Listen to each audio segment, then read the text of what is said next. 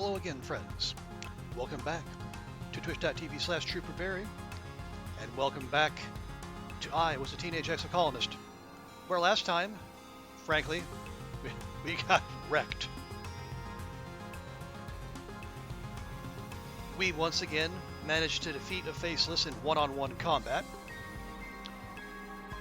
and once again, it actually did not matter all that much.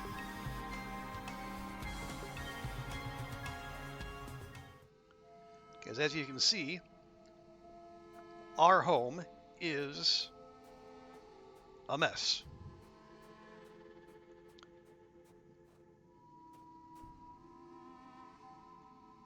Everything is wrecked. Everyone is traumatized. Although once again, the only named character who died is, well, unfortunately, it's Anemone's brother, which is, I mean, it's sad. I mean, she is crushed, and Nem's our girl, so we feel bad for her. Oh, it's got an achievement: petting pets. Pet your pet. You can pet.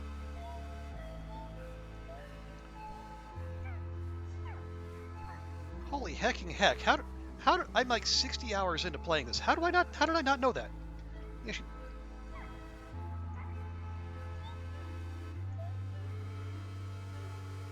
Not sure how I didn't know that, but oh well.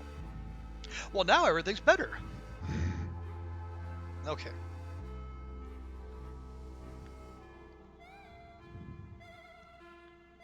All right. I mean, let's reset our gear. We don't need the plas cutter anymore. Go ahead and take that extra tick to our reasoning instead. Okay, so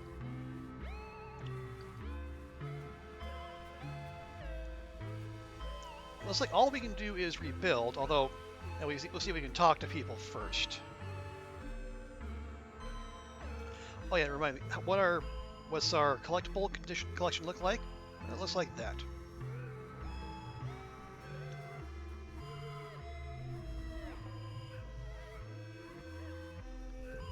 Okay, no, we can't even gift anyone. We're just. I think very, quite clearly, the only thing we can do here is rebuild.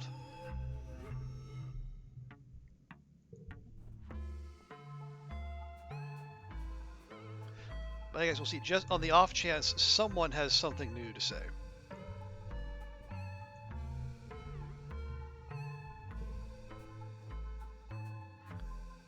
And it appears that no.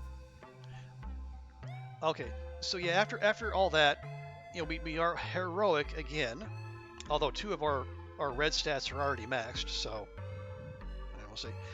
Combat and toughness still to go. We are also in mourning, so that is again just scripted. So all skill increases reduced by 1. Some jobs can't be done at all.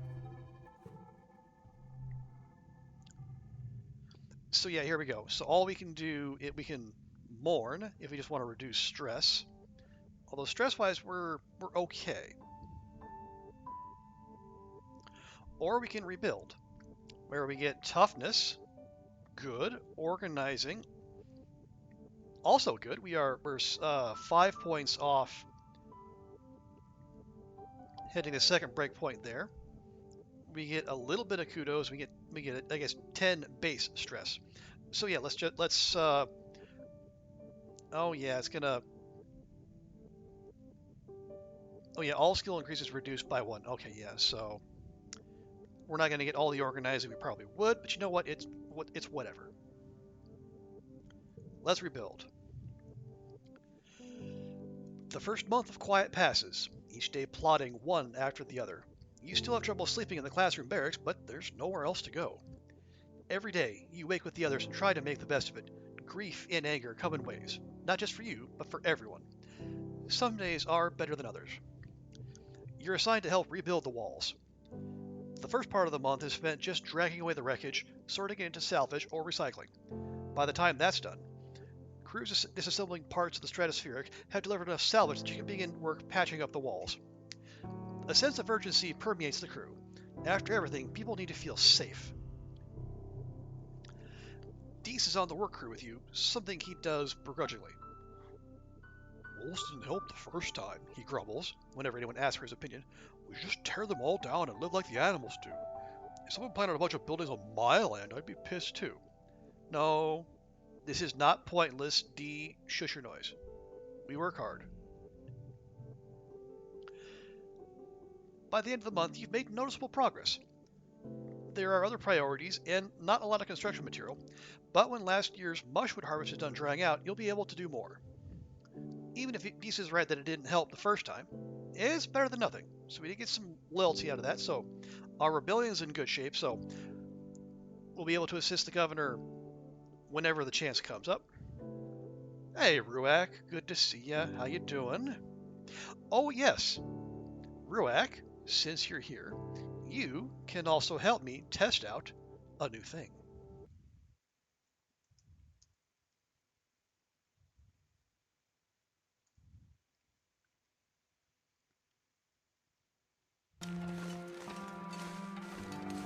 Oh no.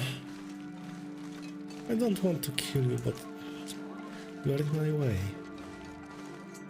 I'm going to do so, probably. Okay. Good. Can you hear that? Oh. Uh-oh. A little bit of a bear dance there, Ruak.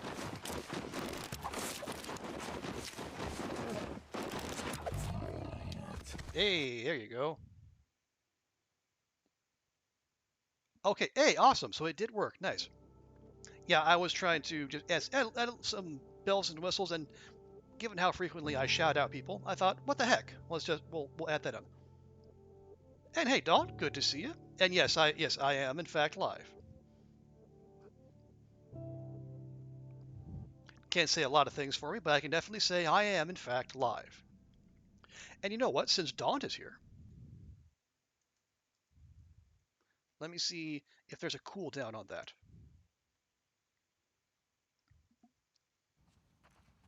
Nope. Oh, well, that's a clip of some.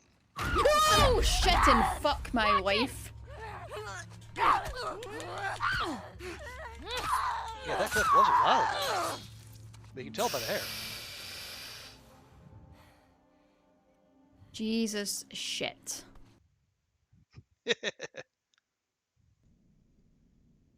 Oh, The Last of Us. Yeah, that would have been a while.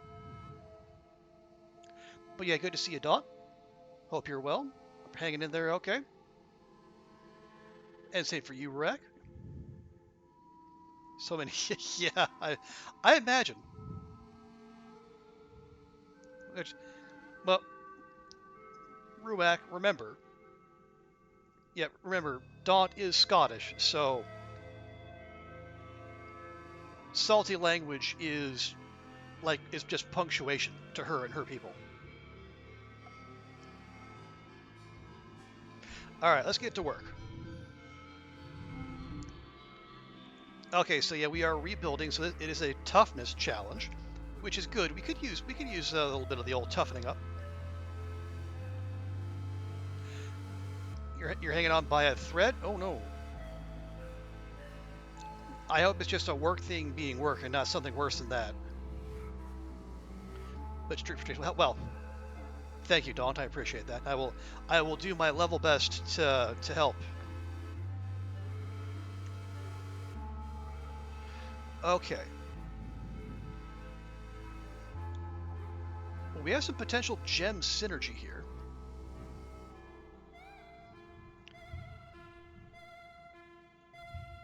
No, we first put that there, that there.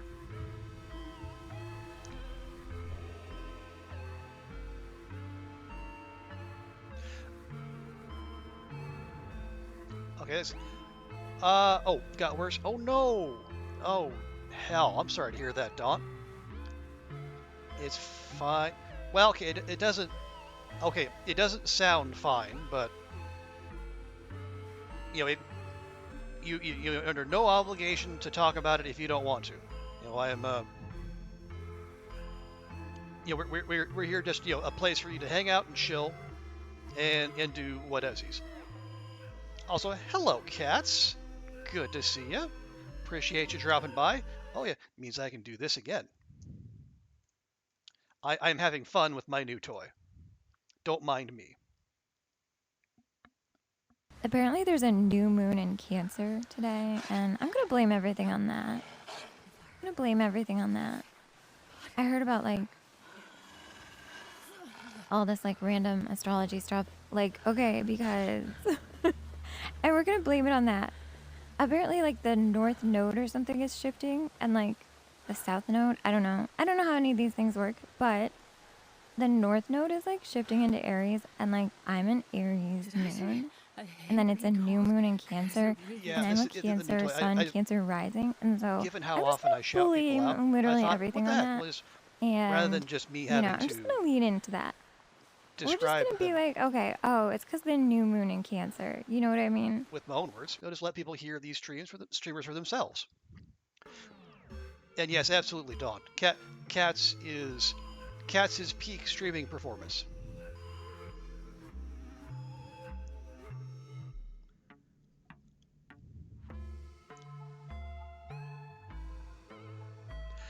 Six cats in oh no, oh, well, Cass, were you having a hard time in Stray?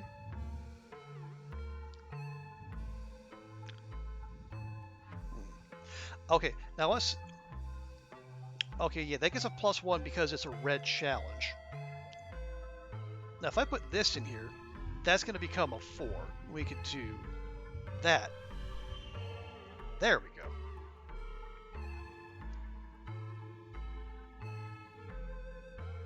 Oh, cats, it's okay. Stray is a famously difficult game, and we're not going to hold it against you if the difficulty curve up and got you. Because the important thing is you can relax and enjoy the game. That is what that's what Stray is for. It's very much a chilling game. Also, hey, Rambling Bucket, good to see you. How's everyone? Hope your Thursday is going well, as is as same for everyone else. Okay, then we got the super goal there. I'm just gonna check real quick. That's 34. If I swap that, okay, it's only 28. That's a negative. So we'll take our 34 and we'll go. There we go. So we actually got +6 to our toughness. Excellent. Only 2 organizing because of being in mourning, but that's fine. Got some kudos and just a little bit of stress.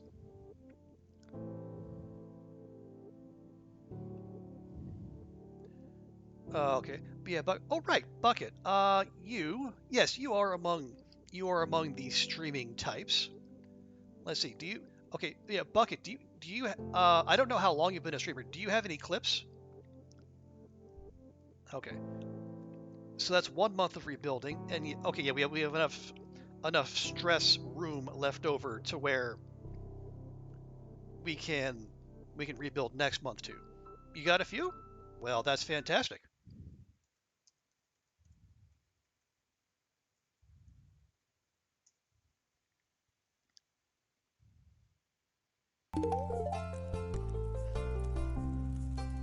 This is a freaking... This is a freaking... Ah, yes, It's a we freaking find out flower. Abigail eats rocks. Are you eating my flowers? It's a special time in Thank you. Stardew Valley player's life. Damn it. Okay. Abigail is real. Yeah, that's.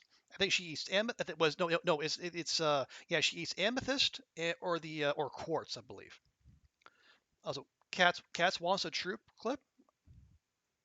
All right, well here. Let's see what the old roulette wheel comes up with.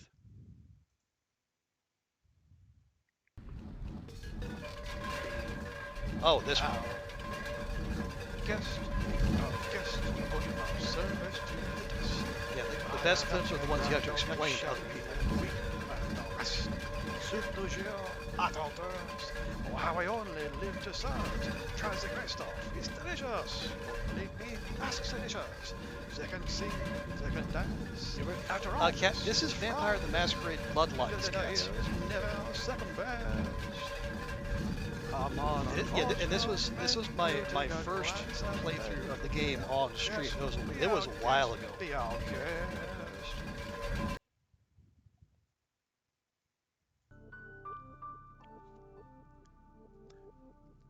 Okay. Oh, you got a sore throat. Oh no, that stinks, Bucket. Yeah, take care of yourself. Don't. Be gentle. Self-care is very important. But you don't remember that part. Oh, okay. Yeah. Yes, and yes, Cass, that was the game where that was the playthrough where we plugged in Boogie Boogie Hedgehog in place of all the copyrighted music. Okay. So, the sun's finally dawned again on your birthday. You wake early and climb to the top of engineering to watch the first sun's watery rays break the horizon as the wormhole recedes across the sky. Dawn should represent hope after a long period of darkness, but this light only reveals the full extent of the damage to the colony. You've been having trouble sleeping, like most people. It's hard to find rest crammed into the classroom with all the other kids and their families, and every time you close your eyes, you see. You shake your head to clear the memories. Is there anything you could have done, or is the colony destined to be destroyed no matter what you do? You pull your blanket more tightly around your shoulders. No, not your blanket. That one's gone. And stare out as the sun rises on the horizon, meager and sickly. Hey, kiddo, you hear. And then your mom comes and sits down beside you. Thought I'd find you here. You both sit in silence for a while, watching the sunrise pick out all the broken glass littering the fields, glimmering like a field of stars. After a few minutes, your mom nudges you with her elbow. So, your first apocalypse, huh? She huffs, smiling self-deprecatingly. First one's always the hardest. When the first colony was attacked back on Earth, I thought that was it. Everything my parents told me about the power of community, all that, I thought they were full of shit too. She turns and gives you a serious look. Oh yeah, Cats. This is our mom. Full name. It says Flulu. Full name Flulu Bell. And yes, she is very much tatted up. She turns and gives you a serious look. It's okay to be sad right now, and mad too. I'm mad as hell. I want to get out there and rip every goddamn mushroom out of the ground, and that's keeping me going, for now. But that's not going to be forever, Solty. Eventually, that sadness and rage is going to cool, and you have to figure out how to feel after that. She points at your chest. Hope lives here. It's the human condition. We just don't know when to give up. Your mom squints out into the sunrise. I had to figure out how to have hope too. I needed it to get on a busted up spaceship with your dad and launch myself through a wormhole. Hope is why I had you. She smiles. Things work out in unusual ways, Salty. It just takes time. You watch your sunrise together for a few more minutes. After a bit, your mom pulls out a little box tied with a piece of gardening twine. From your father and I. Happy birthday, kiddo. You know what it is before you open it. Your old medallion, the one your dad made with the sun on it to represent Earth, was broken during the attack. In all the chaos you didn't even notice, but your parents did, and made you a new one. It's just like you remembered. A similar design, with a wormhole this time, to represent Vertumna. Yeah, so our sun medallion is upgraded. Now instead of a +1 to all challenges, it's +5.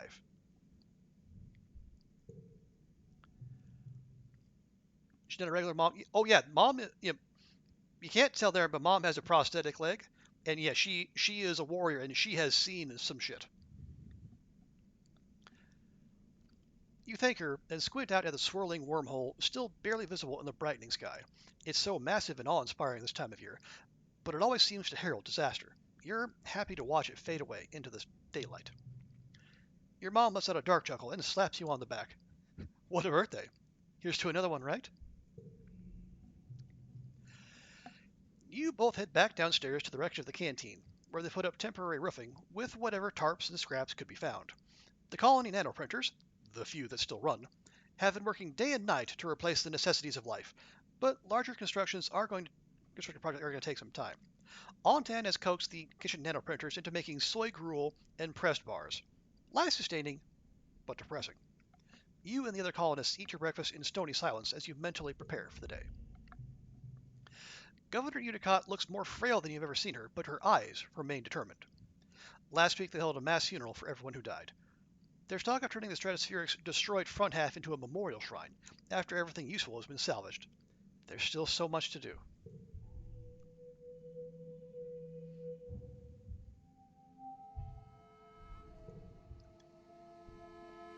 And now we have to rebuild again. Oh, right, and then for folks who weren't here right at the start of the stream, as I said, I'm almost 60 hours in. I not like 10 minutes ago figured out you can in fact pet your pets.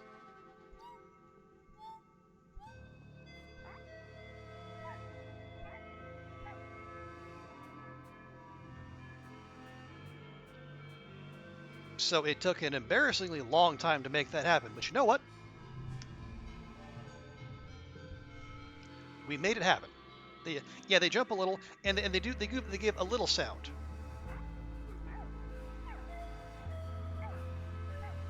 Not very loud, but they definitely do.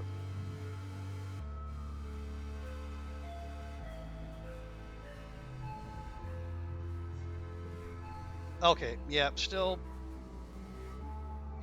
not much to do there.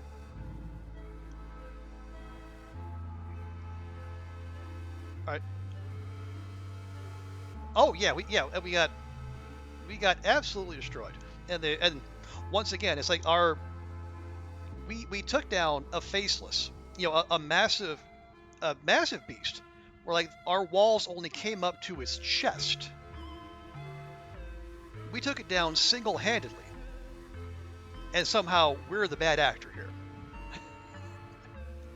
Anyway.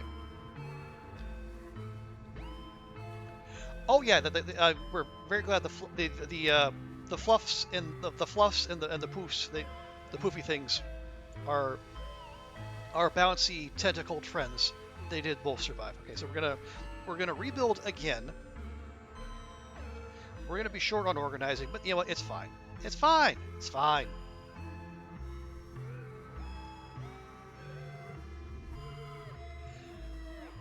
You're assigned to help out in geoponics. The agriculturists have been hard at work trying to salvage what they can of the ruined fields and the destroyed greenhouses, but there's still a lot of work to be done. Your mom is in fine form in her role as chief cultivator. She'd never admit it, but managing a crisis is what she's made for. Cal's working in geoponics too, of course. He smiles when he sees you. Hi, Solty. There's lots of stuff to do. What do you want to work on? So we can repair the greenhouses, work in the fields, or rebuild the animal pens. Okay, on the off... No, well, I mean, I was going to say maybe that gives us a little buff to our stats, but if we're mourning anyway, we're probably not going to get anything off of it, so...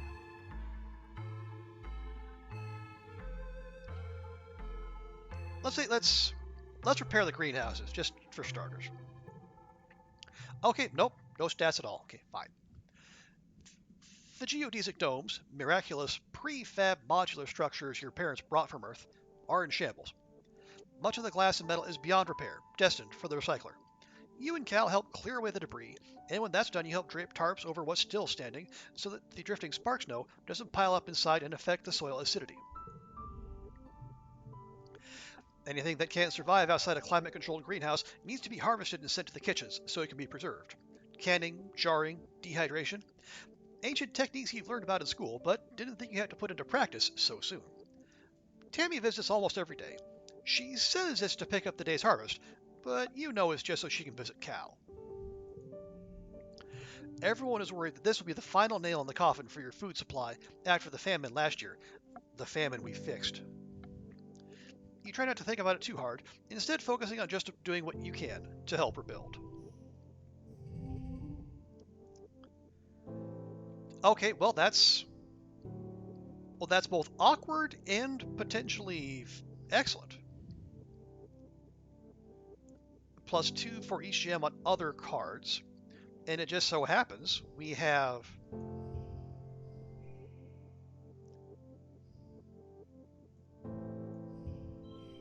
well, a whole mess of gems. Now, the positioning there is highly unfortunate.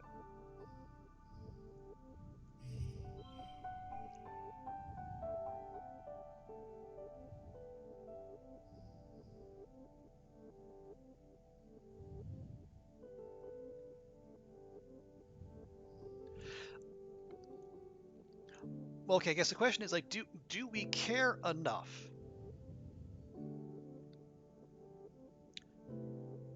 to use one of our few bobber fruits and then turn that blue? Okay, the question is like, are we how committed are we to grinding toughness? Well, this isn't a bad time for it. We are still heroic. You don't think it's required? I mean, it's definitely not required. We've already cleared the super goal. I think it's just, again, it's just a question of like how much min-maxing do we want to do?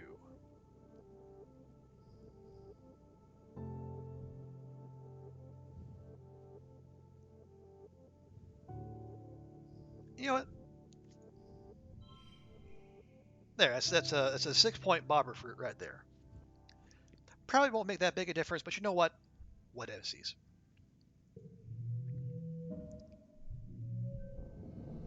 Okay, same as last time. Extra toughness, up to 55. We're up to, oh shoot, we're up to 62 organizing. We need 4 more for the second breakpoint. Up to 150 kudos, although the spa is closed, so can't do any removals there. And up to 82 stress. Okay. Now, if memory serves, this is where things take a turn, or a different turn. You're eating in the mess tents when you hear something rumbling. Your bowl and cutlery start rattling. People look around in alarm. Could it be another attack? So soon? You begin to hear shouting from outside. Someone runs into the tent. There's something falling from the sky! They shout. It's on fire! You join the crowd of people leaving your temporary structures to gather in the colony square. People are squinting up into the milky, quiet sunlight, pointing and gesturing wildly. It's impossible to miss the thing hurtling towards you from space, like a great big ball of fire coming straight for you. Is this it? Is this the end? After all you've been through, a meteor's going to land in the middle of your already ruined colony and kill you all?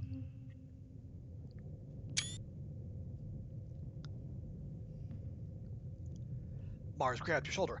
It's another ship, she exclaims. Look, look, it's another spaceship from Earth. Excitement ripples through the crowd. Could it be?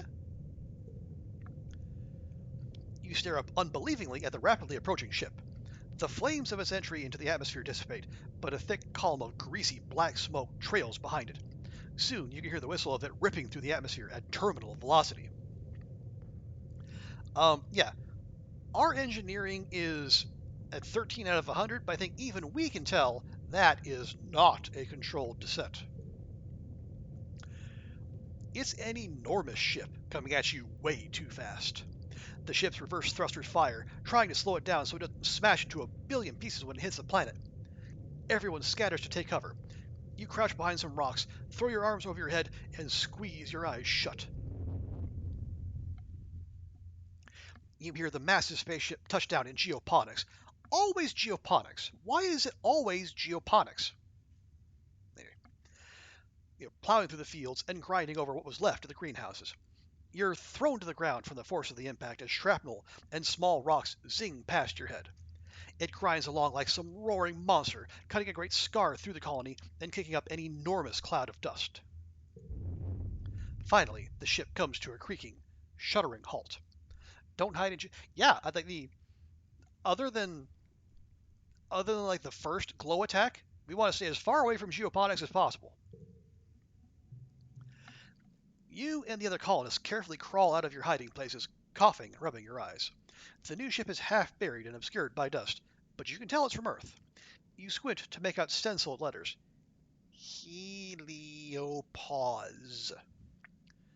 A hatch opens in its side, and silhouettes begin to emerge. Silhouettes with guns.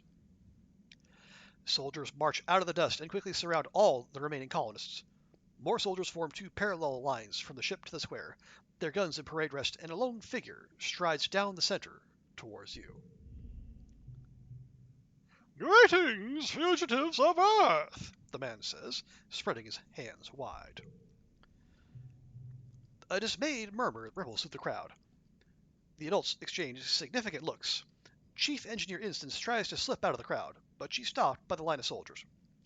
The man smiles. He has a broad, easygoing smile that doesn't match the threatening aura of the soldiers, nor the smoking ruin of the ship behind him. I am Commander Lum, he says proudly. As the captain of the Heliopause, I have come to render aid and bring you to justice. Yeah, if I remember correctly, trying to sneak away doesn't end well, so let's just listen. Unicott steps forward, out of the crowd. You're not the commander of the Heliopause, she says firmly. Where is the person I was speaking to, Commander Morikawa? Everyone is surprised. Unicott has been in communication with this ship? For how long? I am the captain of the Heliopause, Lum repeats stubbornly, then adds, according to the chain of command, we sustained a significant loss of personnel when we went through the wormhole. You can't help but notice many of the soldiers exchange looks this time. You wonder how many people had to die before Lum became commander. As the commanding officer, Lum continues, I declare this colony to be under our protection. As such, you are all now subject to the laws of Earth. To be quite blunt, young man, it appears you need us as much as we need you, Unicott replies primly. The redundant colony, such as it is, offers our hospitality to our guests from Earth. Lum opens his mouth, but Unicott cuts him off. Now, there's no need for this posturing. Whatever the purpose of your mission here, you'll soon learn that on this side of the wormhole, we are all human. Right now, we need each other more than we need mandates from Earth. Unicott turns to the assembled colonists. Effective immediately, I will be stepping down as governor and turning leadership of the council to Lum, of the Heliopause. She smiles genially at him. I hope that will satisfy your craving for justice, at least while we get our feet under us. Judging from the number of guns on display, you don't think you have a choice in this. It's a good thing the colony is in such pathetic shape right now, your mom mutters under her breath. If they thought we were a threat, they'd probably have just shot us. Your dad squeezes your shoulders and tells her to be quiet. No one knows how to react. A new governor from Earth? Nearly 100 new colonists, most of them trained soldiers? What does this mean for the colony? The crowd disperses slowly, and the council members follow Lum back into the Heliopause, presumably to talk about the future of the colony. You hope.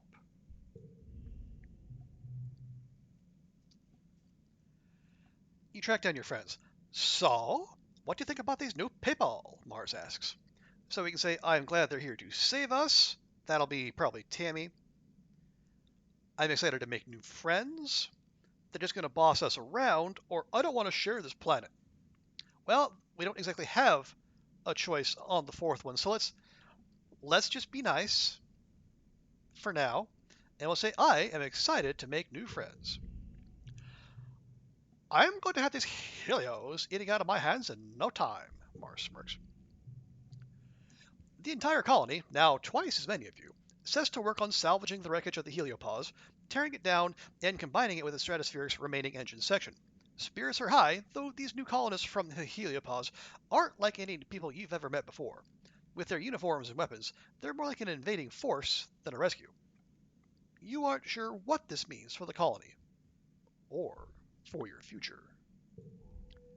Dun dun dun!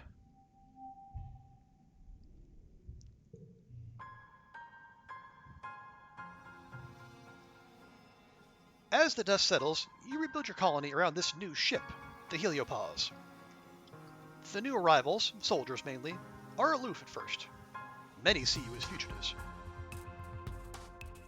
Together, you build new walls, living quarters, greenhouses, and a massive bunkered garrison.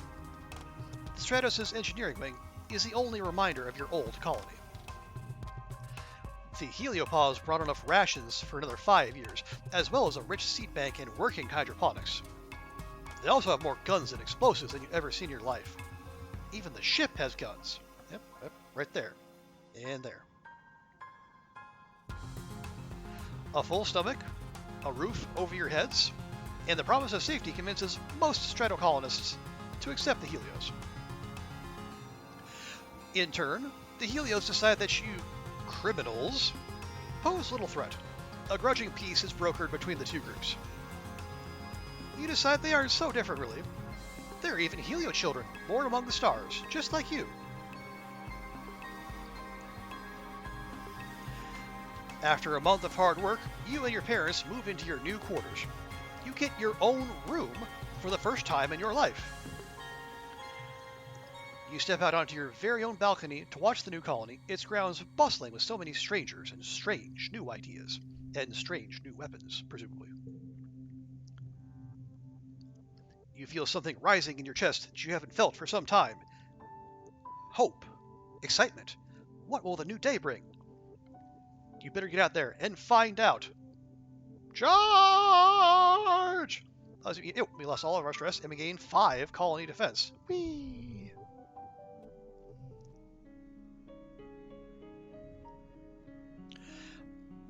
Okay, yes, we just lost a whole month there. We also lost access to our birthday cake, which is just scandalous, really.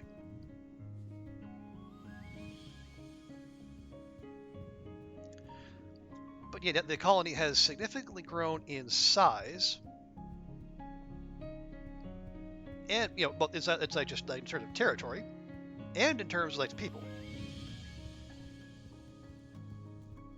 Yeah, but I'm a fan of the new decor. Ooh, fresh logs too. We are always a fan of more loot. That's nice. There's even 2. So the perk that has more consumable slots filled coming in handy there.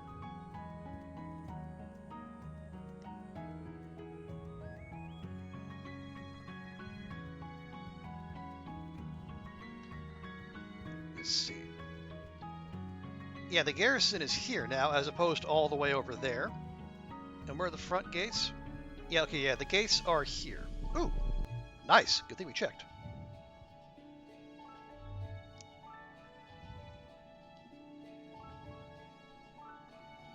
Okay, so we're 15, and we just entered pollen season.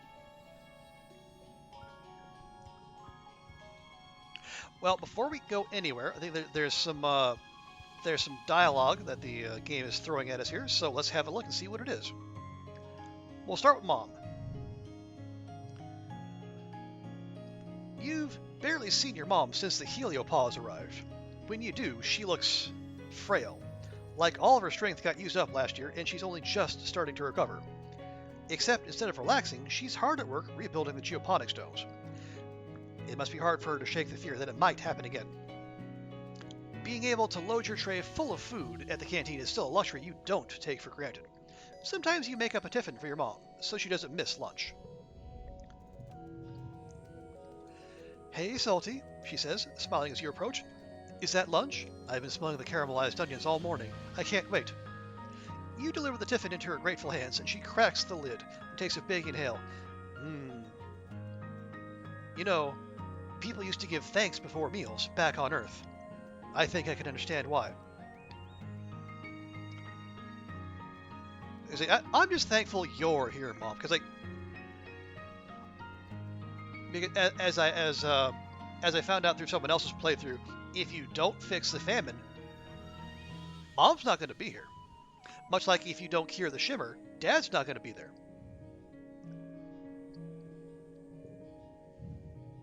She reaches over and ruffles your hair. You're a good kid, Solty. She looks at you a second, weighing whether to continue. I know we don't talk about it, but I know how hard you busted your butt back then, making sure the colony didn't starve. Damn right I did. I found out you could eat the ground. When you're fighting for your life, that's when you know the true measure of a person, she continues solemnly. I wish you didn't have to be tested at such a young age, but you really showed what you were made of. I'm so proud of you, my daughter. Yeah, well, I mean, it's one particular part of ground ruach, we should say. It's not, we're not just eating dirt, but there's a particular spongy part of the ground where you can. Right. And we get Mom's Love, a +5 red card, and then +1 skill on a challenge win, and that's any challenge. So it's not like the Professor Hal card where it has to be a blue challenge. Anyone will do. So nice. Let's see, Dad, have anything to say?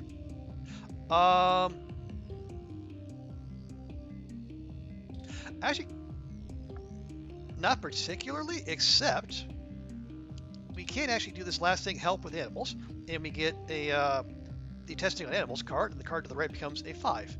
Nice. So your dad has a deep conversation with some official-looking people from the new ship. You arrive in time to hear him say, "They're not aliens, they're livestock. I should know. I shovel enough of their..." He sees you and brightens. "Oh, excuse me, fellas. My kid's here. We'll have to continue this later." He throws your arm around your shoulders and walks you away. "Thanks, kiddo. You showed up just in time." Okay. So we will, in fact, help him with the animals. Your dad is running some kind of test on the Tribbles. He's playing different chords and trying to see if they have a language or just making instinctive animal calls. You help him by holding up random objects and trying to determine if their sounds map to any understanding of what they're seeing. They're either saying, "Kill all humans," or "Linguini's sports ball," your dad says, staring at the readout on his holopalm. "I just can't be sure." Okay, well, we're at max animals anyway, but we got a pretty decent card out of it, so that's fine.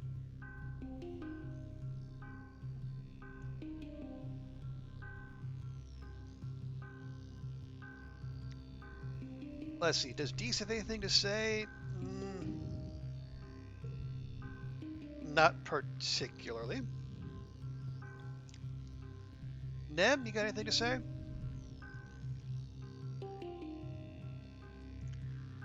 No, but we can't train with her again until we get toughness 80, but wait, hurting a friend? No. I don't know that we want that card. That looks terrible. -4 to the last card? Why would we want that?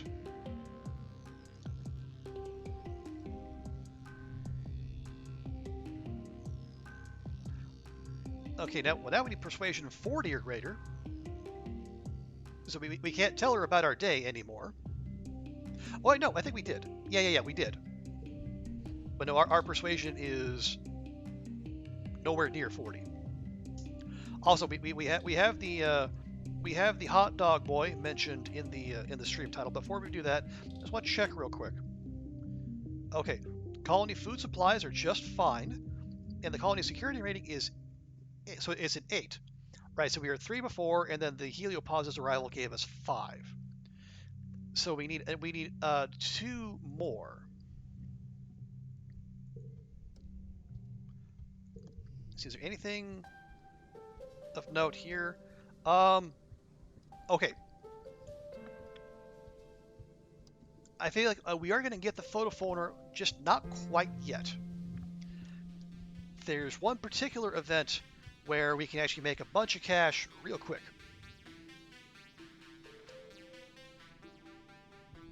Anyway, Dog Boy! The colony's full of new people. Everywhere you look, you see a stranger. It's disorienting after growing up in a closed spaceship. You never expected to meet any other humans that weren't made here on Vertumna. You bump straight into one of these new people while you're jogging through the colony. Oof. He laughs and holds you steady, brushing the imaginary dust off you and giving you a wide-fanged smile. Hey, it's one of those kids from the Heliopause. You think his name is Rex.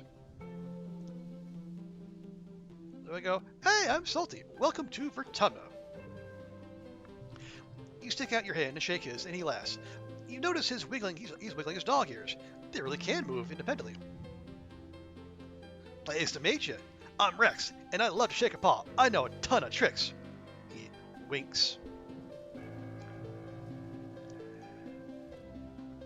Rex puts his hand against his cheek, looking cute and lost. Hey, since I'm new here, you think you could help me find the construction yard? I thought I might apply for a job there. Okay, now, Rex is famously a player, and we could flirt with him, and he doesn't mind if we date other people, but we are going all in on our girl Nem here, so we will take him there. You walk him over to command. Everything's moved around since the heliopause landed, but the construction yard is still in command where it always was.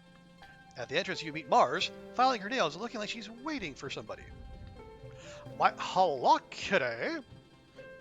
Where did you come from? He looks her up and down and grins. I'm just an angel who fell from the sky, darling. You try not to gag as the two of them flirt. You give loud and point Rex toward the construction yard. He looks back at Mars over his shoulder and winks as he leaves. Also, thank you for the hydrate bucket.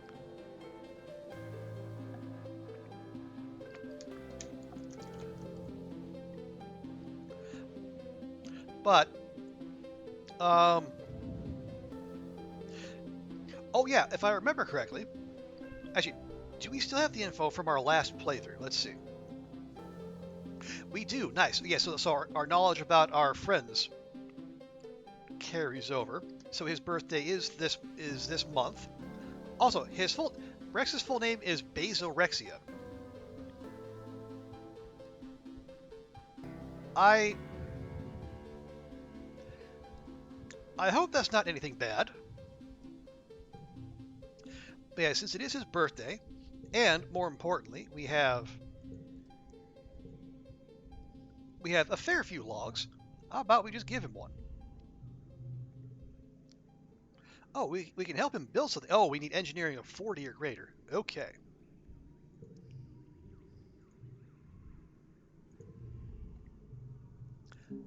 Woo! Rex howls with happiness as he takes the mushroom from you. You remember my birthday and brought me the perfect stick for my collection. So yes, he is a big fan of logs. Go figure, the dog likes it when you give him a stick.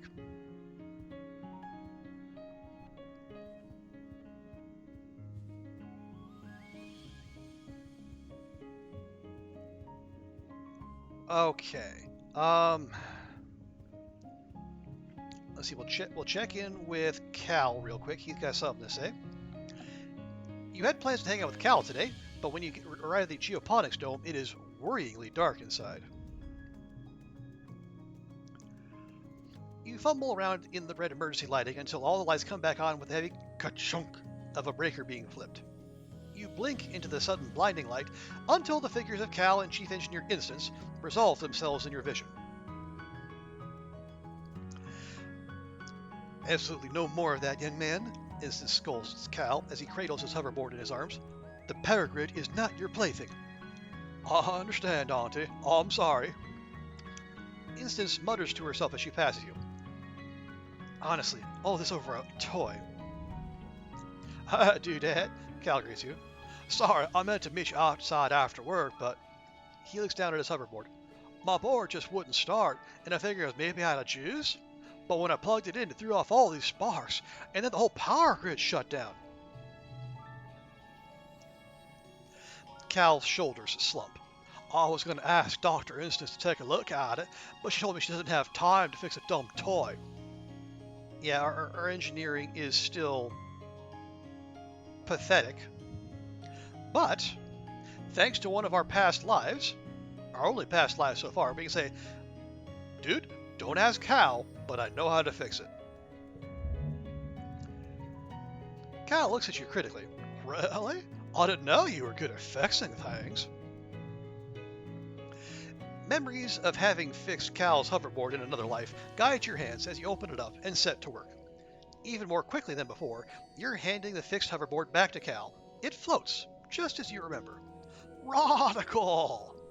Cal shouts and covers his mouth with his hands. I mean, this is totally cool, Solty. Thank you so much. So we have another blue card that's value is wild. To celebrate, Cal lets you take the first spin on the new board. This time you manage a smooth lap of the geoponics dome while Cal cheers you on. Okay, so exactly right. Just trust me, bro. It's another point in the favor of multiple playthroughs. Not just because this game is fun, because it is, but there's also, there's advantages to remembering past lives. Okay. Okay, now, this asshole. You're gonna look right? Don't worry. Have some good din-din. I'll catch you on the flip side. Now, okay. Last time around, we rejoiced in being mean to Vase. That's him right there. But as we also saw, unless we do something, Vase and Nem end up together, and he does not treat her well. So, we're gonna have to we're gonna have to keep pushing our friendship with Anemone, because of course. But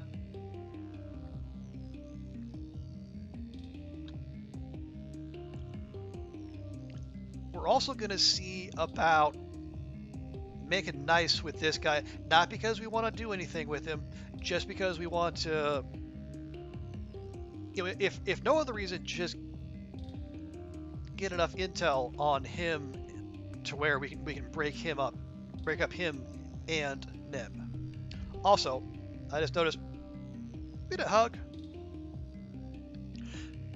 I forget, do hugs give friendship as well as stress relief, or just? That's fine. We've already we can check next month.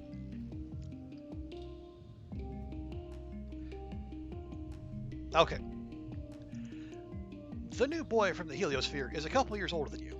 He is very handsome, and the missing arm gives him a heroic, battle-scarred vibe. He stands tall and ready for action, even though it's a normal, boring day. The other respects milling around the garrison give him a wide, respectful berth. He sees you staring and gives you a curt nod. My name is Vase, Lieutenant Olivasius, he says, considering you with a glint of challenge in his eye. And you are?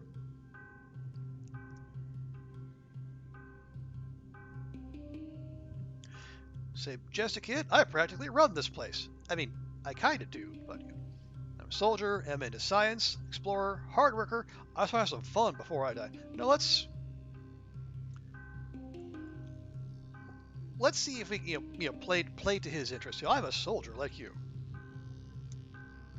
His expression doesn't change. Is that right? He says with the air of a boy who's hard to impress. Nice to meet you, Solty. We didn't even tell him our name, all right? I hear it's been a rough couple years for the colony. Lucky thing our heliopods came along just in time. Don't worry, we have some of the best soldiers, the very best. We'll keep the colony safe. And are you one of those best soldiers? We train as a team, but, Face says, then clears his throat. Yes, I have won more than my share of zero-G judo matches and virtual rifle tournaments, even competing against adults.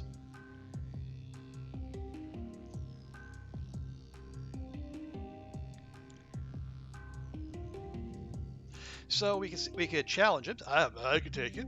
The being planet side is totally different, or we can try to flirt with him.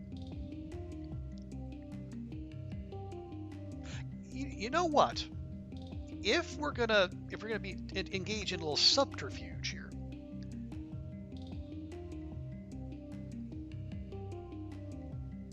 maybe we could play the part of Little Miss Steal Your Boy.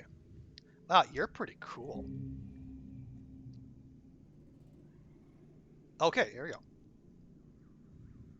You act impressed and make some embarrassingly clear signal that you find him attractive. I believe that is what flirting is, yes. Well, he says, not like he understands, aren't you intriguing? Maybe we'll see more of each other in self-defense classes. Okay, now. Where did I leave? Yeah, we have Okay. From what I understand, the white Astrontia is like it's like a big relationship, booster.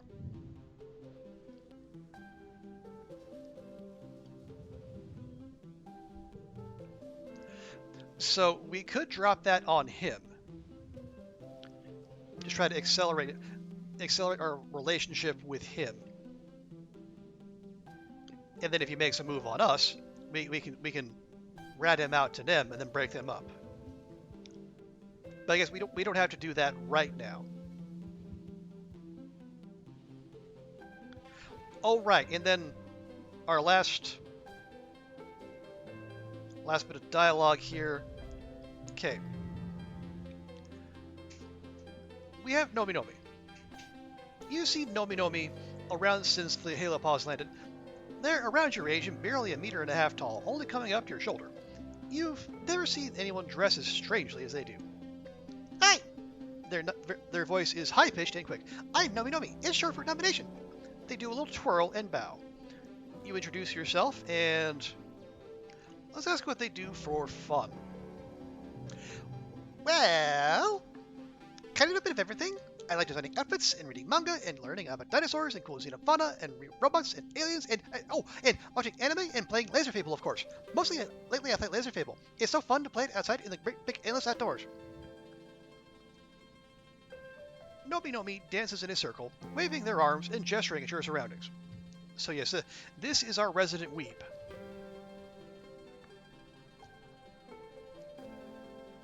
Now I don't know what Laser Fable is, but it could potentially be fun, so we will challenge them to a game of Laser Fable.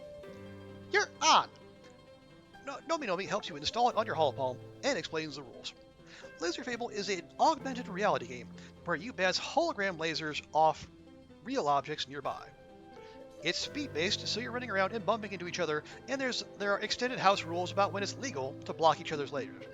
Okay, we have a combat challenge. Unfortunately, we're no longer heroic, so we're not gonna get the extra stat buff to it. But if we get a little combat, a little bit more combat, that's no bad thing, right? Oh, and it's 3 rounds. All right.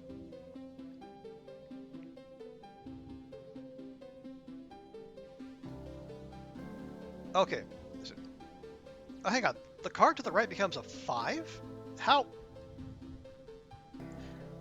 is that useful exactly? I am confused. Okay, so if I put that there, that should become a 6. There we go. Okay, yeah, and a normal is 63. Okay, yeah, we are. You can tell we're getting close to the late game.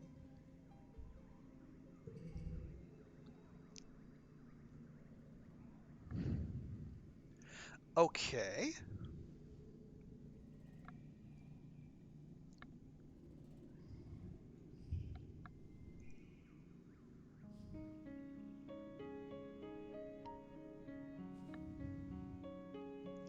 Well, let's see, I gotta...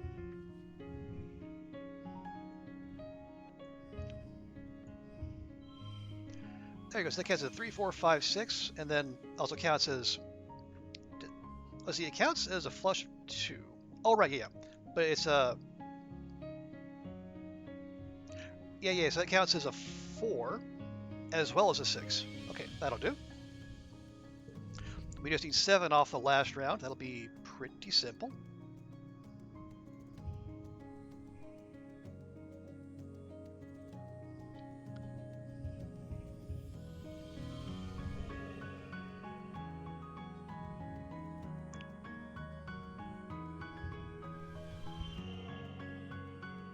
Yeah, I say that'll do just fine.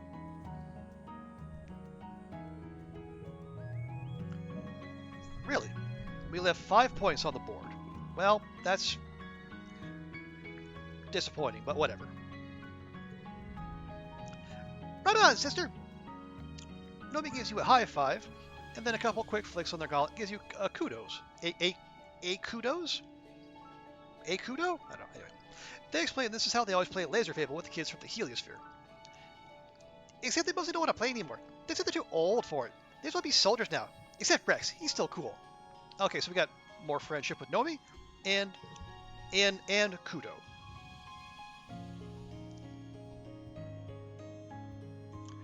Okay, well, after all that, I think we are, in fact... Oh, wow! I missed a Xeno egg. How dare I? Matter of fact, since we got our hands on one, let's go ahead and let's give it to... Let's give it to the person who's going to most appreciate that Xeno egg in the first place.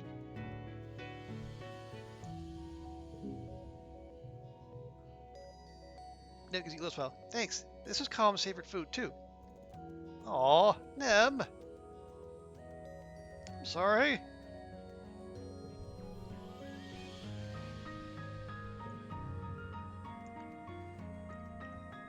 Okay, she's at 56, and like we got, yeah, Cal, Tangent, and Dees are all, they're all up, you know, out ahead of her. But that's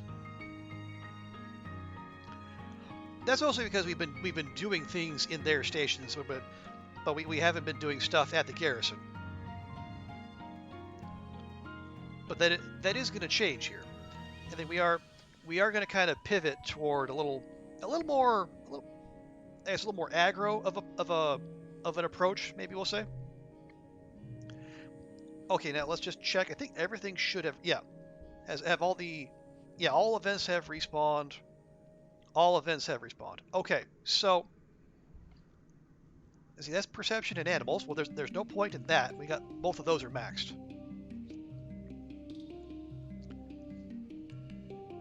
This will get us more biology, which is good. We want that. Because I think, if I remember correctly, if we get max biology, we can alter our DNA and pick up a second perk. It's pretty handy if pretty handy if I do say so myself. Oh, right, and then the other thing we can do while we're out foraging is restock on all the collectibles. Because if there's one thing we're all about, it's more loot. Case in point.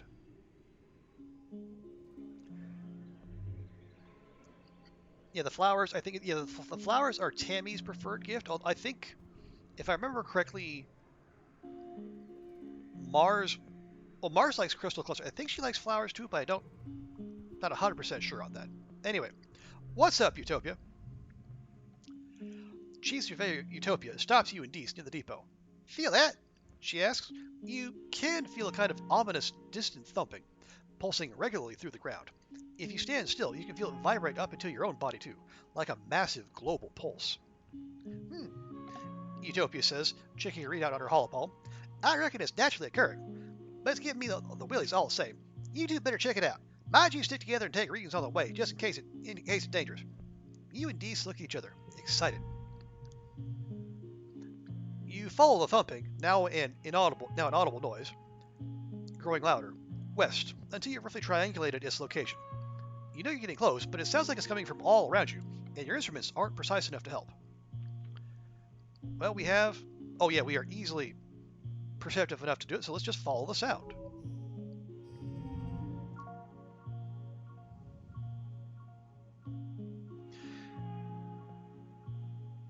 Okay.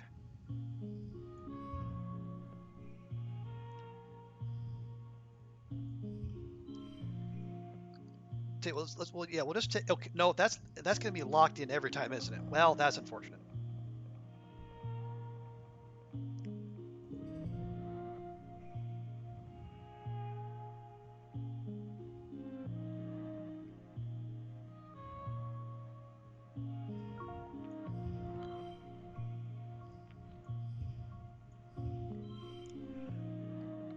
Okay, we could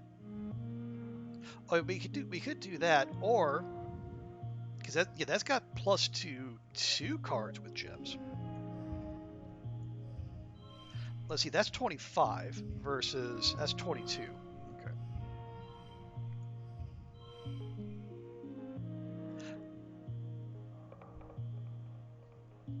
And we need 22 off the last round. Oh yeah, +1 skill and shot. Oh no!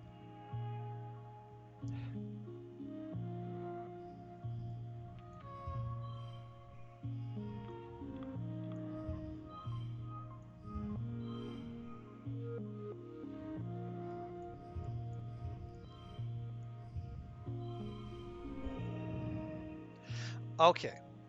Well, all right. That's. Wait, why? Oh, it's okay. That's right. It's being treated like it's wild, but it loses its redness, so it becomes not wild. Okay, okay, okay.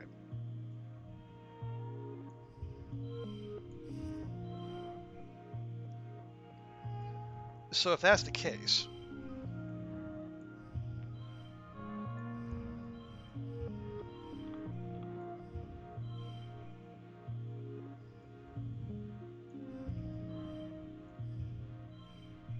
although yeah, this doesn't actually matter because again we're already maxed on perception anyway. So why are we fussing over it? Just do the thing.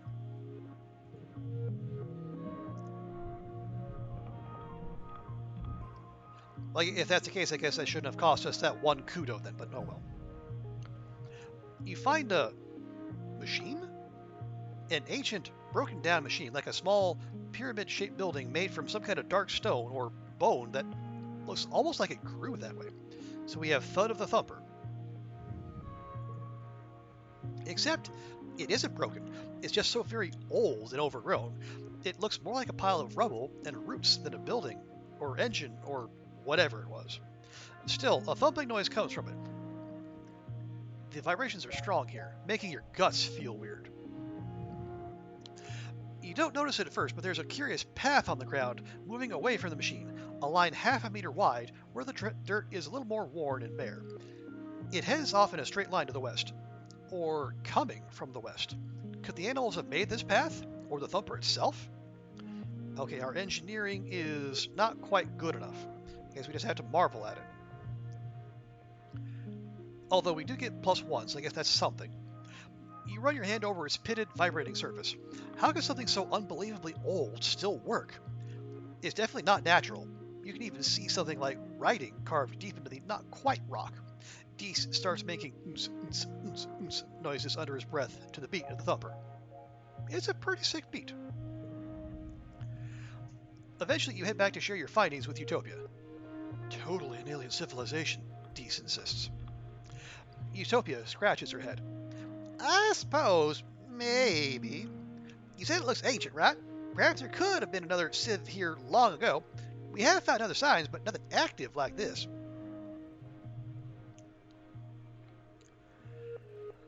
It seemed to be pointing west, or receiving something.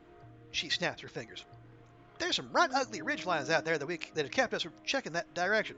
But we got gliders and motivation. That's half the battle. I thought knowing was half the battle, but anyway.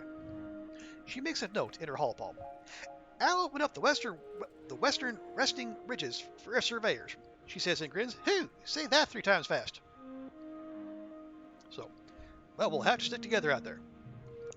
Deese looks at you curiously. Sure, if you're scared. Well, screw you too, buddy. Okay, yeah, so now we have we got the next region unlocked. That's good. And we are absolutely just gonna dash through and grab all the stuff, because why wouldn't we? You know, looting is one of our most favoritist things.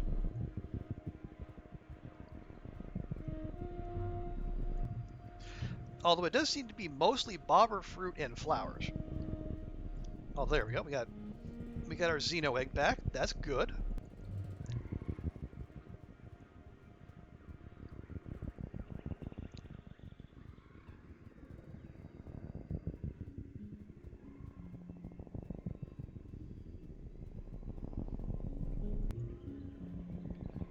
Okay. Oh, we have a boss fight here with what looks to be a manticore.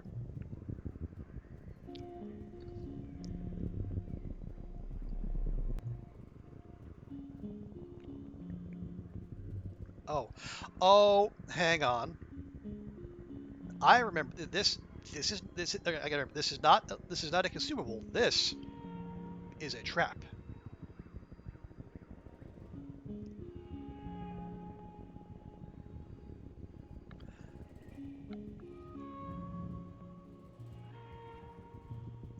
Okay, so let's. Okay. Oh, right. We need to. I think we still need to meet is alien friend. Let's see if there's an event one of those. Okay, we have Blep. Yeah, we get kudos from bringing Blep. Oh right, yeah, we did this. Yeah, we did that last time. We can just keep getting those cards, or we can no. It's also going to give us more rebellion. So this time we're not going to shoot them.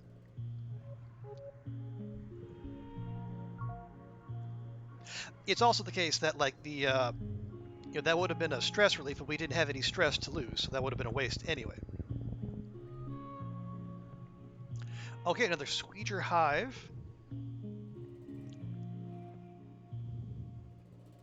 Oh, when she sees you, her mandibles start clicking in noise, and she puffs up angrily. She looks decidedly more dangerous than other Squeegers you've seen. Like your thievery of her royal jelly has consequences. Do we need to do that? No.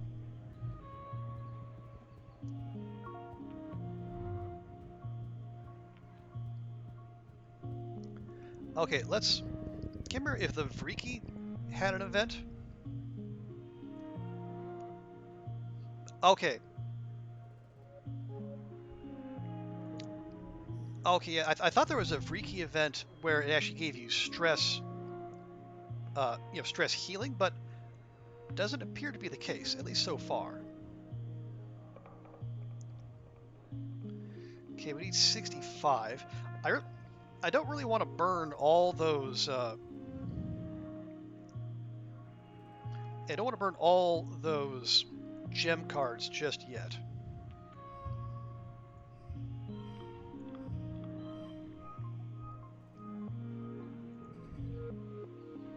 There we go. Yeah, I think I'd love to get a 5 in there, and we can do exactly that. Because the challenge conditions also give us a +2 to straights.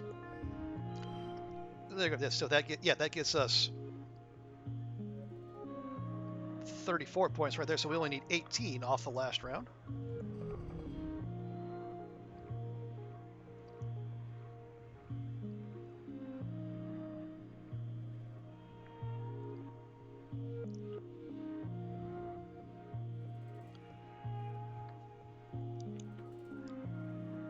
Okay, so let's do that.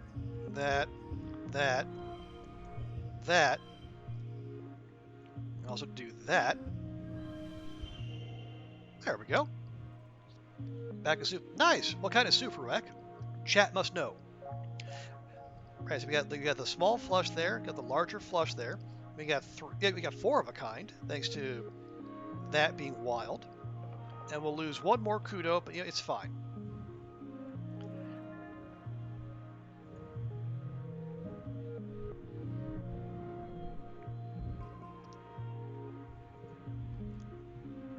Okay, yeah, that's the same event as same as last time.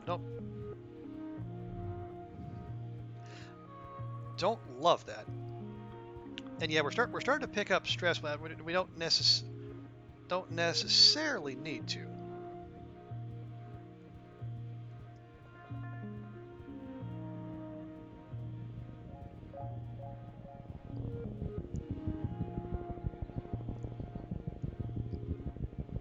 Is this the good Freaky event?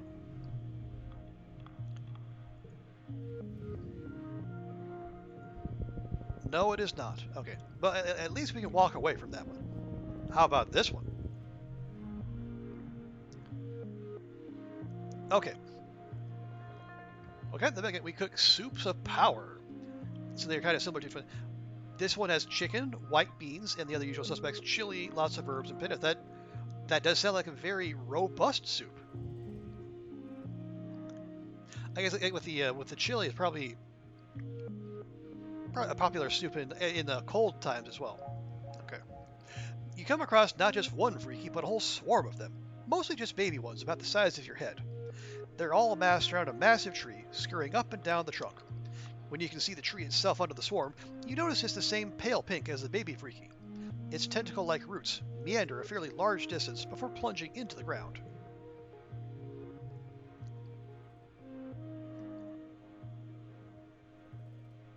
When the Freaky see you approach, they get agitated, and they look hungry. definitely hungry. Like dozens of hungry, grapefruit-sized, furry pink spiders. The stuff of nightmares. Your pet Freaky Ticky Taffy doesn't seem scared at all.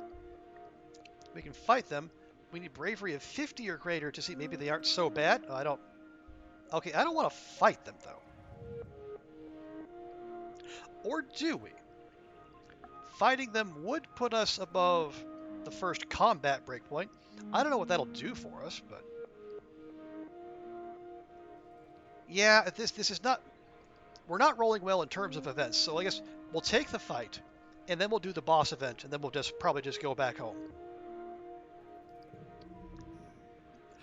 Its purpose is to replenish trace minerals and collagen. Okay.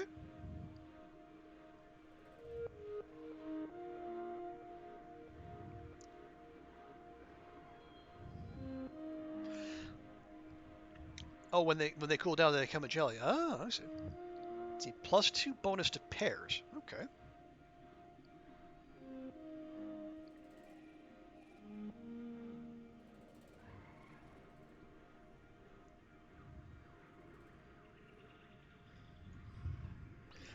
Okay, yeah, that is entirely too big.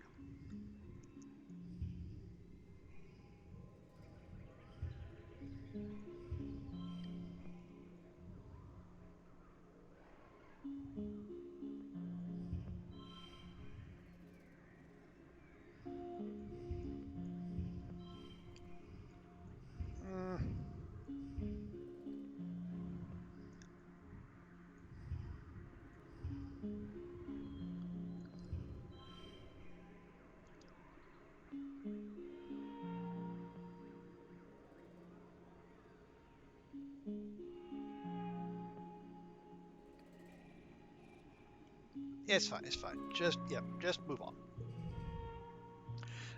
Okay, we got... Yeah, it's the card... If it was the card to the left that became a 5, that'd be fantastic. But it's not. It's the card to the right. Which, if we're going for straights, is actually going to be bigger. So that feels like a... that feels like a... what do they call that? Negative synergy?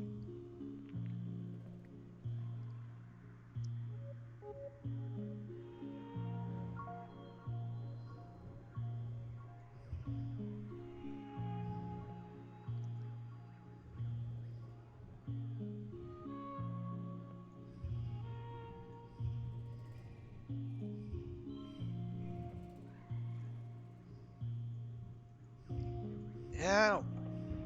All right.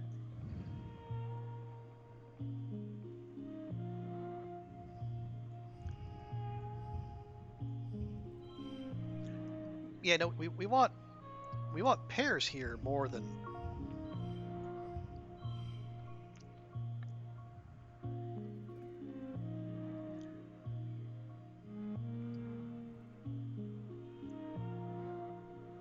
The blue 3, that one in the last spot, and then put the red becomes a 5. Yeah, because that's that. So yeah, the 5 overrides the in the first or the last. Yeah, the order in which some of these things happen, it's screwy.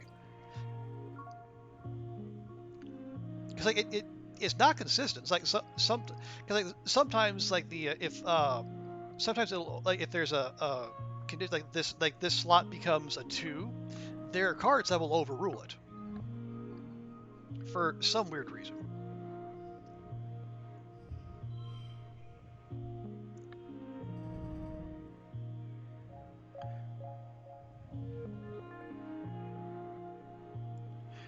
Okay.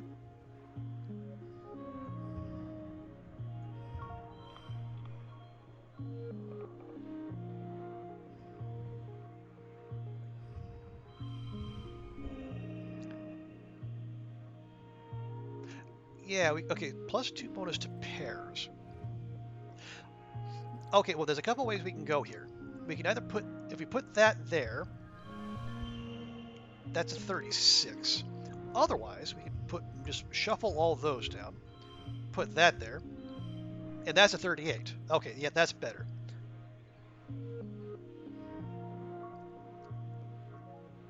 And it's also nice to have, throw in a little motherly love, because that'll also get us the extra stat pip.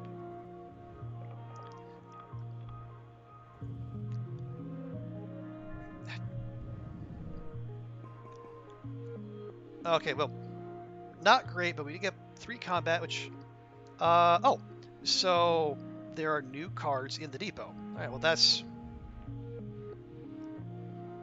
okay, bravery, not so hard. Smack them to the ground, we just walk off. Okay. Yeah, I don't know, Rex. The calculations are weird. Okay, so before we rack up more stress, let's just take the boss event and then we'll go.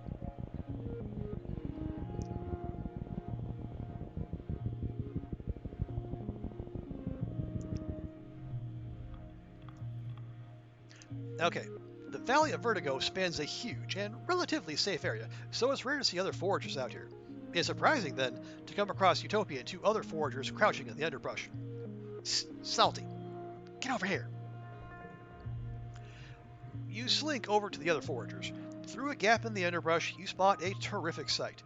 A fully grown manticore has fallen into a nest of at least 20 snap bladders, and they're engaged in what looks to be a battle to the death. I got 10 kudos on the snap bladders. I fell into a nest once. I was laid up in the medbay for a week. Poor manticore, one of the other foragers says. What a way to go. The last forager's nuts. Those snap bladders don't stand a chance. I'll take 10 on the manticore. The manticore roars in pain as it's torn apart by the whip-fast, hungry snap bladders. So we can bet on the snap bladders, we can bet on the manticore, or we can help the manticore.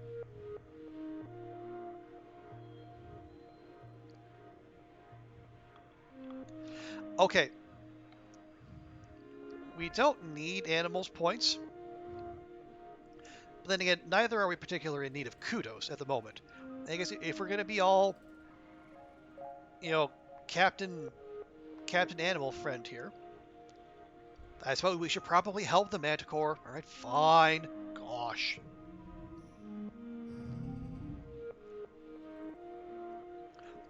Although apparently we can get we can get 5 kudos if we hit the number on the number. And maybe we should try to make a little bit of our money back.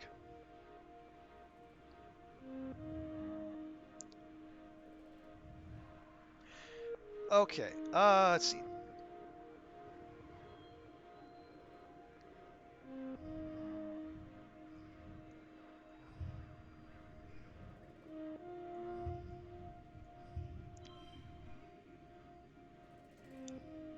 There's no change there, is there?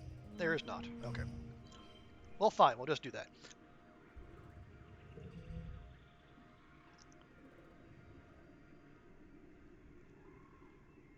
Okay. Let's see. That's going to get a +2.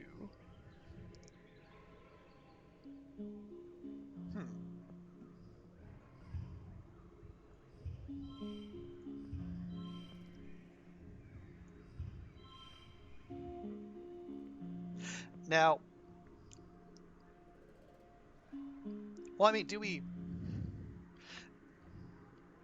Okay, yeah, so +6 if it has the highest value at the end, and no ties.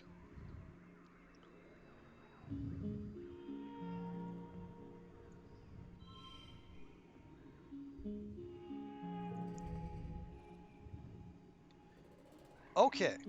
Oh, nice. We got everything here becomes blue.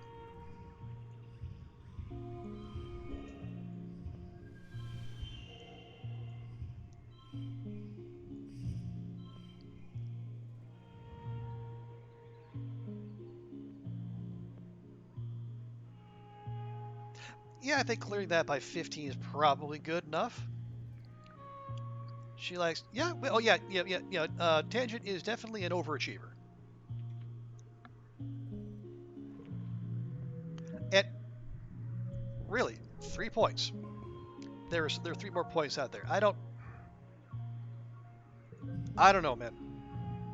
We got helping an animal. I think we already had one of those.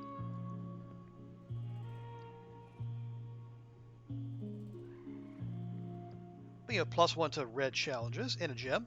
Not bad. So, Utopia tries to stop you as you burst through the underbrush, dedicating yourself to being the best distraction your weak, fragile human body can be.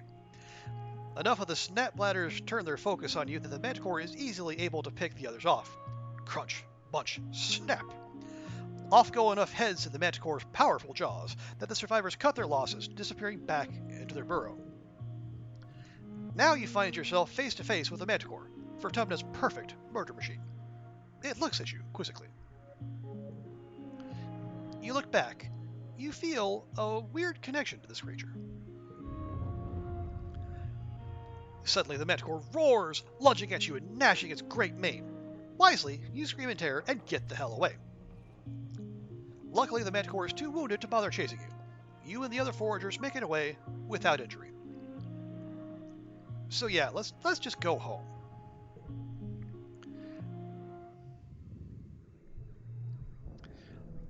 Perception, which we don't need. Biology, which we do. We're only 11 points short of mastering biology. And that'll be particularly helpful.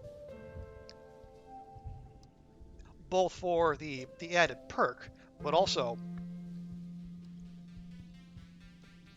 it also gets us the enlightened buff, so our blue skill gains will be increased. And frankly, we probably need that with for reasoning and definitely for engineering.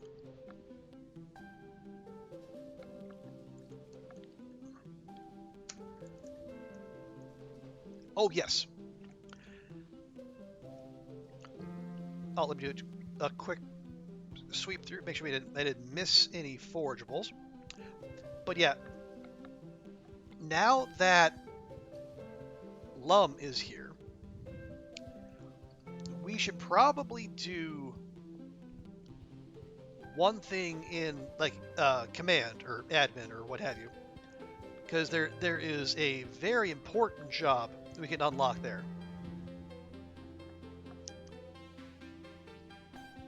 All right, we got, I think Dad and Tangent each have something to say. Let's see. You catch your parents muttering about the new governor and the people from the Heliopause. Your mom seems to be upset. The word fascist catches your ear. This might be your chance to ask some of the burning questions you've had. Or, again, because we've done this before, we know, don't bother, they won't tell you anyway. So, well, that was short.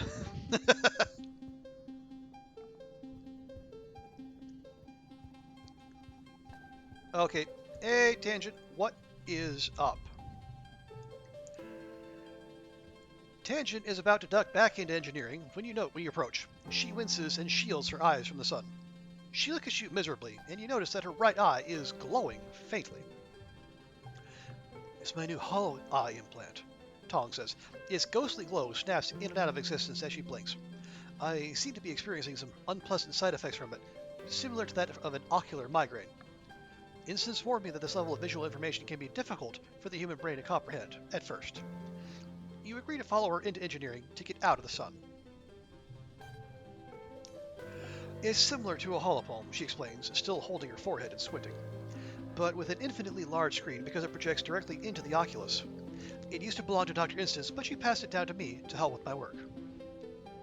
Okay, but no, she got it installed for a reason, so I'm sure you'll get used to it soon. Tong sets her jaw and nods, determined. I know I will. It's only pain. Yeah, that's our girl. It's only pain. It's more than an implant, Tong continues as you follow her to the medbay labs. Hollow eyes are on the very forefront of human augmentation. They represent our next steps towards ascending as a species. She touches the red scar where her holopalm used to be. No more clunky screens, no privacy concerns. Elegant, integrated design. It observes the motion of my hands and uses it to generate an AR interface for my entire field of vision. It's partly powered by my own metabolism through the magnets embedded in my skull. It's beautiful. Nobody else is here. You hear the gentle hum of the experiments running in the corner. This kind of technology is so far beyond what we're capable of reproducing in the colony, Tong sighs, rubbing her temple onto the implant. Once they're gone, they're gone. Maybe Earth will send us a shipment of new ones, someday, but I expect they developed something more advanced since we left Earth. I suppose it's more likely they've forgotten about us completely.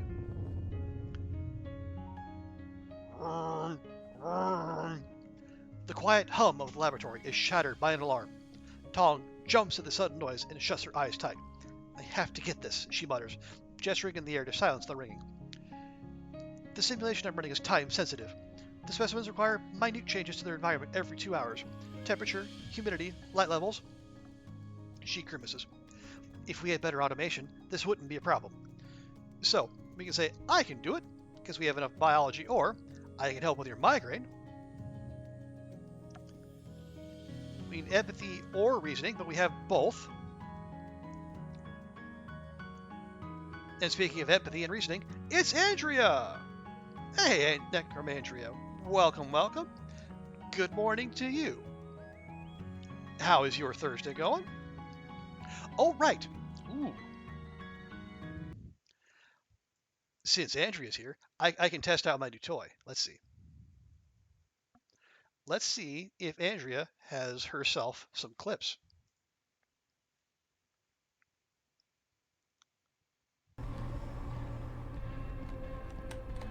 Used item chair. Last playing Fur. We're having so much fun. You're so and polite. I think you deserve a treat.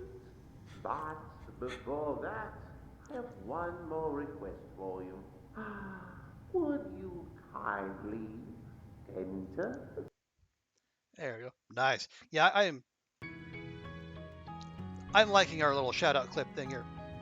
You are sometimes reasonable. Good. Okay. Yeah, I think you are. I think you are reasonable more often than not, Andrew.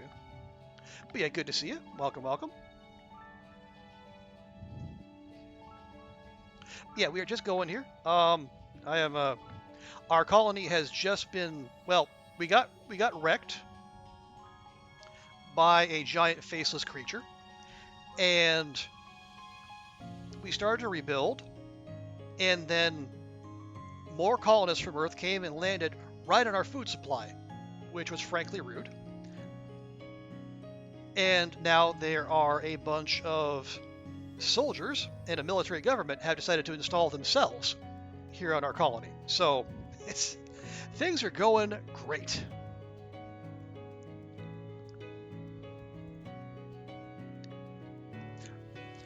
Reasonably reasonable. It's all within reason.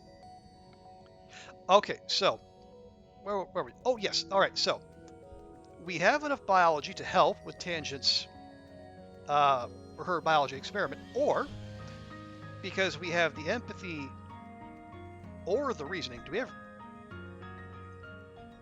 Actually, our empathy and reasoning both pass the test, so we can help. Or we can help with the reasoning and empathy and help her with her migraine. We're going to get the biology because we're going to do more xenobotany. So let's help her with her migraine. You are in medbay after all. You rummage around for a bottle of triptans and a cold towel. Tangent grudgingly swallows the migraine medicine and lays down on a medbed with a towel over her eyes. You shake your head. This girl needs to take better care of herself. As you apply pressure to her temples, she slowly breathes in and out. After a few minutes, the tension in her face eases. I feel less human now, thank you, she says with a small smile. She wobbles over to her experiment, where she uses the computer to set the environmental parameters for what seems to be some kind of fungal growth comparison. When she's finished, Tong slumps down on the floor in a corner where it's nice and dark. She folds her arms and lays her head on them. That should buy me 2 more hours.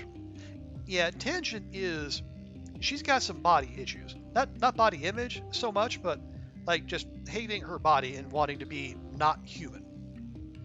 Which, again, as I keep saying, everyone here needs therapy.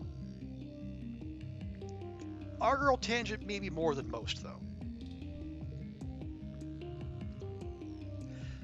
Tong shifts over, wordlessly inviting you to sit down beside her. Her arm is cool to the touch as it rests against yours. She turns to you. Thank you for your assistance. Okay.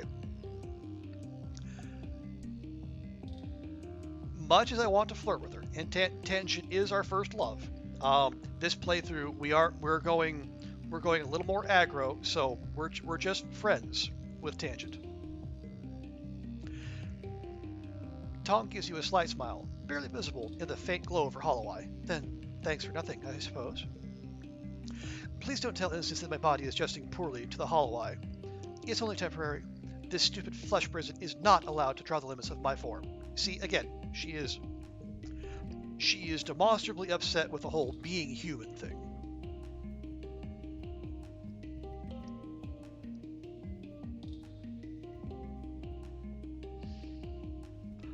Okay. So I did say we were going to go do a thing in command. Before we do, though, I want to switch one thing out. We're going to swap out the learning tablet, and we're going to add the cool jacket. Because apparently, wearing a cool jacket makes us remarkably persuasive.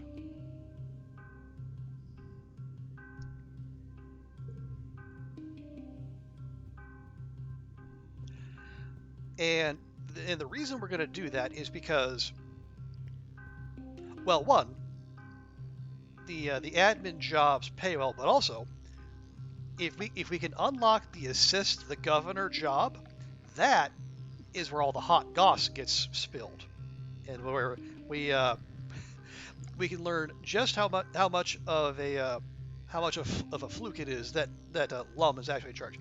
You're a sucker for a cool jacket. I mean, let's be honest. Whomst amongst us is not a sucker for a cool jacket. Also, we haven't done it this month. We need to hug our hot bi poly dog boyfriend. Hugs incoming! Rex throws his arms wide. Coach, I'm open! He laughs, catching you as you throw yourself into his arms. He spins you around and growls into your neck, squeezing you tightly. It's a good hug, the kind that makes you instantly a little more relaxed. Okay, so I don't know if we lost stress about it, but we did. Okay, so hugs are worth friendship with Rex. That's good. Because we want to get Rex's friendship up to 10 here as soon as possible.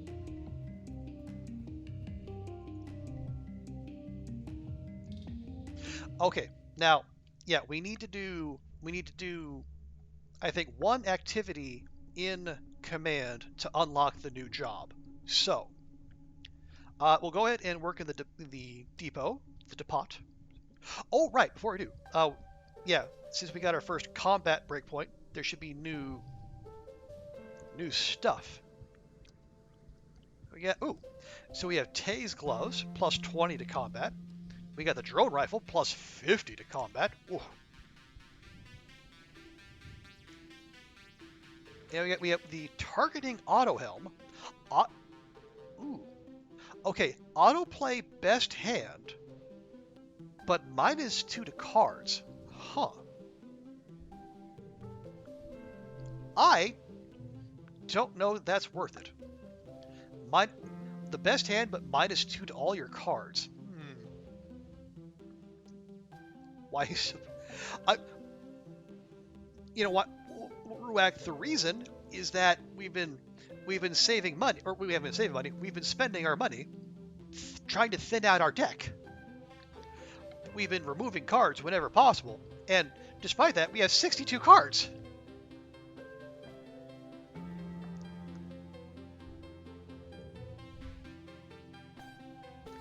Anyway, let's do work in the depot.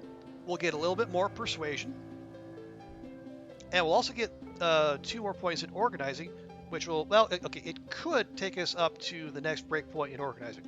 You accept, Ruak, I don't have the option not to accept cards.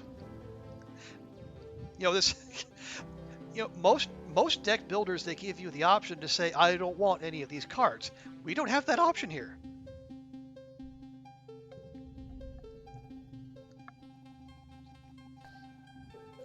All right, anyway, you're scrolling through a holo novel behind the desk when Tangent comes in. She pauses and looks uncomfortable when she sees you and Mars looking at her, and quickly disappears into the shelves. You and Mars shrug. A few minutes later, Tom comes up to the counter and drops a fistful of candy. She shifts from foot to foot as you bring her up, jostling up or down and rubbing her stomach. I also need something from behind the counter, she says quietly. Some medicine. You ask her what she needs, and she mumbles the name. You can't hear. Can you repeat that? She mumbles again, a little louder. Mars stifles a giggle. I'm sorry. What? Tong rolls her eyes. Stars! She curses. I need fart pills, okay? The stupid alien bacteria and all the weird native food makes my stomach upset. OMG, Mars laughs. You have blue gut? Really? Tong the Perfect has blue farts? Tong crosses her arms and looks miserable. You give Mars a questioning look. Blue gut? You know, when you keep farting and farting all this, like, blue dusty stuff? Mars leans over the counter to get a better look at Tong's backside. Oh, no, she says dramatically. White was not the best color to wear today, Tangent. Your butt's as blue as Solty's hair. Mars cackles as Tong anxiously cranes her neck to look at her rear. Liar, Tong mumbles, not meeting her eyes. Just give me the pills, please. I don't want to talk about my stupid body.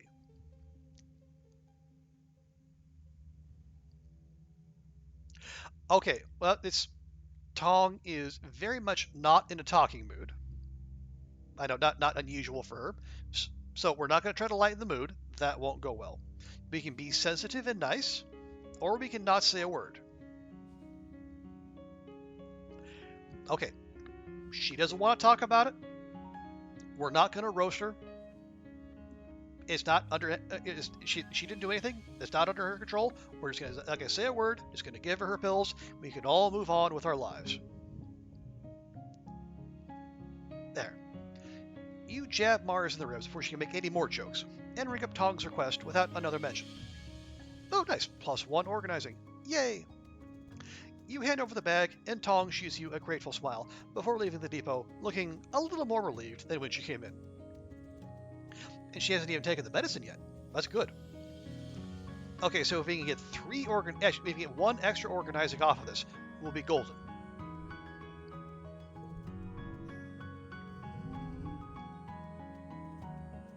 Actually, no, we should be fine. Because yeah, we have our Vriki equipped, so we get +1 skill, and it's an organizing challenge, so we're good there. Alrighty.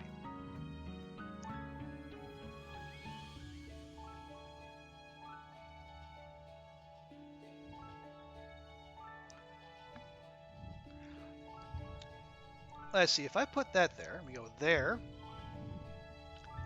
there,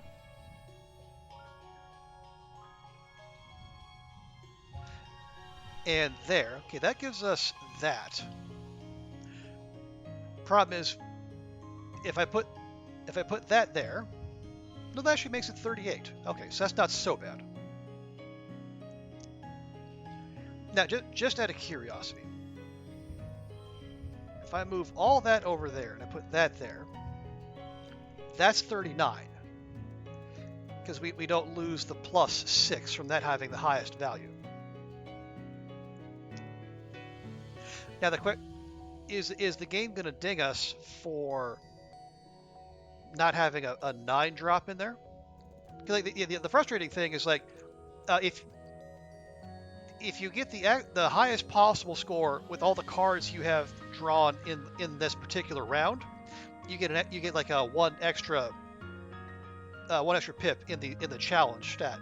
And being the inveterate min-master that I am, I want all the free stats. But probably like I've yet to find a good explanation from the game.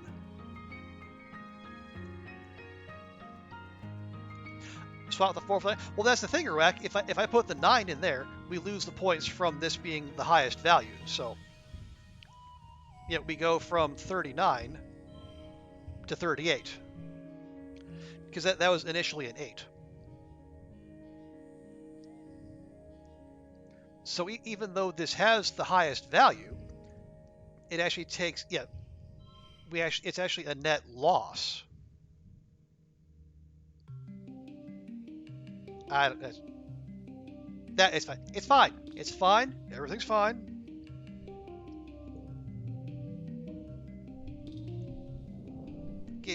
okay, according to the game, we could have got 5 extra points out of that somehow. How? Who the heck knows? But we did get our organizing and a little persuasion. That's good. That's gonna come in handy. And some kudos and some stress.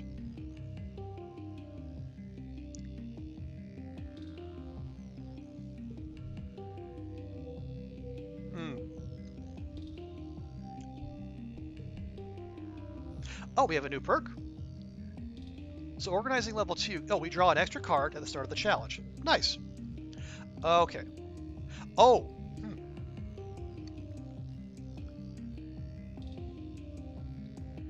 I also noticed the assist the governor thing didn't unlock. Maybe we have to try that again. Excuse me.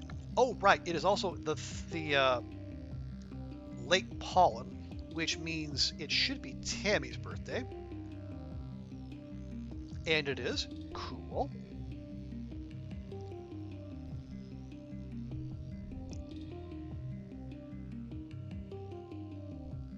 Okay, and we're going to give her a lovely yellow flower. Yellow is her favorite color. Flowers on my birthday? How beautiful. She gives you a gigantic hug. Yep, and Tammy is an excellent hugger.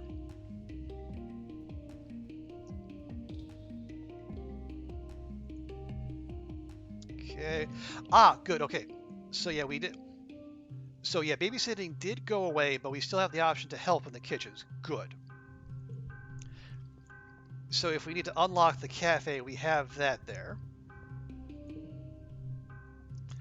Engineering, we do study. Board tutor children. Yeah, we need more engineering skill points, and we need them probably pretty soon. We got the garrison, and we unlocked lookout duty. But again, it's perception and animals, which we're good. We can be no more better in perception and animals.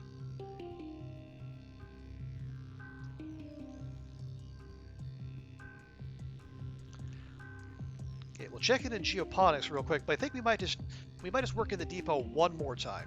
Yeah, there we go. Xenobotany. Yeah, Xenobotany does biology and organizing for us.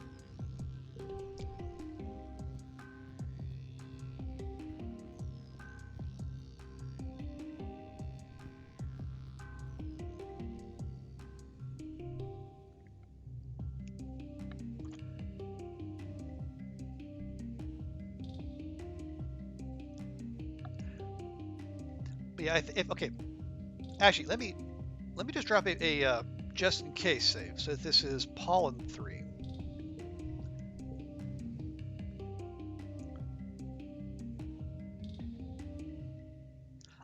I'm almost certain this is when we unlock assist the governor, but we'll find out. Let's see, organizing persuasion, organizing perception. No, we want organizing persuasion. Aha, here we go. You're trying to find Administrator Seek to ask about something and accidentally stumble into a meeting they're having with Governor Lum. You didn't catch the topic of the argument, but you managed to piece together that Seek is trying to get Lum to come up with a way to explain something important to the colony. Whatever it is, Lum is dismissive about it. You hear him say he's not here to hold people's hands, which frustrates Seek. Figure it out, Seek. That's your job. Okay, so our 60 persuasion, even with our cool jacket, we are nowhere near, but we have demonstrated our loyalty, so we can do it. You wait for Lum to storm off, like he usually does, then approach Seek while they're massaging their temples. You offer to help Seek with their problem, whatever it is. Seek sighs. The governor isn't used to how things work around here, they admit slowly. They clear their throat and look around to make sure he isn't still nearby. Nor does he have any real experience in running anything besides a squad of gun-toting soldiers. He doesn't appreciate the work of civil servants like you and me. He thinks the person with the biggest gun and the nicest smile should be allowed to make the decisions, with no regard for the difficulties of actually making those decisions reality. They sigh. Perhaps it needs a more deft touch. I already have Mars working on softening him through social media, though she's quite rebellious. I could use someone I can trust in the position. Okay, here we go. So administration, so yeah, admin now, so assisting, you know, where it will be assisting Captain Himbo.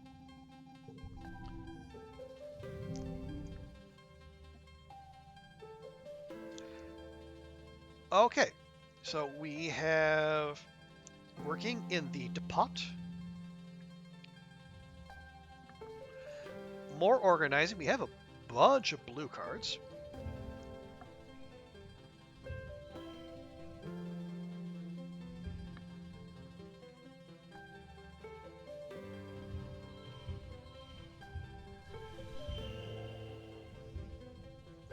But then that's blue. There we go. Yeah. Yeah, because it's... We want to use that one because that's going to give us a little extra organizing there. And we got... And just, 4 greater than 3.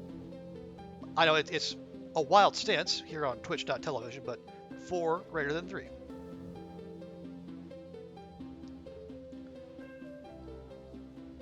All right, and if there's any way to get more than that, I don't know what it is.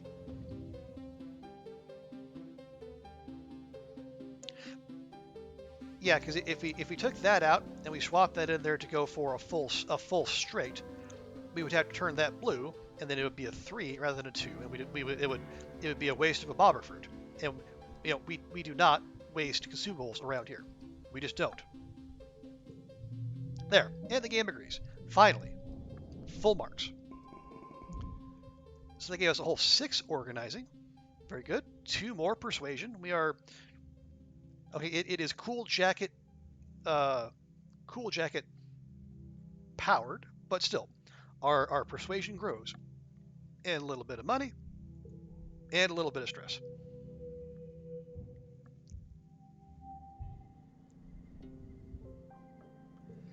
Okay. Right. So this is right.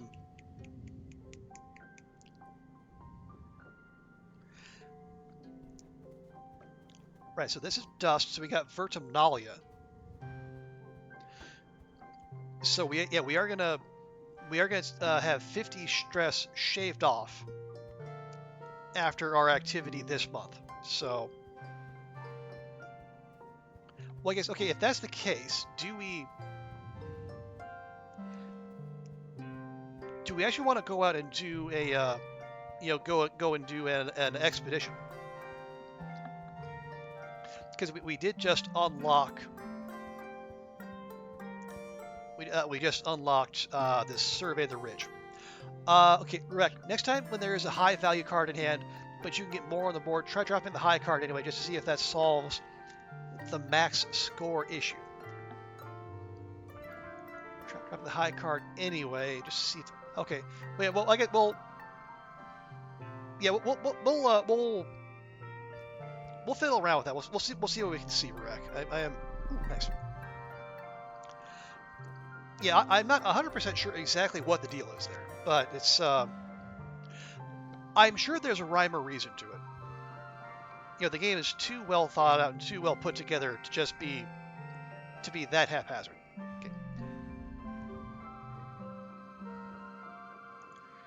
Okay, this is Nem's birthday, yes. Early dust, cool.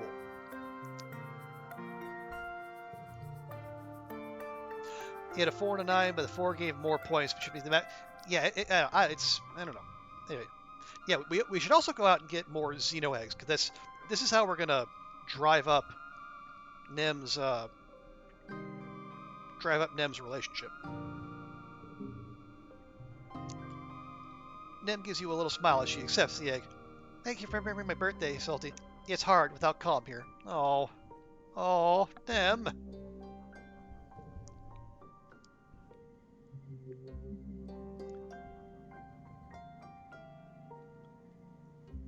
Yeah, she she was very, very close with her big brother, who, unfortunately, especially for us, is the apparently the only named character you cannot save in this game. Okay, so we just hit 60 friendship with our girl, so we got another dialogue event here. Nem doesn't notice you approach. She's focused intently on the document in her holopalm, chewing on her nail as she reads the small print. She jumps when she sees you, looking momentarily guilty. Oh, hey, Solty. I was just looking over some stuff. These Helios have got all these documents you have to sign if you wanna... She trails off, biting her lip. I'm gonna sign up to join with the Helios, she says hesitantly, but there's a part where if you're under 18, you have to have the parents' permission just to sign up as a reservist, and... Nems looks down at the ground and scuffs her shoe in the dirt. My mom's gonna be so mad, she mumbles. So mad, like she's probably gonna cry and it'll all be this whole stupid thing, and she takes a deep breath. But I gotta do it. I gotta do something. So who cares what your mom thinks? No, it's not. We don't. We're not gonna shit talk. At our. I think Nem's mom is antecedent. And that means her daughter. We're all big fans of antecedent. We're not gonna dunk on her. I mean, it is a bad idea, but that's not what she wants to hear. And if we're pushing a relationship, we're just here to tell our friends what they want to hear, at least for now. So, you know what? She'll understand if you explain. Yeah, I hope so. I'm going to tell her that if she doesn't let me sign up, I'm just going to run into the battle next time the aliens come, and, well, it'd be better if I knew what I was doing. Okay, not too sure about the that line of argumentation. I'm not going to get caught off guard again, Anemone says, setting her jaw. When they come back, I want to be able to fight with everything I got. No one else has to die like Calm. Nem gestures angrily to dismiss the hollow screen and puts her face in her hands. She crouches down small, pressing her head against her knees, then takes an anguished breath. God damn aliens, she says. Bunch of dumb, dinosaur-looking assholes. You're doing the right thing, friend. She stands up and rubs her eyes. Yeah, I am. I'm not going to let them take away anyone else. Okay. Nem's heart is in the right place. It leads her some very bad places, including into a relationship with Vase, but her heart is in the right place. I will not be moved on that.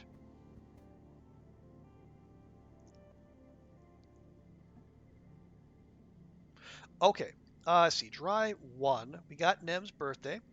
I did, other than the flower, I didn't see any other new pop-ups. Oh, wait.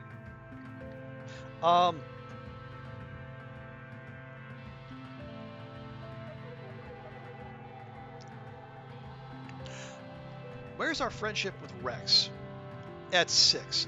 Okay.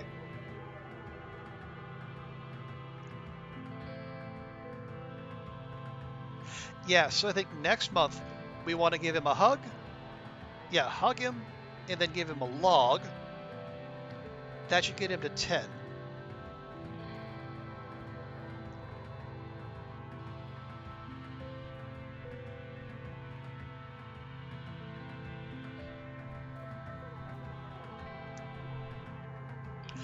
There we go. Yeah, so we have Survey the Ridge. It's Perception, which... not helpful. Ooh, but it does have Engineering. And Engineering is something we are very much in need of. It is, we barely have more Engineering than we do in Creativity. So yeah, we'll Survey the Ridge. I don't know if we're going to max out our stress, because it's already 62, so that's only like a few events, but at the very least, we can go all the way through, gather up all the loot, and then maybe pick a few specific events.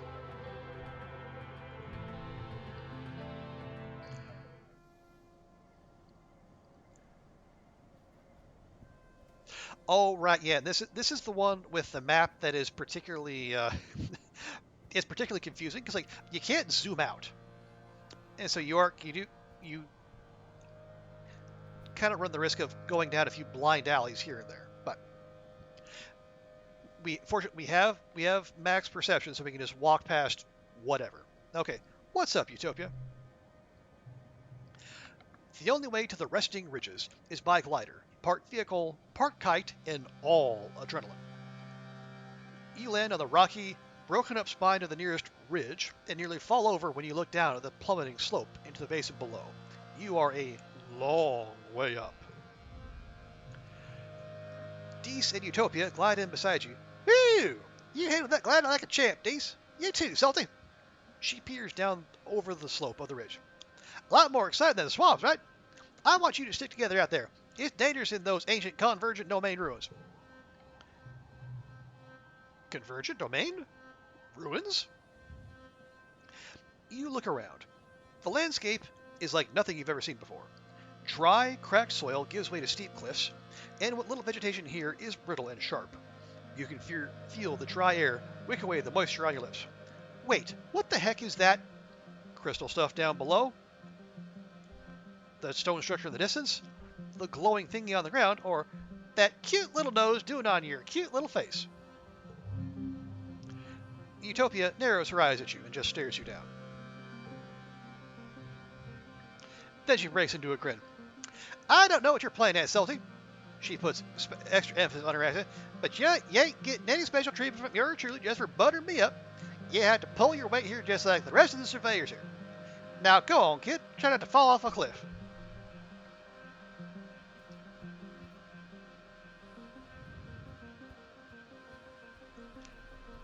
We are buttering her up. There is no dispute about that.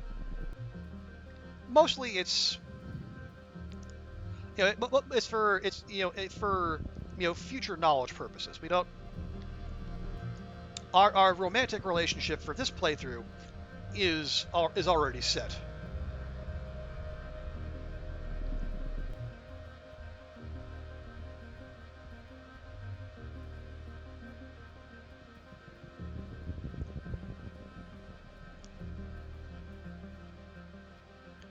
All right, did we just go in a big old circle? We did. Okay.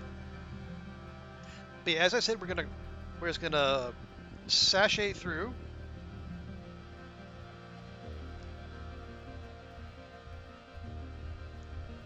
Fill our boots with all. Okay, gonna have to remember that. Although our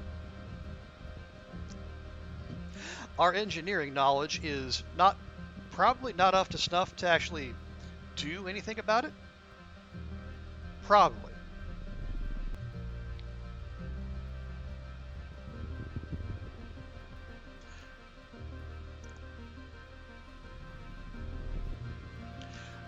Anyone flying over that thing could ignore? Well, I mean, I don't know if the vibrations don't travel up very well.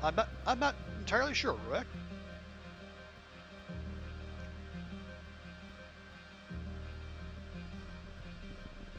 Oh, there we go. There's that crystal I was seeing earlier.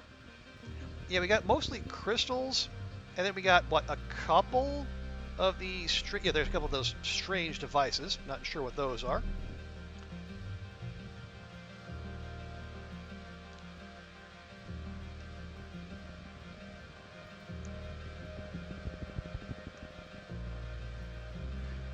Okay, and I think Yep, there's our boss event right there, and more flowers. Okay, so where are we? Stress-wise, we are at 62. Now each event gives 15 base stress.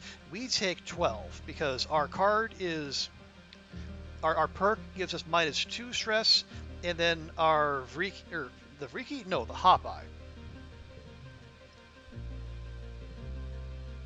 Yeah, our hop eye shaves off 1 stress. Also, we probably don't need that. We should probably put our Wabbit tablet back in there.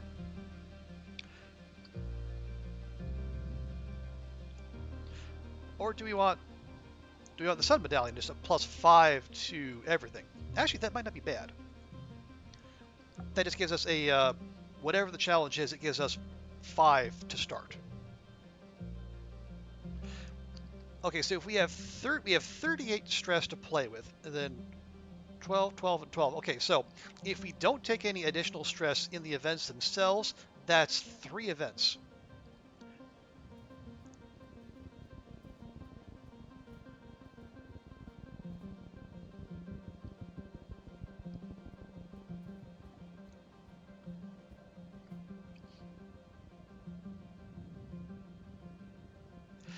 Yeah, and we want to, if we max out, we'll, because we're going to go back for Vertimnalia, and that'll shave off 50. And we could come right back if we needed to.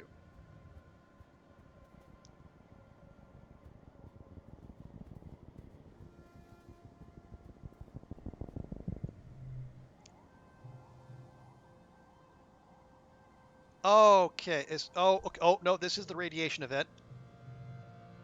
We got, oh right, yeah. So this is the one, yeah.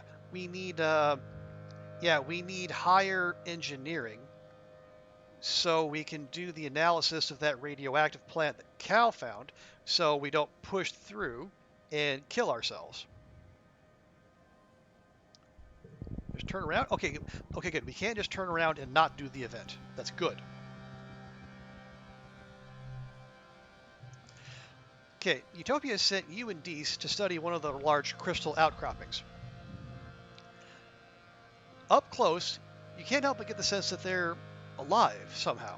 They're angular and hard to the touch, but they have a sort of sponginess and warmth to them that's a little disconcerting. They emit a humming noise. Deese pokes one with his finger. Weird. It almost looks like they're breathing. Okay.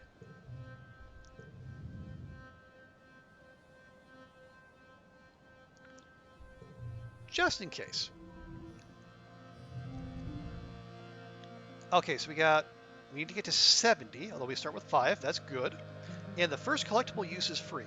That is handy.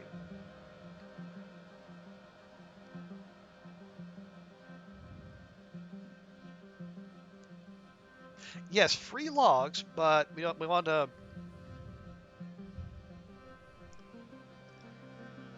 We do want to be. No, we don't want to use that. That's actually good.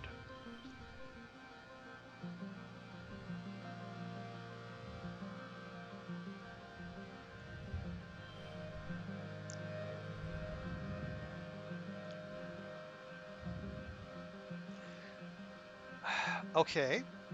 Neighbors become blue.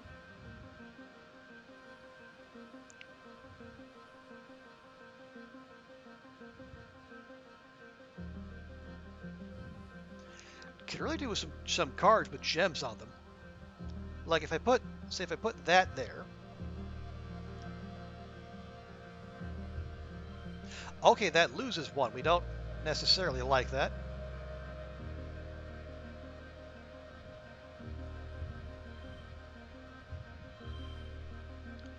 Yes, we make that 3, 4, 5, 6.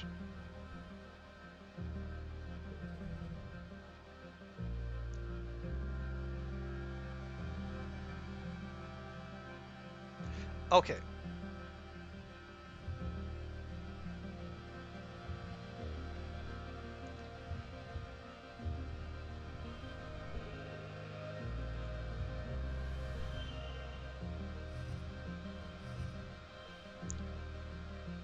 Okay, so let's see, that's okay. It's a perception challenge. We probably don't need to fuss about that. But if we did, so that's 41. That's 34. Okay. No. All right, that's fine. Although, hang on. We have a free log. Let's go ahead and put it there.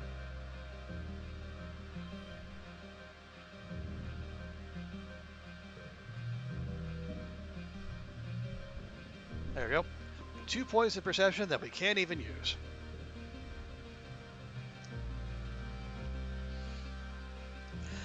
Okay, you notice that they hum the loudest at midday, under full sun. The few crystals that have grown under shaded outcroppings are less vibrant than the others. They kind of look like convergent domain tech, don't they? He says. Like the organic obsidian or crystals embedded in the ruins. So let's try blocking the crystal's sun. On a hunch, you cover up one with some ferns. After an hour, it stops vibrating. Something deep inside it has gone dormant.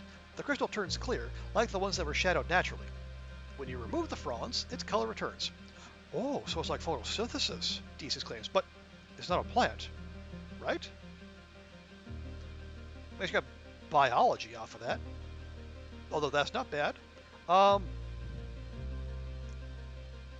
So we could try uprooting one, or we could try breaking one.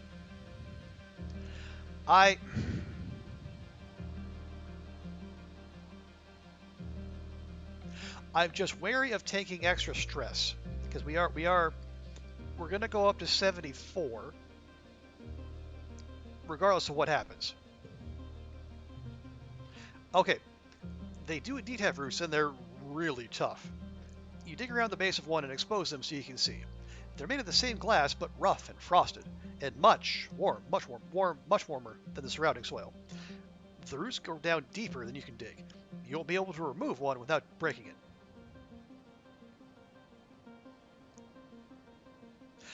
Okay. I have a vague memory of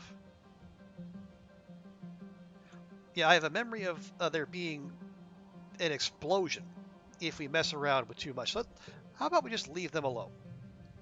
Okay. You take some more readings and measure the distance between the crystal clusters and the number in each cluster. Hopefully all these numbers will be useful to Utopia. Okay. There's our 12 stress.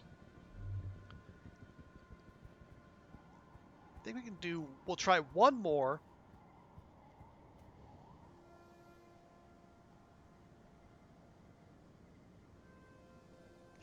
Or do we do the boss event?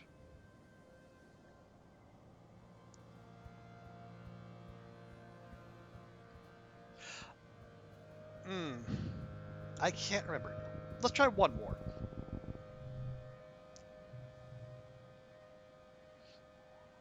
Okay. A beautiful little locust lands on your arm. It calmly washes its face with its forearms and vibrates its wings, like it's cooling off. Aw, the poor little guy's alone. So we can befriend it, or we can just move on. Okay, hang on. I remember, this is a trap. Good thing too, because a whole swarm of them is coming over the horizon. You're out of there before they arrive, and when you come back later in the week, the entire place has been stripped of vegetation. The only thing still standing are the crystals, glinting in the sunlight. Okay, see? Okay, that was not our character remembering something from a past life. That was me remembering something from a past playthrough.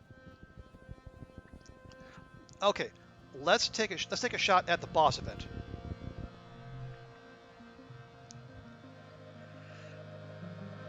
Expeditions has been collecting energy readings from this area, tracing the invisible ley lines of power like the one from the thumper that brought you here in the first place. They've pointed you to this cave, a nexus of power at the convergence of many lines. You can feel the energy is different here, like a barely perceivable hum that prickles up the back of your neck, like something is watching you. It's likely this is some sort of important place for the convergent domain, Utopia says, leaning on her glider. I've sent teams through, but it gets mighty tight in there. I'm hoping you and Dees might have better luck wiggling in there. Might be the caves inside open up again, and if they do, take plenty of readings and report them back to me. Dees is vibrating beside you on nearly the same frequency as the weird power fluctuations. This is the real deal, he whispers, mostly to himself. Utopia nods and leads you to it. What's the plan? Well, let's...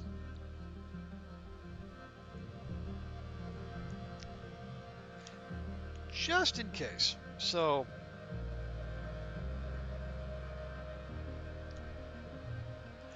let's prep. You get headlamps and a little recording drone with a floodlight attachment, a tiny buzzing thing that circles around your heads and sometimes illuminates what you want to look at. It's intelligent, which just means it won't do what you want. Okay, that's a oddly constructed sentence. Anyway, Deese bats at it in annoyance. Utopia's also left you an anti-grav belt with a warning to practice extreme caution when spelunking down there. They make you lighter so you can climb more easily and won't hurt yourself so much if you fall. Okay, so now let's enter the cave. The narrow entrance leads to a bigger room that animals have clearly used as a den. It's enormous, with glowing mushrooms on the walls and piles of bones in some crevices. In some places, the walls are made of iridescent convergent domain obsidian, like this was once a great hall millennia ago. You can feel a cool breeze coming from somewhere, but it'll be tricky to find in the dark. Fortunately, our perception is up to the challenge. Ew. Okay, we gotta hit 90. That is quite the challenge.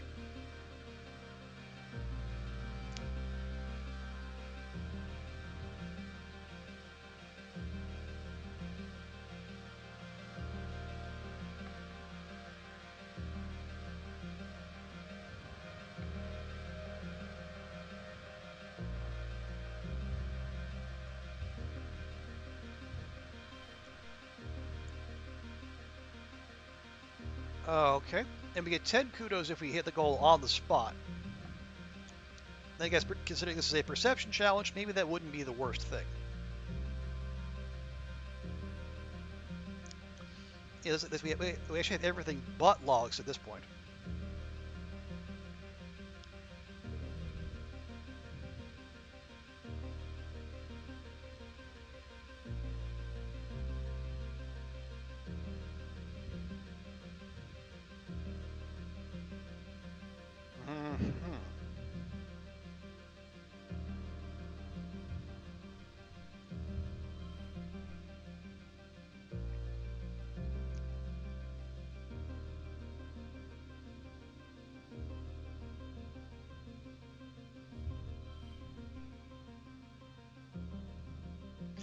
Oh, that does kind of screw that up, doesn't it?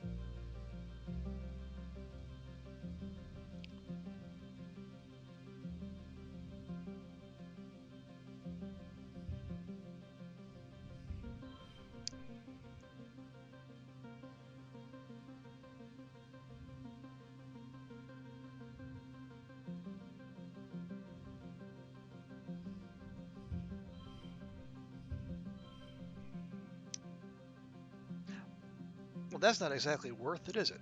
We would need 50 off the last round. That's not great. I'm gonna go ahead and say that.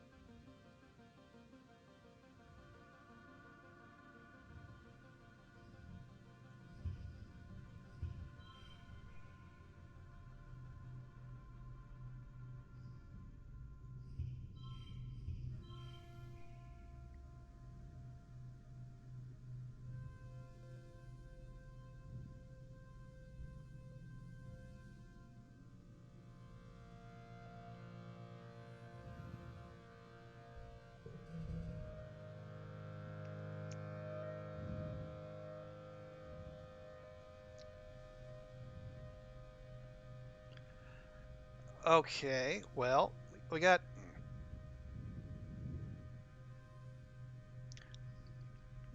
two cards with wild values. That's something.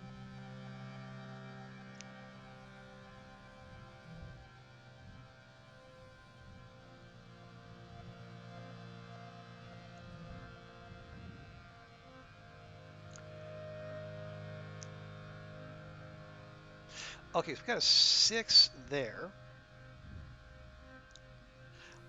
What's the difference between the 3 wild and 0? None really, because like the basically the value can be anything. So like whatever cards it's next to, it'll be a pair, and if it needs to match as a straight, it'll be as a straight. The only difference between these and the actual the wild color cards is that it's only considered blue, versus ones that are considered any color.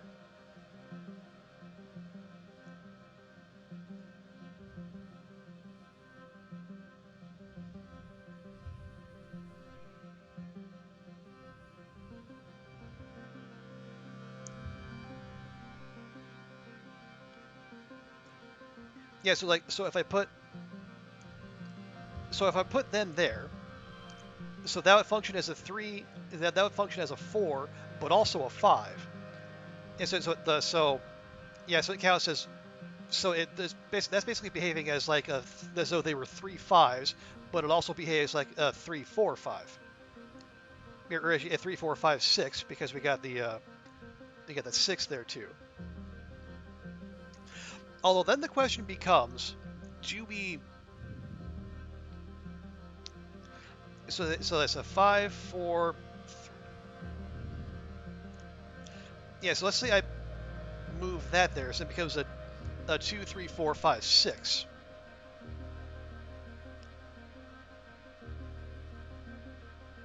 But we're still short.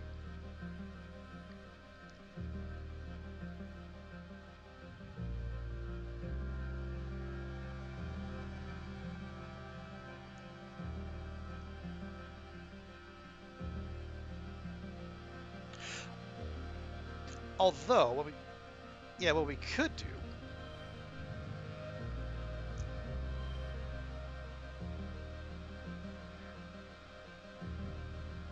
now I just want, so that setup right there gives us 28. What if we move these to the other side? So it's like 5 6 7 8. And that only gives us 26.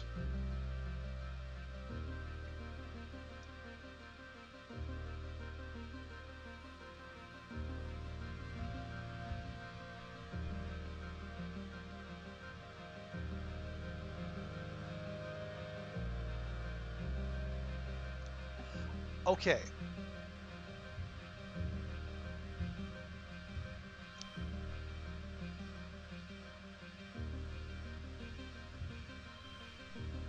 See, that's 41. That's 42.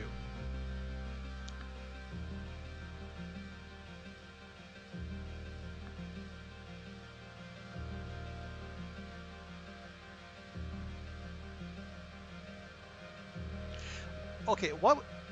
Okay, if I was to drop a bobber fruit on that, it would lose 1 by no longer being red, but it would gain 1. And then we would also gain the straight. There we go. And we have bobber fruit to spare, logs not so much.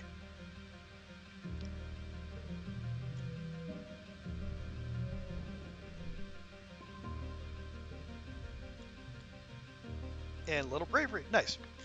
You find the source of the breeze by tossing some fine sand into the air and watching which way the dust blows. It's a very tight crack. Good thing you and Deese are so small. You squeeze through and have to shimmy along on your bellies for about 10 meters, pushing your gear ahead of you. It's uncomfortable, but Deese's excitement draws you on. Past the crack, there are fewer signs of animals. The walls are smooth, grown obsidian, which has a kind of melted rainbow oil slick look. There are deeply carved glyphs on the walls at various intersections, like room designations, or street names, you wonder? And other kinds of basins, alcoves grown into the rock, full of odd protrusions, all ancient and worn and inexplicable now. It feels homey. You come to realize the convergent domain must have lived underground.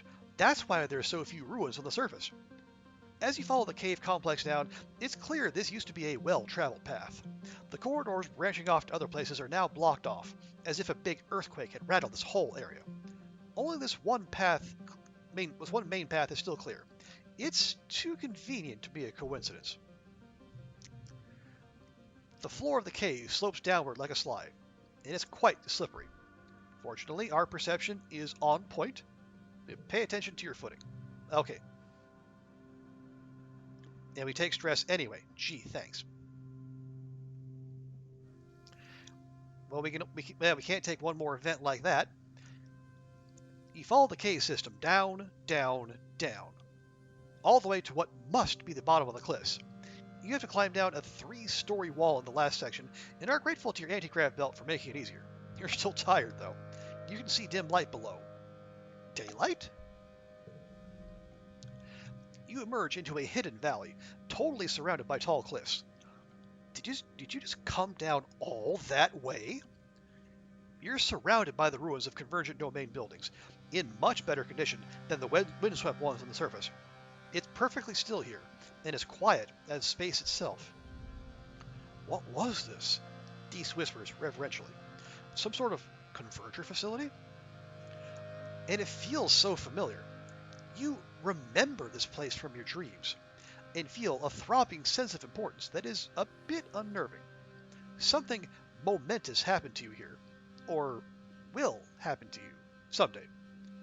You poke around a little, then call Utopia and give her your coordinates. She swings down on her glider with extra ones for you and Deese tethered behind it. You're happy you won't have to climb all the way back up. She whistles. Great find, kids! This place didn't show up on any of our aerial scans. It took me a while to find a route in. You look bushed. I'll stick around to get some readings, but you head on back to the depot and get some rest. Don't worry, we ain't gonna push on without you.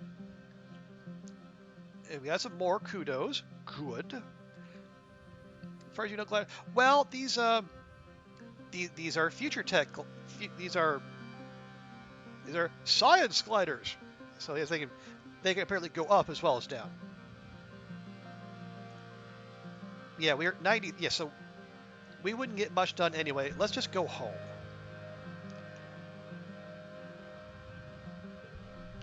Unless there are good thermal winds. Well, there's as far as the game is concerned, I guess that is the case. Okay. Oh no, engineering. Okay, so now our engineering doesn't suck quite so much.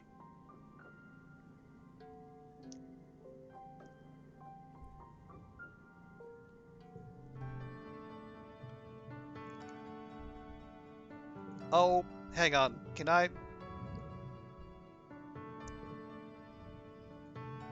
Dang it. Can't change gear during an event. Oh well. Alright, the Vertumnalia Festival is a welcome day of normalcy in an otherwise chaotic year. Despite some lingering rivalry between the two factions, Vertumnalia is a chance for the Helios and Stratos to come together and appreciate the bounty of the planet. At least, that's what the adults say. As Governor Lum takes the stage to address the colony, you can't help but notice the crowd has segregated itself according to their ship of origin.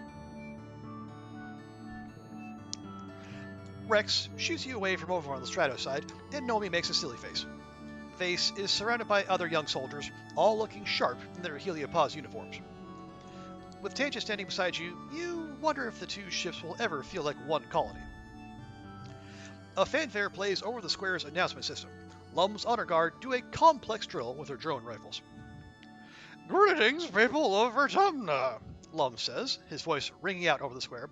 We may be far from our beautiful Earth, but we can still celebrate and be thankful for what we have here. We've worked hard to save this beleaguered little colony from the brink of destruction, and should be proud of our work. The Helios cheer. Your side of the square is more quiet. And yes, let us give credit to the game for coming with a male identified character who still has the boob window.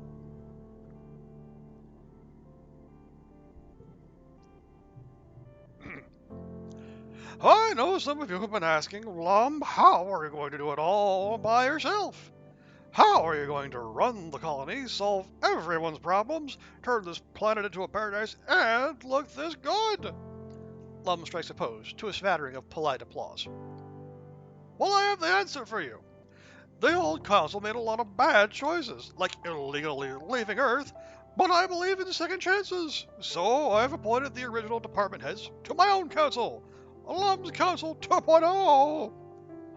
Better not disappoint me. He laughs and makes finger guns at the department heads at the foot of his podium.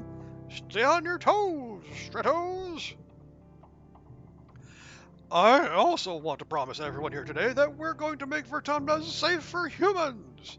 The next time those bastard Xenos attack, we're going to blow them to so many little pieces there won't be enough to wipe up our boots. We've already got the defenses, he says, gesturing broadly to the new, taller, thicker walls. And we're building homes for people. Homes where people can raise children again, knowing that our military men and women are keeping us safe. Big cheers from both sides this time. Some of the colonists around you even have tears in their eyes, especially those who lost family in the attack. Lum goes on for a while, lionizing the Heliopause's military strength, and casting subtle digs at your failed colony experiment. Finally, the crowd disperses to set up the square for the afternoon festivities, some traditional and some new.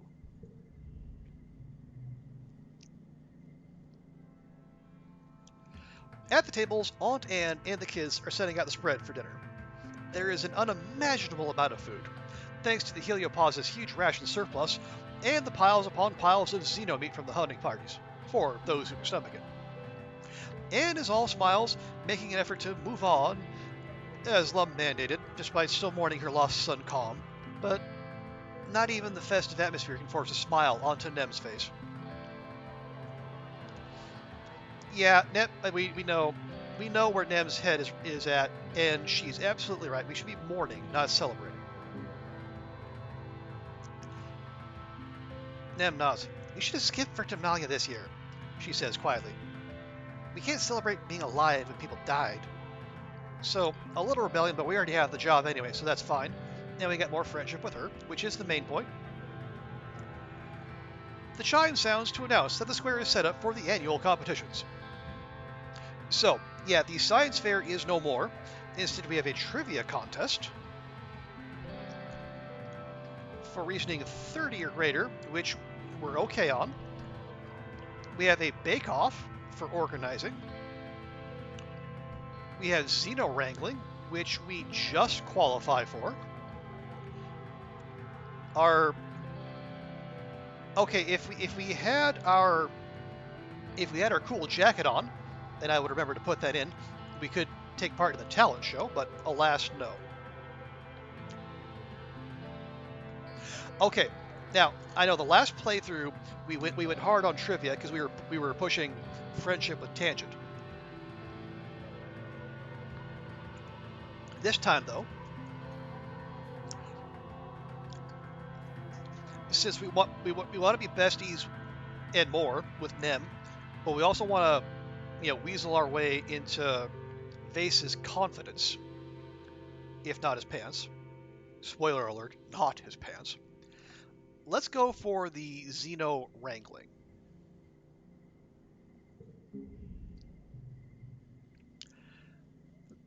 Without Calm to run the obstacle course, the physical competition has been replaced with a float cow rodeo. The bulls have had their air bladders emptied and weights attached to their grasshopper legs, keeping them low enough to wrangle. Nem joins the rodeo, along with Vace. She fiercely dedicates her participation to Calm's memory. There you go, friendship with both of them, and we just got back that 5 loyalty. That was easy. Das ist cruel! Cal shouts with highlight. The cows are friends, not foes. He throws a ripe potato at the participants. It lands at your feet, but all 3 of you are splattered with juice. Vace takes a few steps towards Cal with his fist raised, but Cal disappears into the crowd. Yeah, Cal's not going to like us, but you know what? Cal's just going to have to suck on it and like it. Time to wrangle us some Xenos.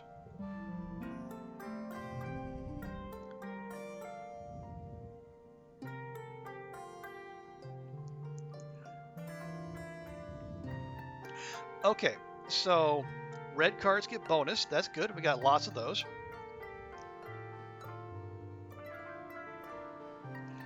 And then +3 to straights.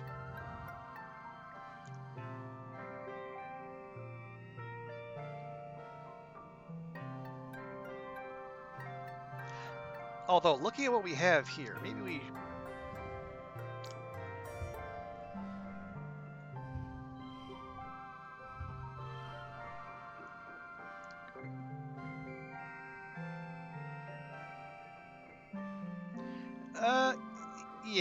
Yeah, it's fine.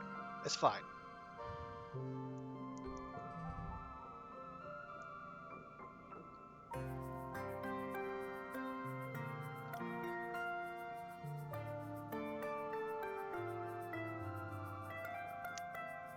Okay, well, how...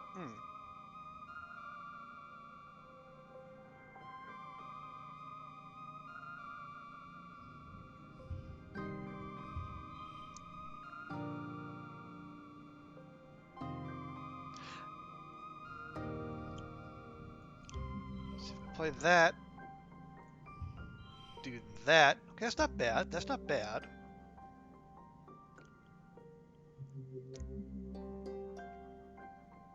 So we're going to need another 28 off the last round. Although we've got 15 showing there.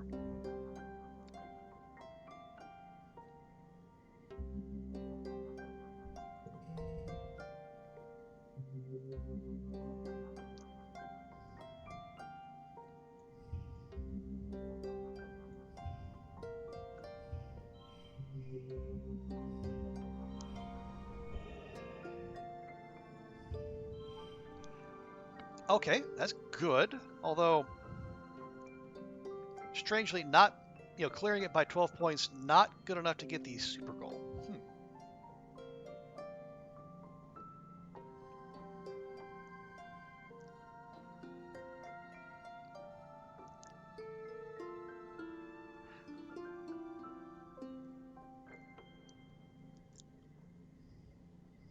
See, how do we want?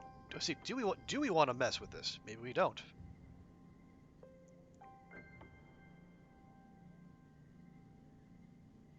Let's see, that's normally a 4. Yeah, so flipping that would not be helpful.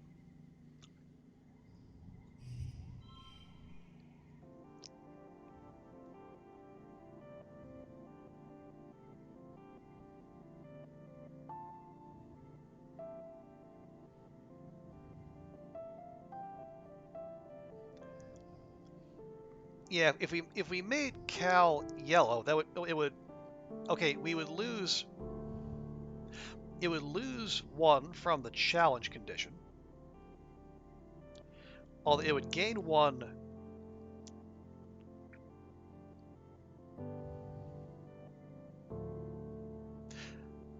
Although it would also give us a longer flush here. But wouldn't necessarily be a straight, would it?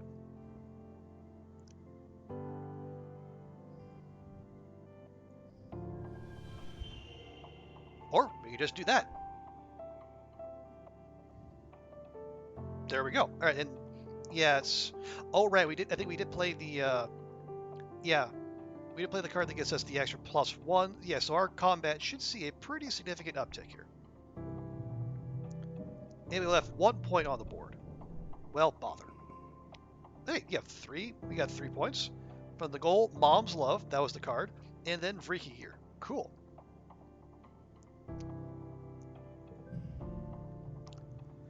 Anemone fights hard, but you're the champ. You get a lasso around the ornery bull's neck, then haul yourself up onto its woolly back. Its powerful grasshopper legs bounce you around the ring, but you manage to hold on and wrestle it down to the earth. The crowd cheers so loud, you can barely hear the float cow bleeding in discomfort. Well, that's just too bad. So we have Xeno Wrangling Champion, an 8-drop, not bad, and we are now popular.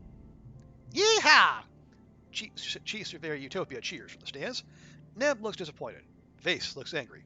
Your performance has definitely put you on the radar as his competition. Well, good, because that's what we are. After the festivities, the mood in the colony is a lot lighter. You see people smiling easier, and often see mixed groups of Helios and Stratos socializing together. It feels like the first time people have actually let themselves relax.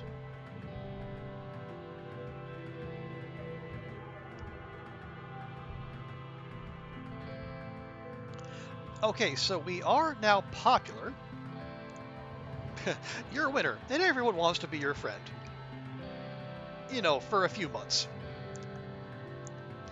Only a few months, though.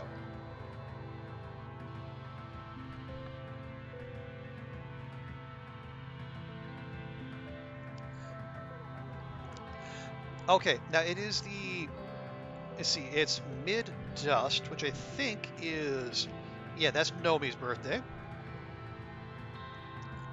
And they like the shinies.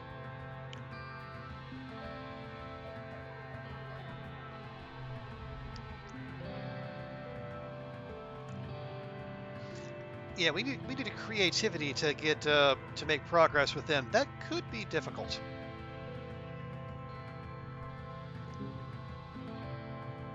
Ooh! Nomi exclaims, making grabby hands with the pretty crystal. Happy birthday to me! I can't believe you remembered. Thank you!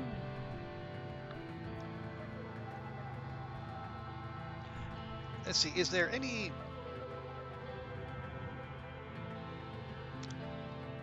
Oh yeah, Nem's birthday was in the first of just, so yeah, we can't gift her again until the next season, which is fine, I suppose.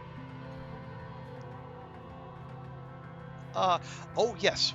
So now Rex. First off, we get our hug. Let's see, our stress is 43. And it's still 43. Okay, so it's friendship with him, not necessarily, not stress relief. That's fine, yeah. I mean, hugs are OP in real life, but I guess not in the game. And then we're also, let's see, he should be at 8. Cool. We give him one of our precious mushwood logs. Nothing a dog likes more than a stick, right? So, okay, now this is the event we were saving up for. Because if I remember correctly, this is where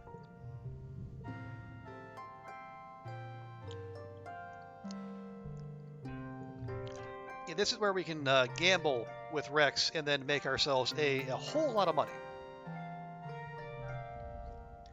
Here we go. All right, so patience, Ruak, patience. Our coffers will be full here shortly.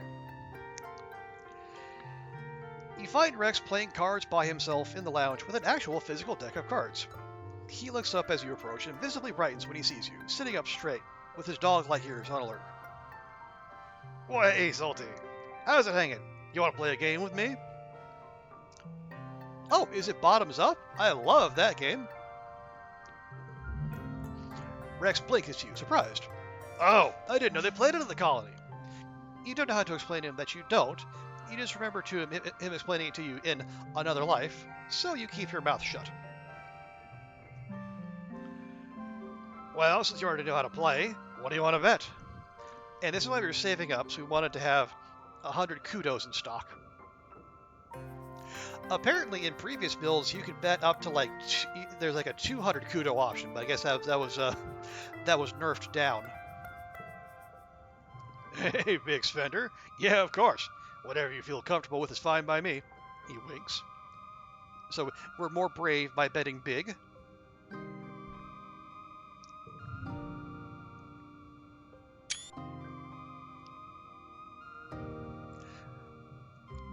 Rex shuffles the cards and deals half the deck to each of you, and you begin to play the game.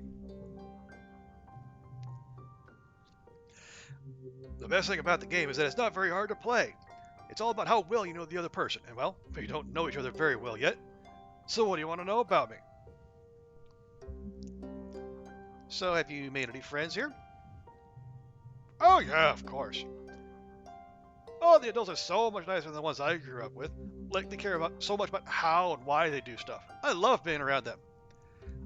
And the other teens, like, whoa, you are so cool. Anemone and Tong are so passionate. Cal and Tammy are so sweet. And Mars is like a galactic level hottie. Wow. Oh, and that D's guy seems interesting too. What's in the glass? Well, I don't believe that has been established. So it could be blep tea. It could be something stronger. We don't know. So what do you do for fun there, Rexy? Talk to people mostly. Rex says and puts down a low card to win the hand. I like to see what everyone's doing and help them with stuff if I can. I just really like being around other people. I like doing whatever they're doing. Oh, and cuddling, of course. I love cuddling and running and chasing stuff. He rubs the soft inner part of his ear and smiles sheepishly. What are your plans for the future? Rex blinks. Oh, wow, big question. I don't know. I think if I stayed on the heliopause, I probably would have ended up becoming a soldier like everyone else. But planet side? Rex smiles to himself as he puts down a high card. I could do anything. I've always liked making things with my hands, and I like to make other people happy. Maybe I can do something with that. Alright, enough. Let's play the game. You play out the rest of the cards, staying fairly even in points until Rex is left with only one card, and you have two. You're trailing, but not by much. If you play your low card for an easy win, he'll gain enough points to make it a draw. If you gamble on your slightly higher card in your hand, you might lose entirely, but you could win. Or we could have knowledge of our past life and say, hang on a minute, we've played this game before. And we have enough empathy, we could check in for tells, but again, we know. A memory jolts through you from past life. Rex's last card is high. You can definitely win this, even with your high card. So, I mean, of course, we're going to play for a chance to win. You put down your higher of your 2 cards, and Rex shouts, "Are you for real? That was a really risky play. You're lucky I only had a high card left." He turns over his card. It's even higher than yours. You win the game by a comfortable margin, and we will take our money. A cool 200 kudos, thanks to our being popular. And that's why we waited. Rex links your hollow palms and transfers your winnings. It's a good thing I love helping so much. You can rack up kudos pretty fast. I'm sure you can, bud. And we are going to go spend.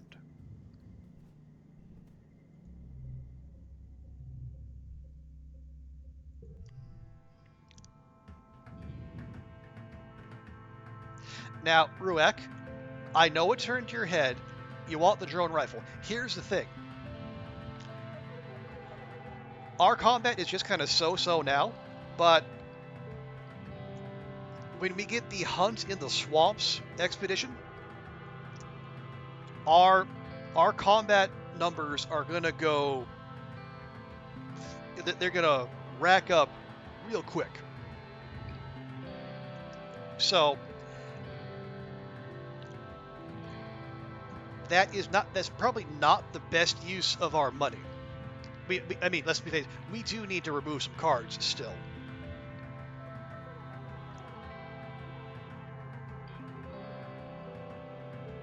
Oh, also, I am reminded of one other thing.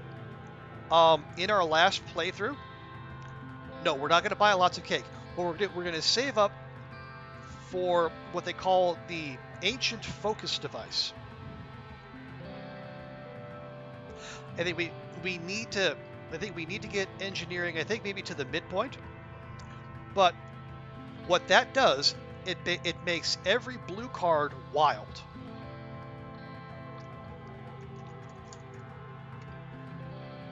And so it makes putting together flushes way easier.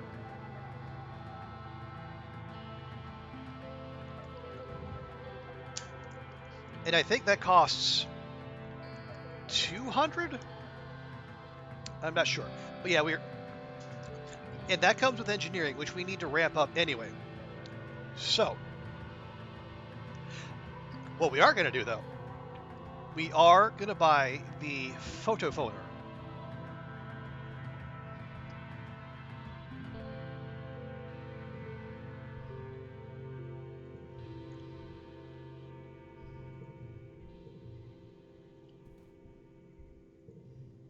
Now, are we going to equip that? Not...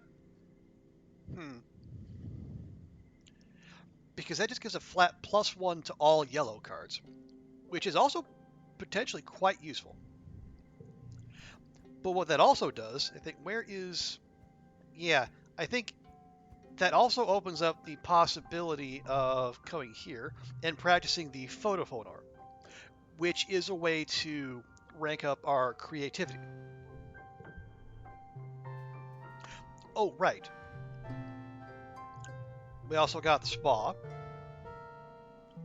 We could stand to remove a few cards.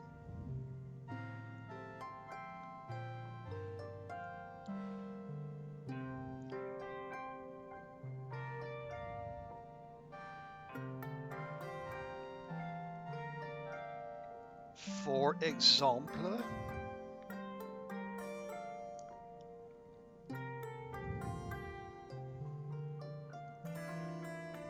we could remove Hop-Eye Facts. That's not doing a whole lot for us.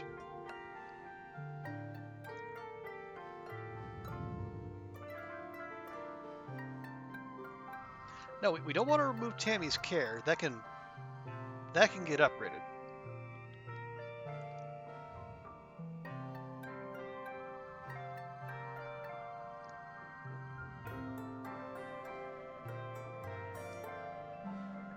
Or we can get rid of paperwork. This is a +1 for each unplayed card. So unless we're going to spam medicine roots and get a whole bunch of draw, I don't know how useful that is. Yeah, maybe Hop Eye Facts can go, though. Yeah.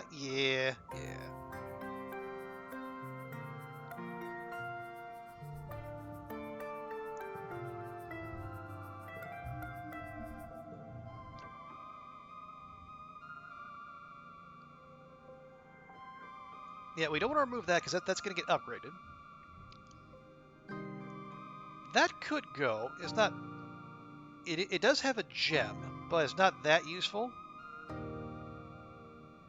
And the buff only applies to other yellow cards.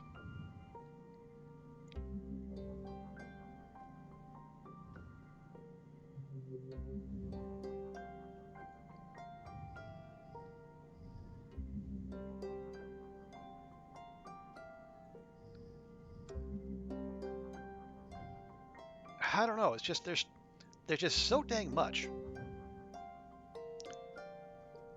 We haven't even. I don't know. God. See, this is why I don't play deck builders. I'm horrid at preventing deck bloat. We just get completely overrun with it.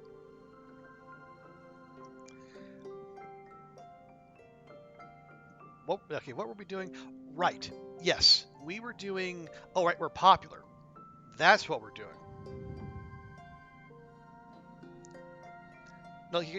No, Ruak, we can't. I guess in other games you can refuse cards. Yes, you're right there. You are correct. In this game, apparently, unless it's like a... Unless it's like one of those, like if you get like max organizing, if that's what we need to not take every card. It's skipping cards is not an option unless you're willing to skip lots of events and not talk to people. Yeah, that would do it, but then again, it's like you're missing out on so much. I don't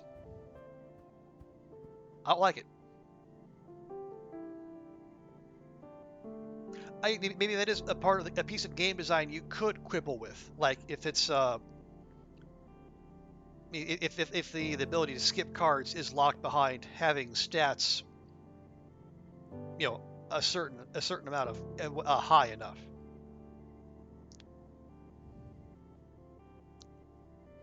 Hey, what was I doing? Oh, yeah, I think we already cleaned out the ridges.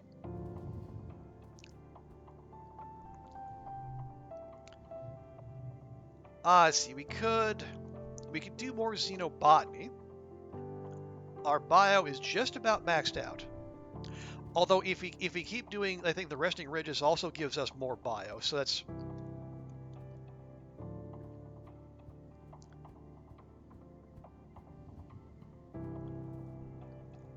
not necessarily something we need to focus on. We could tutor, give us more reasoning, which is another thing we need to focus on.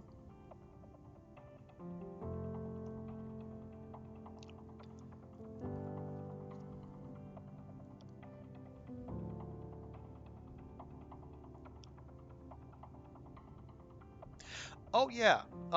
Actually, remind me. Did we pick up many of those? Yeah, we got 2 strange devices.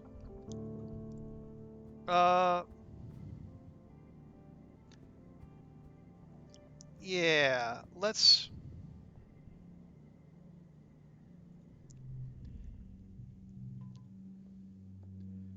Yeah, he's got a thing against red. We need combat 40 for that. No, let's... I'm actually... Yeah, I think he and Deese are the ones who like these strange devices, whatever they are. Okay, face tape turns the strange device over her own hands. Not my enemy, he says on a low growl. Okay, so we know he likes strange devices. That's good.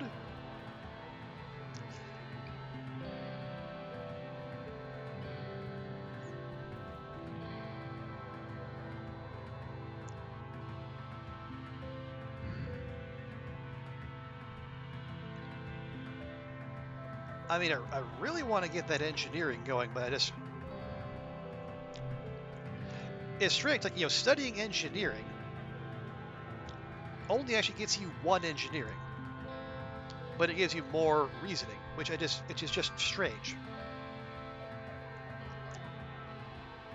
I guess as long as we're popular, let's do some tutoring.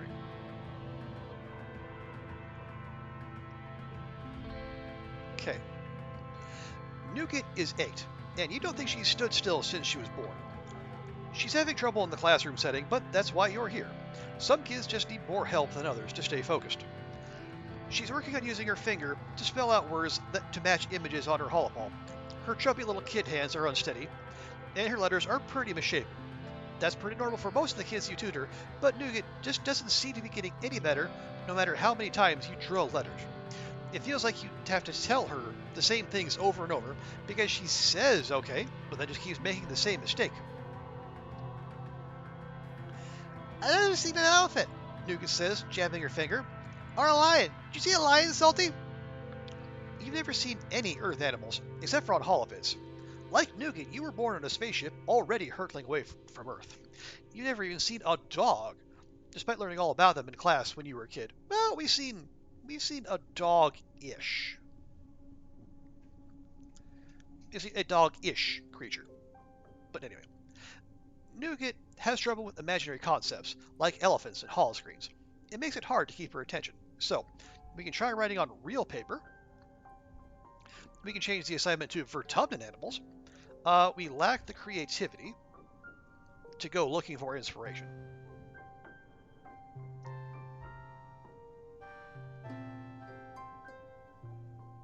Yeah, let's change the assignment to animals that she can actually see. Earth animals? When is Nougat ever going to need to know how to spell the words for Earth animals? Just because it's the way you learned how to spell doesn't mean it's the only way. You pull up your encyclopedia of vertumnant wildlife. Nougat perks up. She loves learning about real-life animals. It's a lot easier to motivate Nougat when it's about a subject she cares about. Go figure. You fly through some spelling exercises in what feels like no time at all, and Nougat seems energized and excited at the end of the lesson instead of burned out. Sure, she probably learned how to spell elephant eventually, but it's better to capture her attention now and trust that the hard skills will come later. That's right, we got to ignite the passion for learning.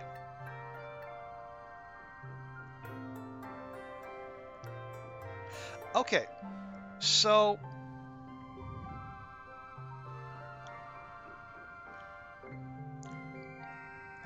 Earth animals are often used as synonym for human traits. You don't agree with that? Well, but in this setting, we'll just come up with whole new synonyms. Who knows? All right, if this is going to become a 3, maybe we should, if we put that there, yeah, the value is still wild, or at least it should be.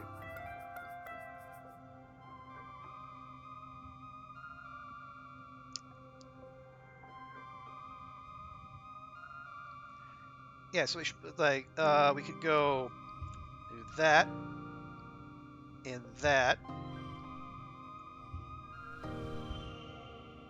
maybe that, and a bit of that.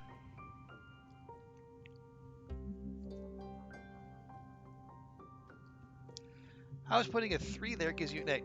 Oh, because that's a wild 3. So it's, yeah, the card itself becomes a 3, but the card text, it's wild, so it's actually, yeah, it's counting as both a 6, we got a pair of 6 there, and it's also counting as a 7, so we got a 4, 5, 6, 7 straight there. So this is one of those, but the card still gave you an 8. I don't know.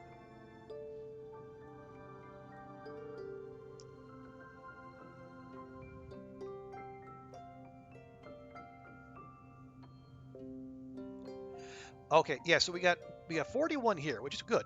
We got the +1 skill on the challenge win, which is very helpful.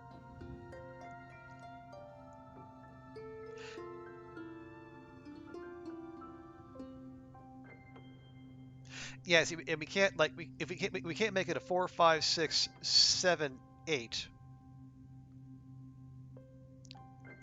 Because if you put that in the last slot, it's gonna become a 3, and it's gonna lose a whole bunch of value.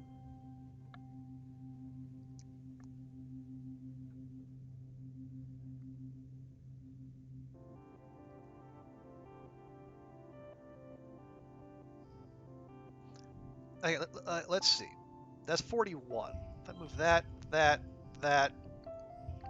Okay, yeah, that's only 39. That's less helpful.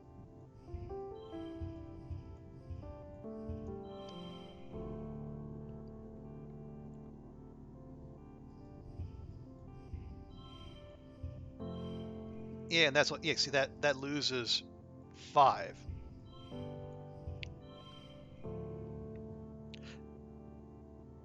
Yeah, I think we just take that.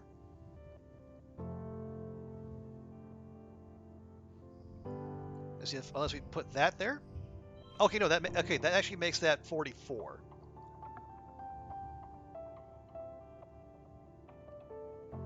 Yeah, I guess if that's not part of the straight. Oh, right, and then it also becomes a flush of 3. Okay, maybe that'll be the extra points we were looking for. Let's find out. Yay, there we go. Ooh, boom, 7. We are almost averagely reasonable. We got a little empathy, a whole bunch of kudos, and just a wee bit of stress.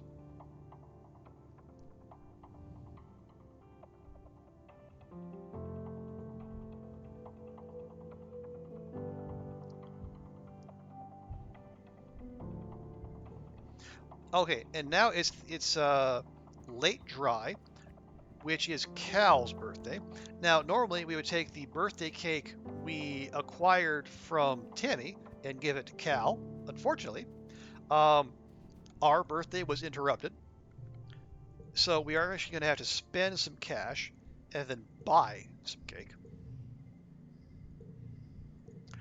Horrifying though the prospect is. Okay, yeah, Mars has some dialogue here. You approach Mars, who's deep in negotiations of some kind with Tangent. When Tong sees you over Mars' shoulder, she points and says your name. Thank you, forces of chance and chaos. She mutters a specific way as Mars' attention turns to you. She's your problem now, Solty. Mars pretends not to hear. Solty, she exclaims. You're looking hideous today, darling.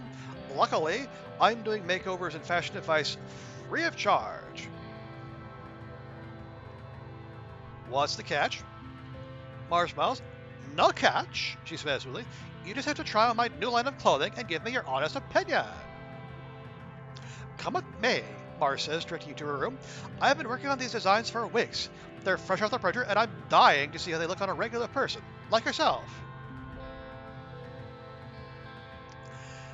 Mars's room is a riot of sparkling fabric. My first fashion line is all about dressing for the seasons of autumna, she says as she ushers you inside. Yellow and angular for dust, airy and pink for pollen, stuff like that. If we ever make it back to Earth, I want to be known as the visionary who brought Vertumna home. I mean, we're not going back. But you know what? Yeah, that's a great idea. Mars shrugs. I know. Mars indicates the pile of outfits on her bed. Well, what are you waiting for? Chop chop! You try on outfit after outfit, letting Mars scrutinize your silhouette and bearing. She seems genuinely focused on how the clothing performs. Finally, you finish trying on all the outfits. I think the glow jumpsuit is the winner. Go ahead and put it back on. Then we'll do your hair and makeup. You sit on her bed as Mars pulls out her box of cosmetics. A day look? Or something more bold for nighttime? Maybe something subtle. Mars sighs. Boring. Mars does your makeup efficiently, then pulls out a bottle of bright blue nail polish. One more thing, and the look is complete. Mars paints your nails, humming tunelessly while she works. And voila, she says when she's done.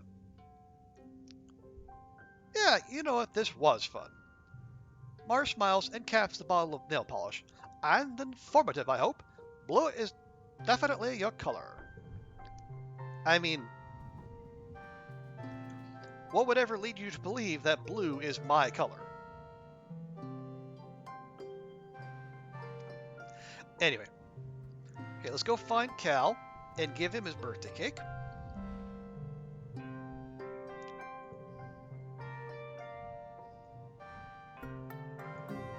There we go. And yes, he is absolutely delighted by that. And we get, no. Yeah, actually triple friendship with Cal. And we shave off 5 stress, which is also very handy.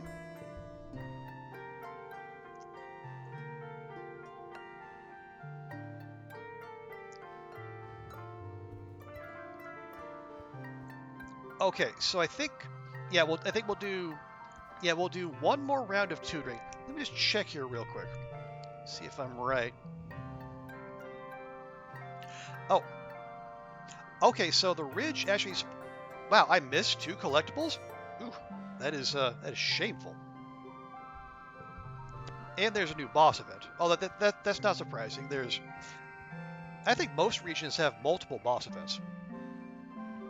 So yeah, I think we'll tutor one more time. Rack up some more cash. I think we'll go out and then we'll go out for another expedition next month.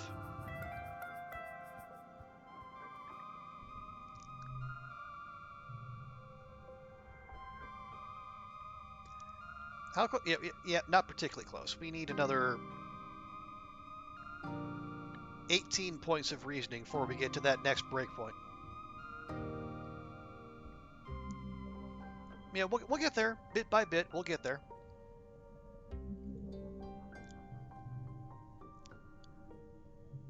Oh, here we go. Yeah, we need. Okay, this is the thing where we're meant to. If we have high enough engineering, we can start repairing robots. We are woefully short. Okay, a robot has gone out of control. Let's just put it back out in the hall.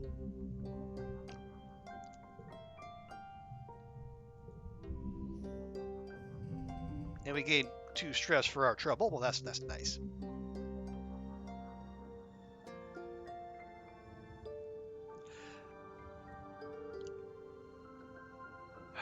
Okay.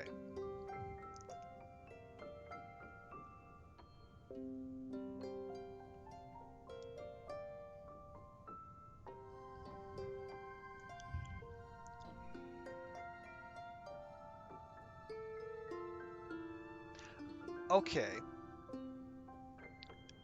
So that spot gets +2.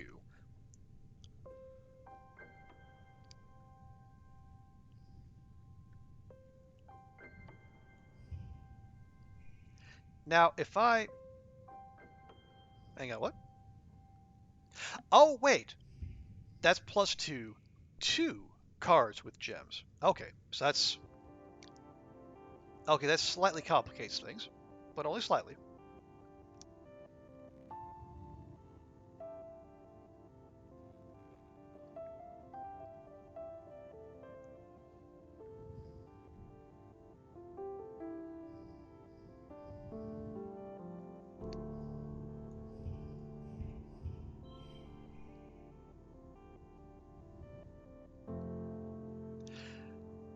Okay, so if I...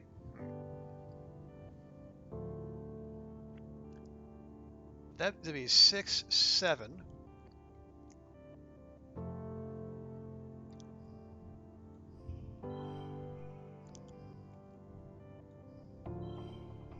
Or not.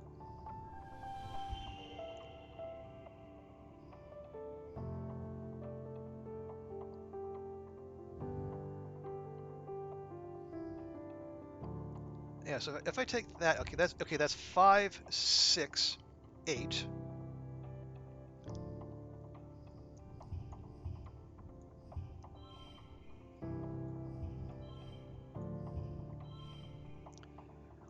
Okay, yeah, that gets us 51.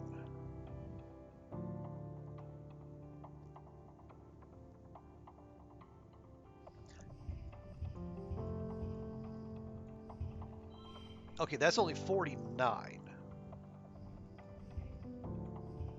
Also 49.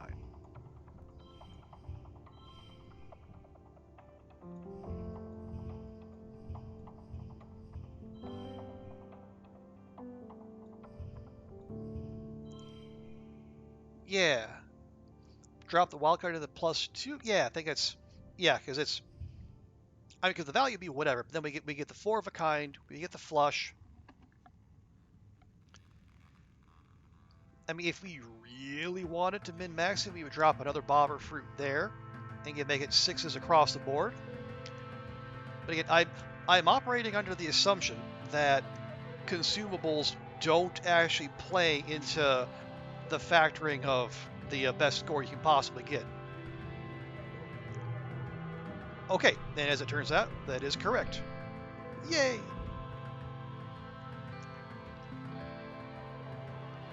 So now we're 12 off. Now we got one more empathy. We're up to an even 50. We are mediumly empathic.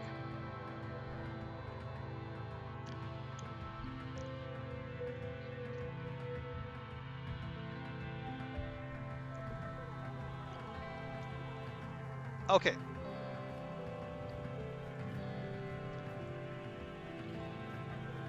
It is wet season, and we are mediumly stressed. I want to go back to you doing the ridge survey that we did last time.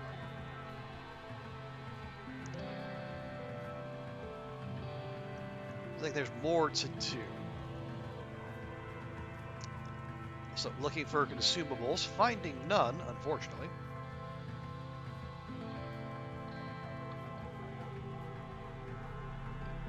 Oh, there we go. There's one.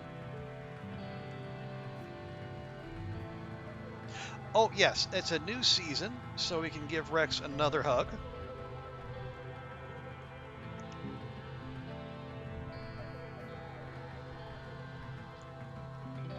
Up to 12. That's good. Oh, yeah. Oh,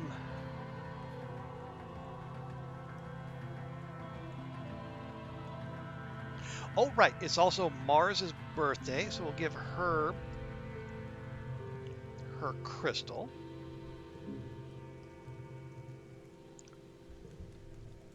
There we go. And where's Mars at? She's at 44. Okay, we're getting there.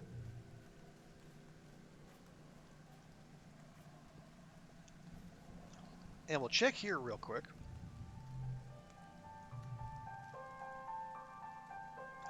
Okay, yeah, so there's just the 2 collectibles, but there are also the events and the new boss event.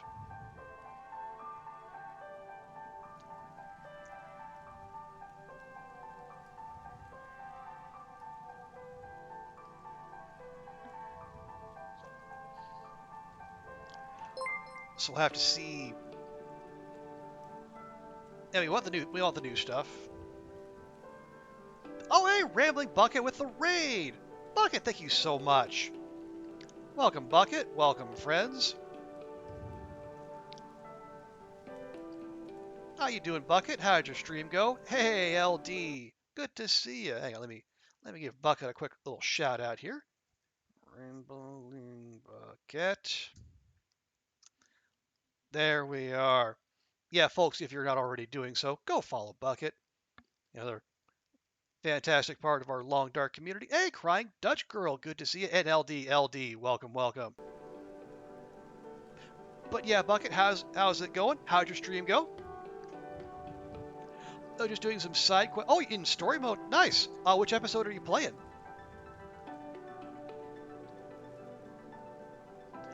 Are you starting right at the beginning, or are you made some progress in there? And yes, we love us some side quests. Episode 2. Oh, nice. You got you're dealing with a bear. Yeah, the bear. You two will be seeing a lot of each other. I shall not say more. But also, I know we got some other people in here. We got Crying Dutch Girl. Thank you so much for the follow. Also, we get I get to do my play with my little toy here. We'll also give LD a shout out. There we go. See if the audio's Yes! Yes! Yes! Yes! Look at that. Ah! I made it! nice. There we go. Oh, the transponder thinks you're really dealing with a bear. Oh no! Oh dear. Oh boy. Yeah, best of luck with that, Bucket. That is I remember having to take a few cracks at that. Yeah, my pleasure, LD. Hope you're doing well. Hope all's well with you and yours, and you're feeling up to it. Is that? Oh right. Crying Dutch Girl. You stream, don't you? I think I've seen you out there. Let's find out. Enjoying your last day off to work. Okay, well, I hope you make the most of it, LD. Days off are to be are to be cherished. Let me see if I can drop that in there. Nice going, dude. Oh shit! Oh dear. Oh, it's looks like some Tomb Raider action going Can't on. stay here. Yeah, you think? Okay, another short and sweet clip. We're all fans of that. Yeah. Folks, if you're not, go follow Bucket, follow LD, and go follow Crying Dutch Girl. They're all part of our Long Dark community. Fantastic people. And guys, anyone who is you came in through Bucket's rate, you don't know me. My name is Trooper Barry. I'm kind of I call myself a Long Dark / variety streamer. What you see here is the variety half of that. I play about half the streams I do are Long Dark, and the other half are other various and sundry indie games. This one is I Was a Teenage Exocolonist. It's a fun kind of a life sci-fi life sim where you're growing up on Earth's first exocolony. You go from age 10 to 20, and you go to school, do jobs, make friends, fall in love, stop famines, cure diseases, and generally figure out all the dark secrets the adults are hiding from you. And there are a lot.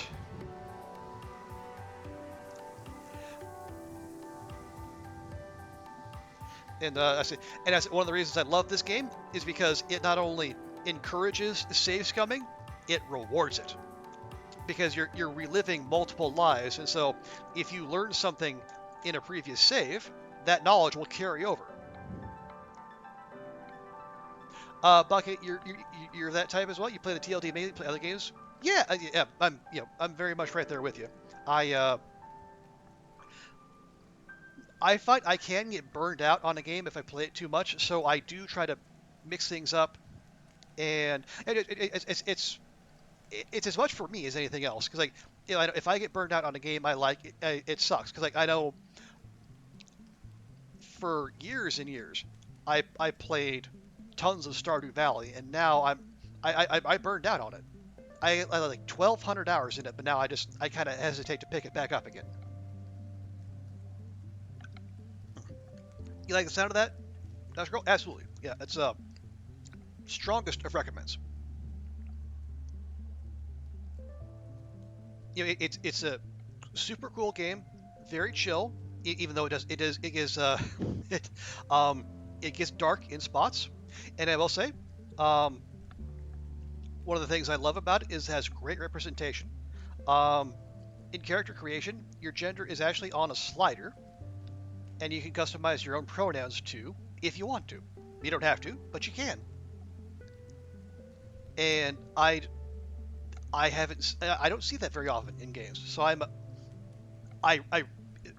much respect for this game, especially because it was a two-person, it was like a husband and wife team that actually did this, and you can tell they put a lot of love and a lot of effort into it.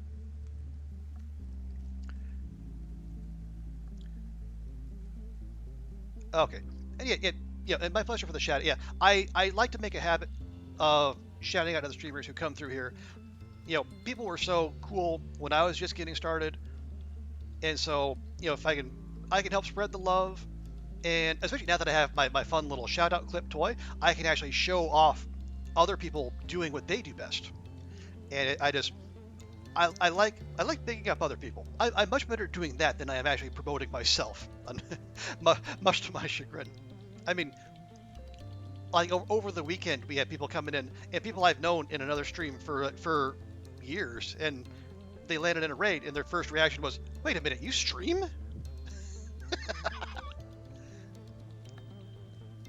So yeah. Anyway. So yeah, as I was saying, let's go to the ridge. We'll get those 2 collectibles we left behind because that is just unacceptable. But we'll also check some events, and then we'll check out this new boss event. And yeah, we are passing up on a month of being popular, but you know what? We're good on money. We're okay. There's one. We got that spotted off the bat. That's good. Try to do that yourself? Yeah, yeah. That's a good call, Bucky. I think it's a good habit to get into. You know, people are going to be cool to you. It's good form. Be good to the people who are good to you. I mean, yeah, you should probably be good to everyone, ideally. But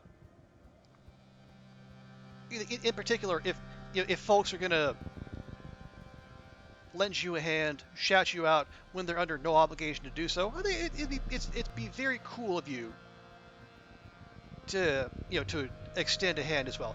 There's the problem. We have this whole section right here we didn't even pay attention to. Well, okay. All right.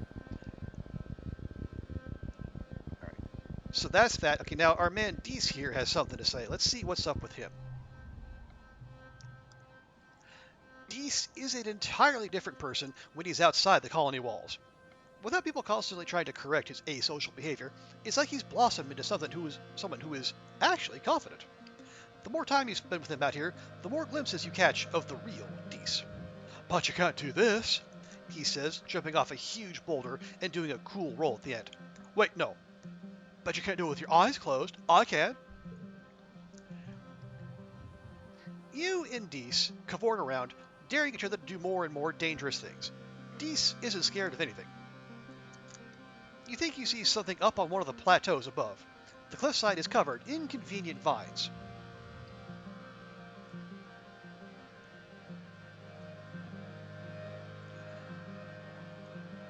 Well, yeah, let's dare Deese to climb up there. Deese scrambles up the cliff, no problem. He turns around the top. Now your turn. Well, you dared him, so you gotta follow through. The vines are slippery and dangerous, and some of them are even alive and wriggle when you grab them. You lose your grip right at the top, and you slip and start to fall. But Deese grabs you. Gotcha, Deese exclaims, pulling you over the ledge. Your heart is thumping and you're all sweaty from fear. But you did it. Deese looks so calm and collected, even though he just climbed the same treacherous wall and had to save you from a long fall. Why doesn't he ever seem scared? The plateau is empty, but it provides a great view to look out over the resting ridges. You and Deese take a break and watch the shadows creep across the dusty, craggy landscape. This is the life. No school, no gossip, no bullies, no one telling me what to do or what to think. Oh, hey, Cow. Been lurking without sound while you work. Good luck with the stream. Alright. No worries, Cow. Appreciate you being here. Right.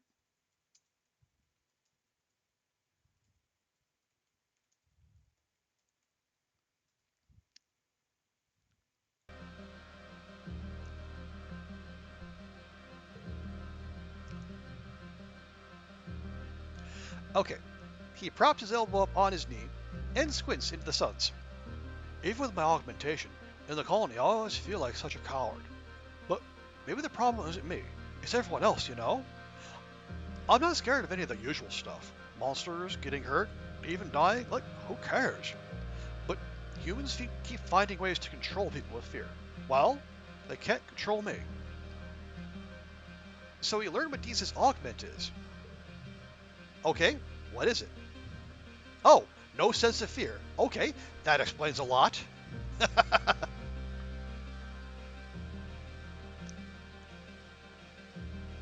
I'll never call you a coward again. You might not be alive right now if it weren't for his fearlessness and fast thinking. It wasn't that long a fall, he says, but you can tell he's a little pleased you understand, too.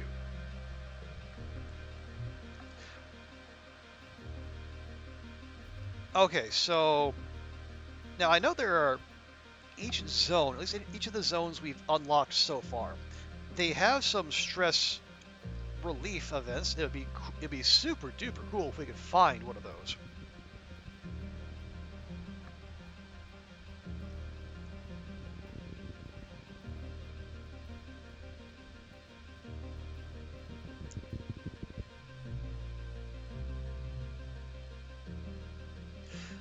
Okay.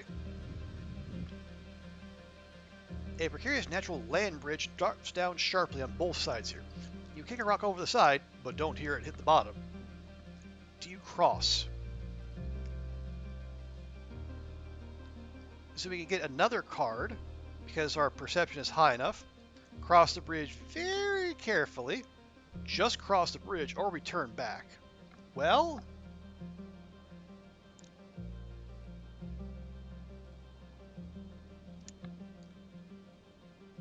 I mean, do we need another card?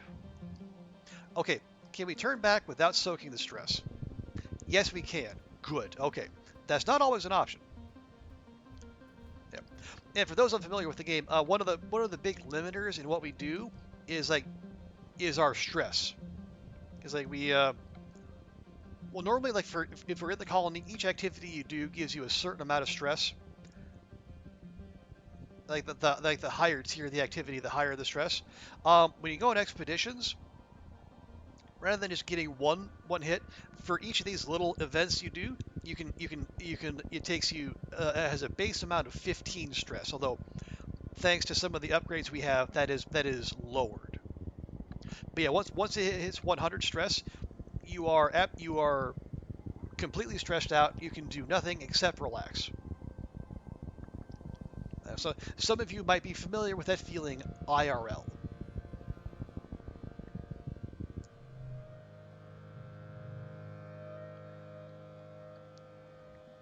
Okay, you're trudging along when suddenly you're buffeted by a hot wind. No, like a very hot wind. Lethally hot. The ridges are already baking, but all of a sudden it feels like you're trapped in a nuclear reactor. Your skin dries out and your lips begin to crack. Your eyes feel like sandpaper. Push on, turn around, or we can find the source. Let's find the source. You take careful readings from a distance, triangulate them, and discover the source of the wind. A red, sports ball-sized crystal emanator, hidden in a small crevice. When you smash it, it doesn't shatter like crystal. It almost looks as if it could have been organic.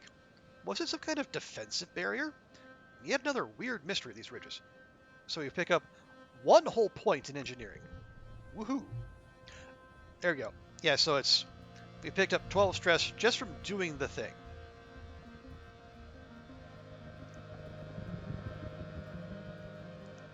It would have been 15, but our character creation perk is we have a calm demeanor. And because we have one of our pets, who will be hopping along here shortly, they also shave off 1 stress per event. Now, we should probably go have a look at this thing. Now, can we actually do anything about it, though? Okay, here we go. You find your way blocked by a massive wall. No, a hollow pillar, knocked over and laying on its side in the sand. It's absolutely massive. It stretches to your left and right at least 1 kilometer in each direction, though at some points it's crumbled enough that you could likely scale over it. Well, let's check it out. Yeah, if we could get some more engineering points, that would be really, really helpful. Okay, we need 72. That's a fair bit. You know, blue cards get a bonus, and we get a +2 bonus to straights.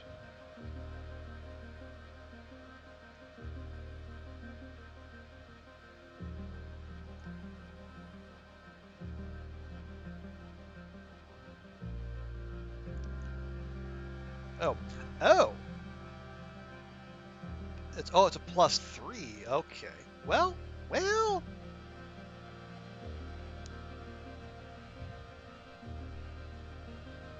Human sacrifice, dogs and cats living together, mass hysteria. Okay.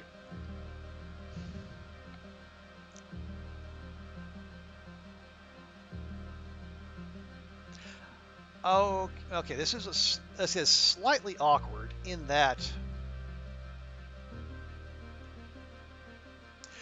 Yeah, I was hoping to get a straight out of this, but it's not. Yeah, it's not going to work because that picks up +3, and if we don't put it there, it's going to go down to a 4. I guess alternatively,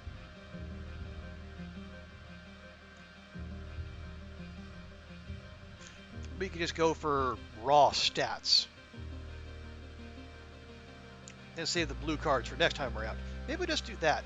Yeah, because that right there gets us halfway to our goal in a single round.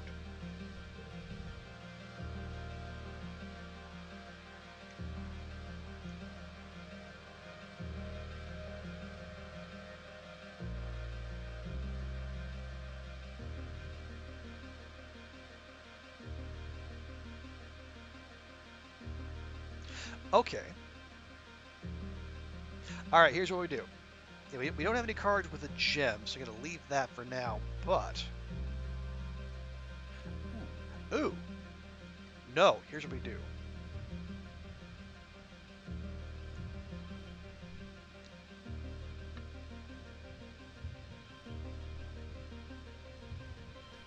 We take that, and then we take one of our bobber fruits here. We make that blue. Why did that pick up +2? Oh, because of that challenge. Gosh darn it.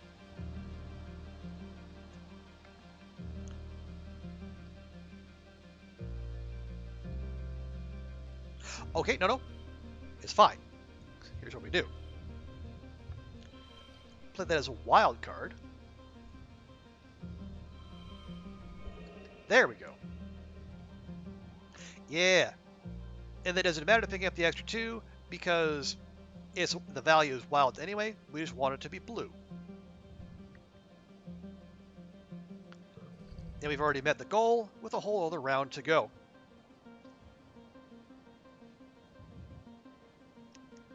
Now we got a hydrate from Ruak. Thank you very much, Ruak.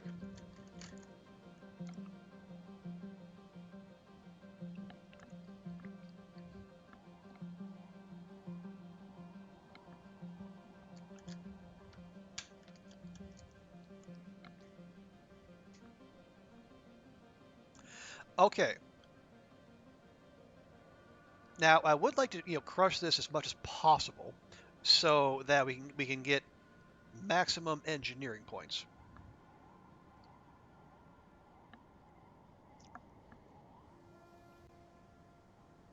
So if we went for just a plain old straight,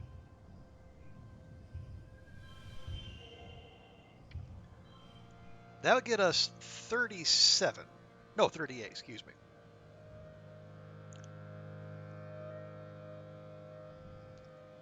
But what if? Okay, that's only 35. That is not as good.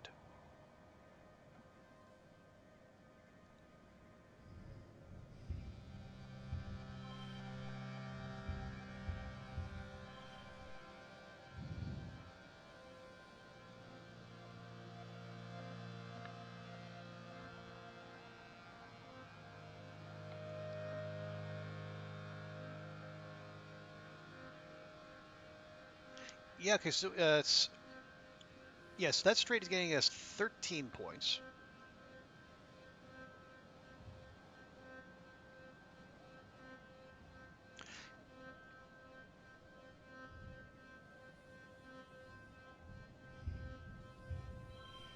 Yeah, that's not as good. That's 37. That's 38. 36. Yeah, and just looking at looking at our options here, that appears to be the best. I mean, I'm sure the game is going to tell you that no, in fact, I have left 4 points on the board, but as far as I'm concerned, that is what we got. No, we left 5 points on the board. Well, poopy.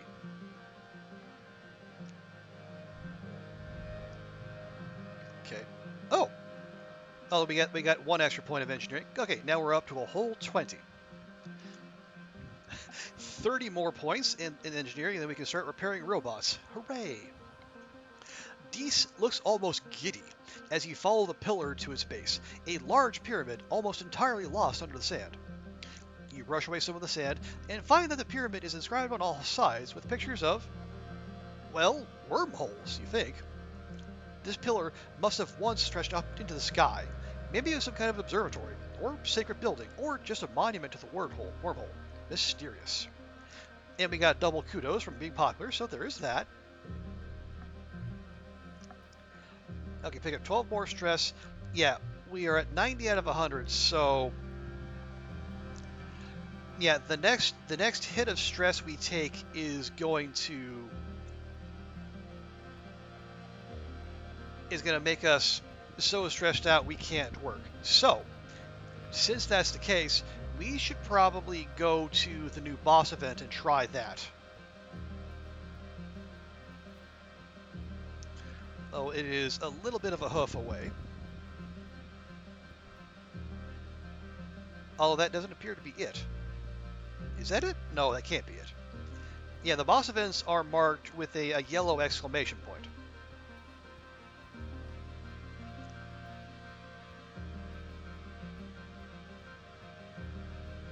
There we are. Yeah, right there. Well, what's over here? Yeah, this is where the boss event was last time. Although that... Oh, wait, there's 2 new boss events. Oh, jeez.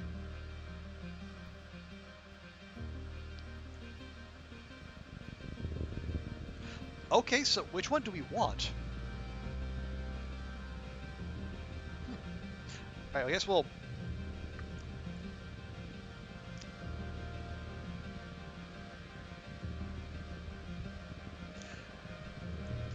check, and then if it's for whatever reason it's a particularly bad turn, we'll just reload, and we will take advantage of our ability to manipulate time.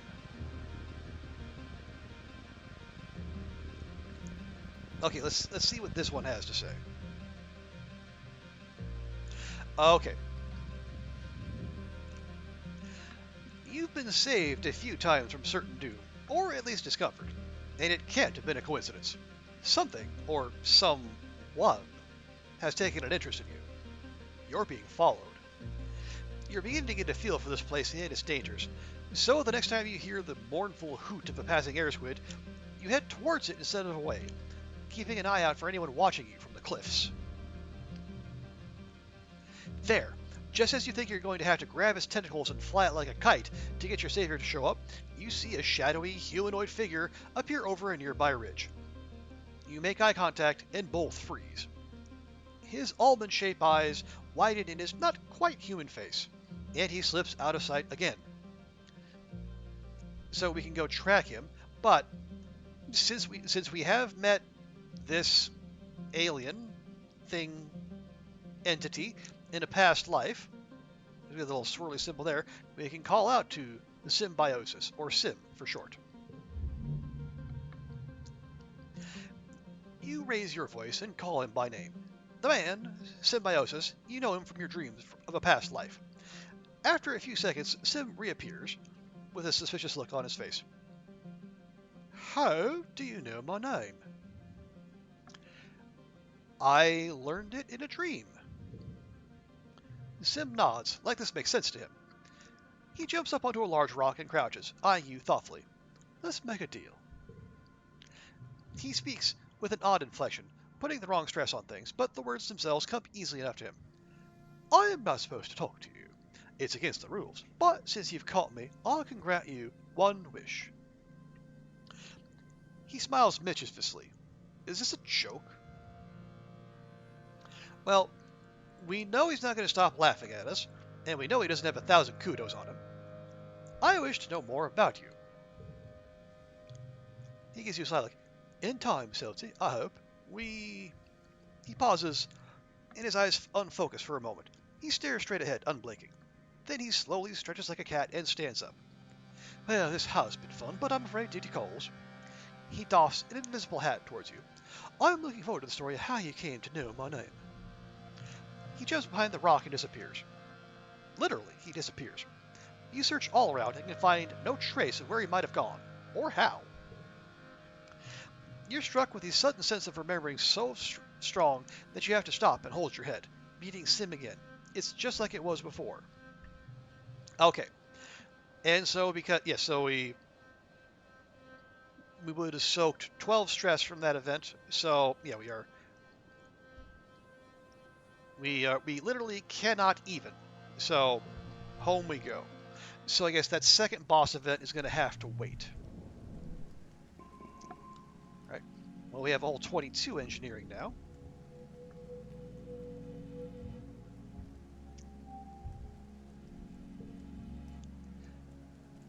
Okay, so it's wet 2.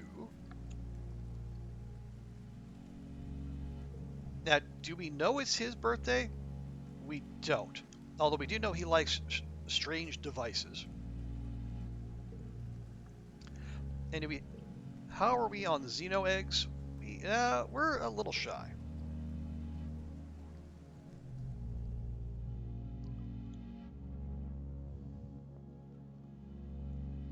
Yeah, he's gonna be a jackass for quite some time. We're gonna work on it. We're trying to get Vase into therapy because he's in particularly bad need of it. Let's just say.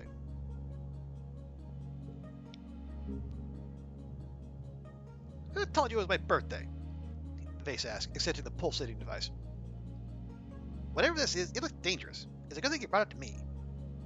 Okay, yeah, so we know his birthday and we know what he likes.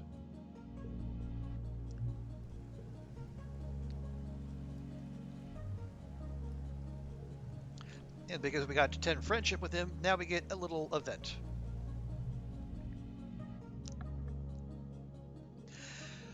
You find Vase in the garrison lounge, holding court with a small group of young soldiers, listening to him tell a story about his latest expedition. He's gesturing animatedly with his arms and snarling like a beast. And then I shot it out of the sodding sky. Bam, bam! Vase finishes as you approach. The gathered crowd hoots and hollers for him, which he accepts magnanimously. Looking around, you can tell it's mostly his Helio crew. You can tell from their uniformly close-cropped hair and perfect posture, but there are some faces you recognize from the colony. Anemone is here, and she shoots you a little wave. So, we can tell our own heroic story. I mean, we did kill a faceless single-handedly. You know, I don't think any of the crowd here has done that. Hey, Bella, good to see you. How you doing? How's your Thursday going? Let's see. Can I give Bella a quick little shout out here? My fingers will cooperate with me.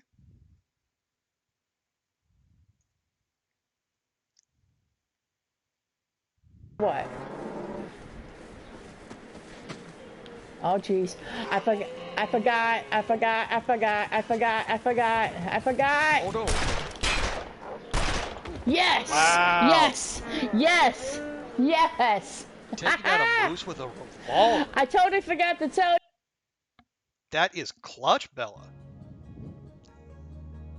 Wow. I think you were only the second person I've ever seen take down a moose with a revolver. It's basically you and Tina. And Tina was doing it like from shelter. She wasn't just standing out in the wild like you were. Yeah, my pleasure for the shouting. Just having back issues. Oh no. Oh, that's not good at all. Yeah, back issues are nothing to mess with. I hope you're taking care of yourself. Yeah, don't push. No, don't push it. Like everything goes through the back. And if the back is out of whack, everything's gonna be bad, Jack. You are okay? You're taking care of yourself? Good. Weather's been horrible with rain. No, it's kind of doing that here too. It's going to be absolutely soaked. Although, yeah, like the last long dark stream I did, there was the thunder was so loud it actually came through onto the stream, even though I've got closed windows and I get in an apartment and whatnot. It's just the thunder was just that loud. So yes, the rain is nice. It just doesn't always play well with everyone else. Okay. I mean, do we need another one of those cards? Not necessarily, but we are here trying to impress our man Vase, so we will tell our own heroic story.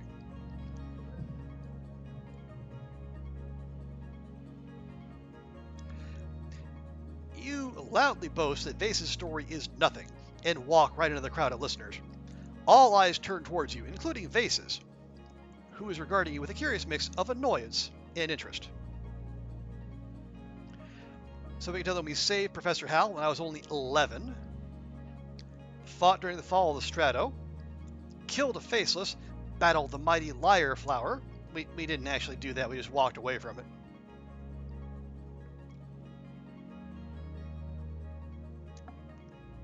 Okay. I would probably say it's either save Professor Hal or killed a Faceless. I say we go big and we say we kill the Faceless. Now, they're probably not going to believe us, but that's fine. The room goes quiet when you describe defeating the mighty Faceless. You act out your strategy, crouching and weaving. As you describe the precision lunge that finally took out the creature, you leap forward at Face with a snarl.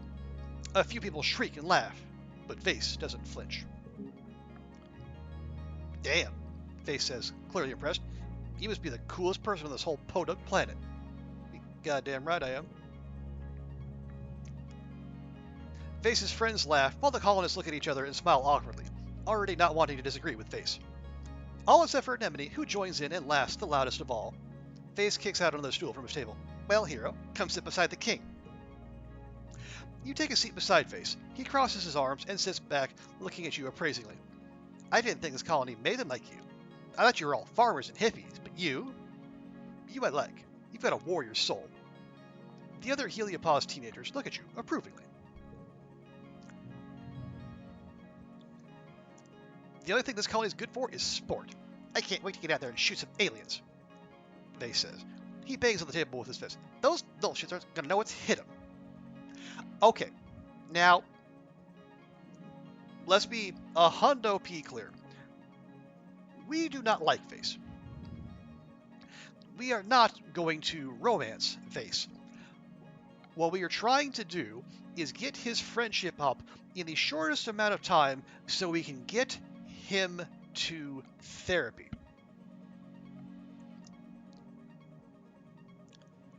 Now, unfortunately, to do that, we're going to have to flirt with him some.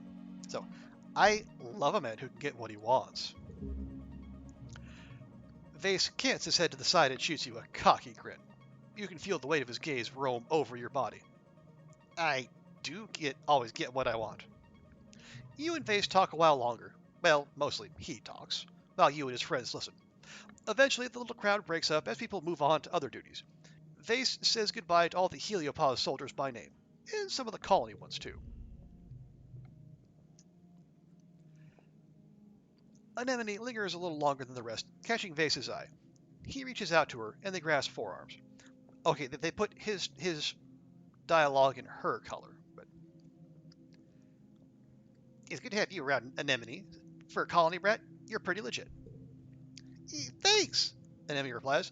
You're pretty cool too. Anemone scuttles away quickly after that. Her face is red. Eventually, it's just the two of you left. Face stands up and puts his hands on his hips, surveying the garrison, his kingdom. All we did in the Heliopause was train for this exact moment.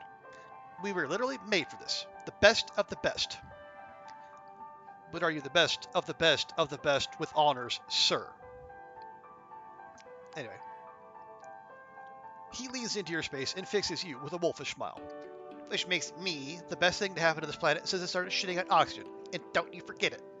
Mm-hmm. We need to import therapy from... Well, I think, like I would say, Ruak, there's a good chance we actually have something resembling that here. Because there has been talk of, like, there's been talk of mediation. So, I would think, especially since we are in kind of like in a hippie commune. I mean, okay, we haven't learned it this playthrough, but we know everyone here is actually speaking Esperanto. And if you know the origins of Esperanto, that should tell you just how much of a hippie commune this really is. But yeah, I think if they have mediation, I should think they would have therapy as well. You know, at the very least, they'd have something like mood gym or like some kind of cognitive behavioral therapy. Oh yeah, big. I mean, that's why we were up until the heliopause came in. We were eating all soy, and it was a completely vegan diet. You know, cats would fit right in. All right, what you got to say there, Mom?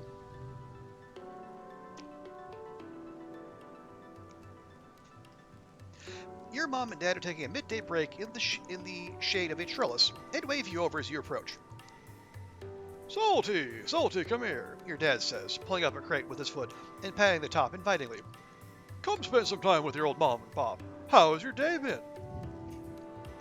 It has been extra solarly spectacular. Our fearless explorer, your mom drawls, taking a swig from her canteen. She wipes her mouth with the back of her hand and passes the canteen back to your dad. Made any friends with any alien life forms yet? Your face goes on a journey. Friends with any... What? Do they know about Sim? How could they? Your parents chuckle at your expression. Whoa, Solty. You know, like the little hop eyes that sneak in, or a blip bug? Oh, those kind of aliens. You thought for sure they were talking about Sim. But hey, well, they're asking. No wonder they let kids sneak out. Maybe they would catch something good for dinner. Well, I mean... That is what we did, actually. We did bring food home when our parents, who were in charge of geoponics, were busy failing at their jobs.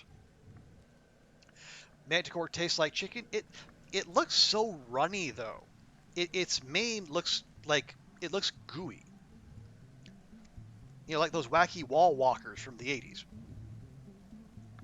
Okay. Nope. Just bored old humans. Your mom and dad nod and go back to their conversation. You sit with them for a while and share the canteen. It's iced blood tea. You're not supposed to drink it because it makes you feel kind of buzzy, but it makes the rest of the afternoon fly by. Okay, so... They actually did shave off 5 stress, but that would be enough for exactly 1 activity. And that's not a good rate of return, I gotta say.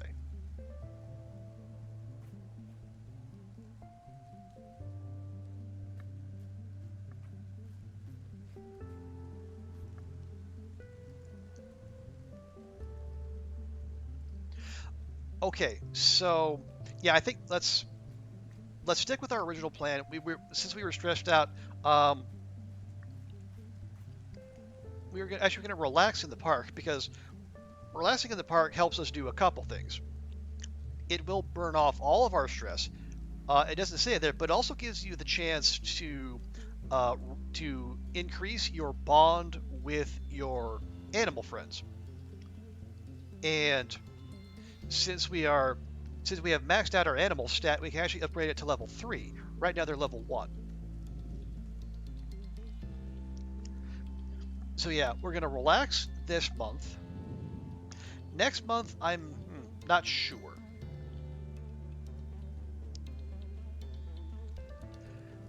And then in Glow, yeah, there's going to be another attack in Glow, so we'll need to go on, I guess, lookout duty.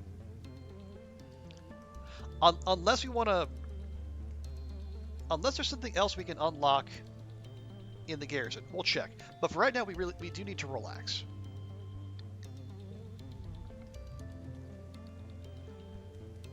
Your mom is tending to her garden as you relax nearby. You're both happy to leave each other alone, but you can hear her muttering to herself as she pulls weeds. Every day, she grumbles. You think I was never here at all with how some of these weeds grow. I thought they'd bring only nice plants, we wouldn't have to weed as much, but these Vertumnum plants, they're unstoppable. She pulls hard on one weed, which turns out to be a huge creeping vine that yanks out a few flowers. Ugh! I just want one place on this planet that's ours. You gotta go, crying Dad? Oh, no worries. Appreciate you being here. Yeah, thanks for coming in with the raid, and you have a great rest of your day. Okay, let's not stay quiet. Ask more about her. No, let's help her pull weeds. Let's be helpy little helpersons. Little biology. Good, we're almost there. You get down there and help your mom pull weeds for the better part of the afternoon. It's surprisingly hard work. By the end, your back and shoulders are aching, and the palms of your hands are on fire. Your mom dumps a huge armful of weeds into a wheelbarrow. These go all the way to the edge of the colony, she says wearily. Whatever plant these roots belong to, they're invading my garden. She turns towards the walls and yells, "You stupid pink bastards! Stay out there where you belong!" Mom is very protective of her garden. Okay, so we didn't get a pet level up event, which is unfortunate. We have the option of removing one of these cards. We can remove a Science Fair Champion card. Although, I mean, well, we have several. Or we can remove the Bush Bub Dance, which is a 3-drop, but it gives +2 to the card to the right. Now, I would say that might be actually... That might actually be worth considering removing.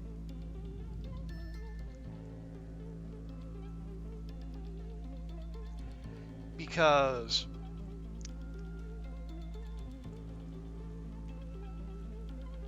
if we're playing for Strace, it would have to be a 2-drop at... And we only have 3 red 2-drops. And that wouldn't be very useful either, because that would turn the card right next to it into a 3.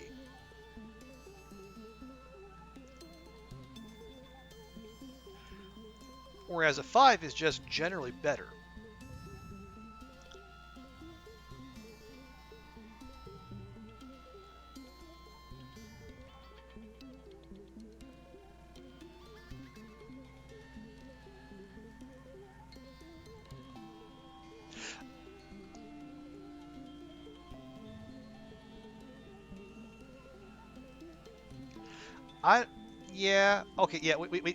We do need to thin our deck because we're at 63 cards. That's entirely too much.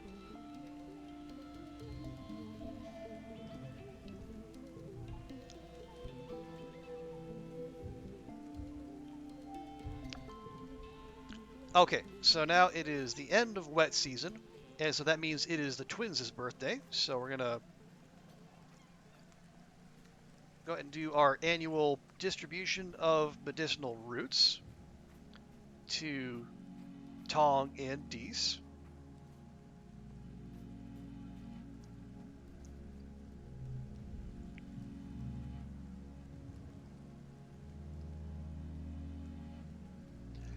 See, and we need reasoning of 80 if we're gonna hit that, and we're not close.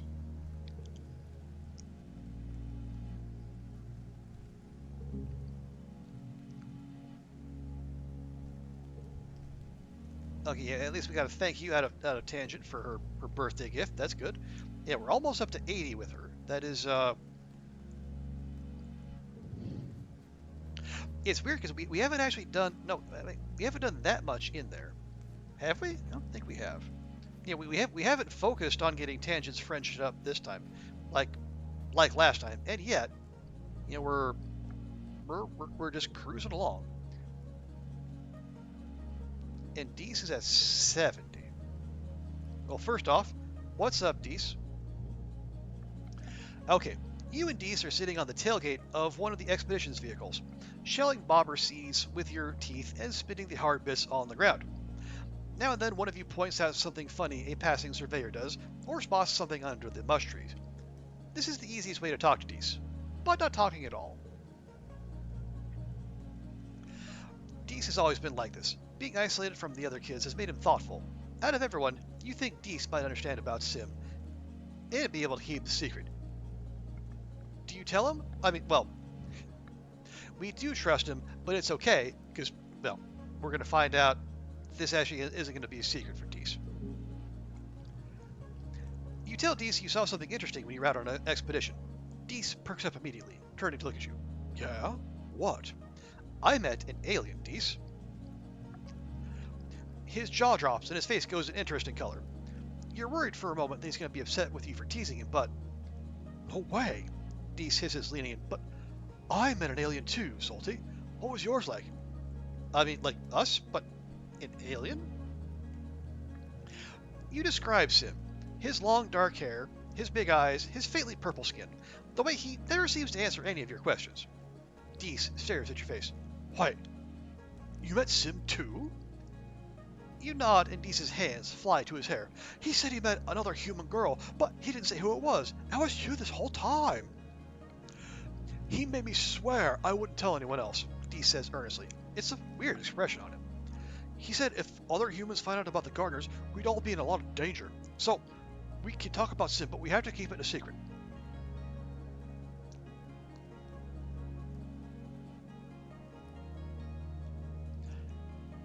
So, the Western Ridge ruins? Yeah, I'm sure the gardeners are related to those ruins somehow. I asked him if the gardeners built what used to be there. He said the ruins built the gardeners. He's always speaking in riddles. Okay, yeah, this will be our little secret. Dees nods, looking serious. Good, he says simply, then repeats it. Good. You go back to shelling bobber seeds in silence, watching the colony go about its business. Okay. Now we give him his birthday gift, and it's gonna be a while before we. Oh, 8. Wow. Okay, we got rid of that card already. Yeah, a card that gives us plus 10 stress. No, I do not want. I aggressively do not want that.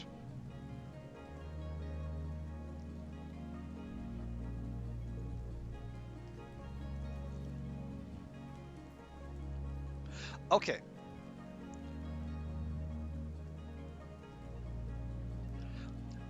So we are stress-free. We have done the birthday gifting.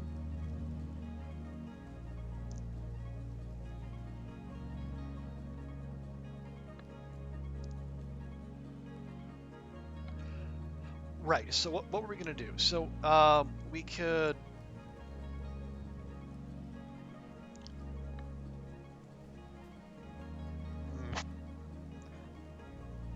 I had a plan there a second ago. What was I going to do?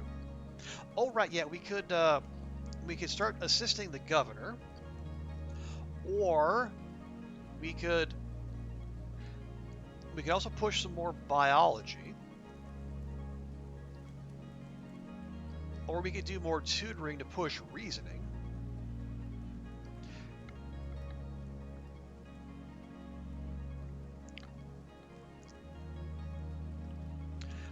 What do we get for 100? 100 in bio. That we can go into engineering, and it says alter our DNA. Basically, we can get a second perk. So in addition to our calm demeanor, we can get something else.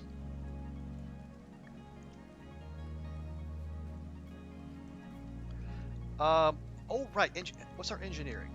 22. Okay.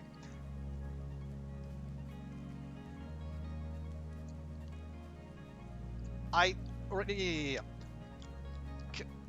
Okay, there was that event in the ridges with the radioactive plants. I think we needed engineering 20.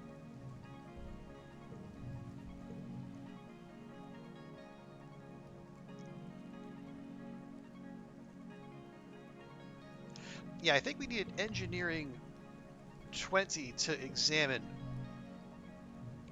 the radioactive plant without absolutely destroying ourselves. Let's see if it gives us the option to do that again. Okay, not this time.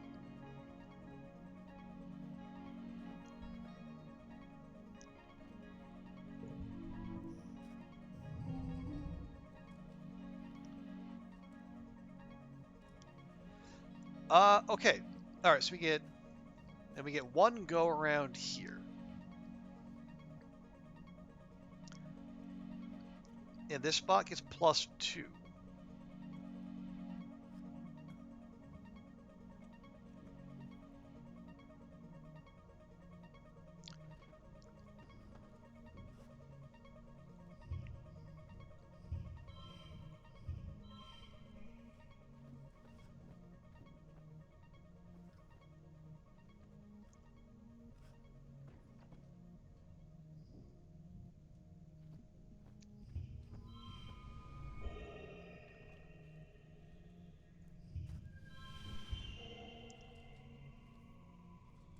Okay, that's not bad.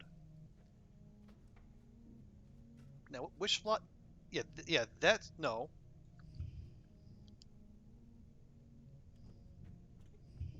That's the slot gets +2. Okay, that one right there.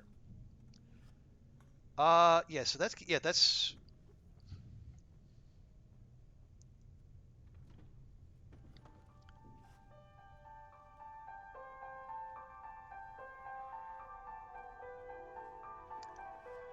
yeah. We would like to milk as much out of this spot. We're not going to get 9 out of this, unfortunately. But so we got 2 pair, and then we got 7 from there.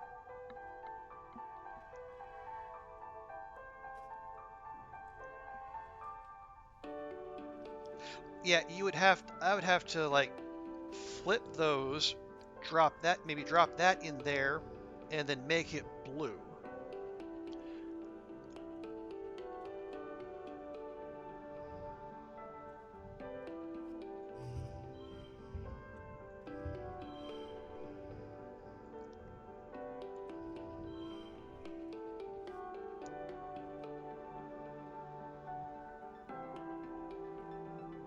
Yeah, see that's 41, that's 44. Okay, well,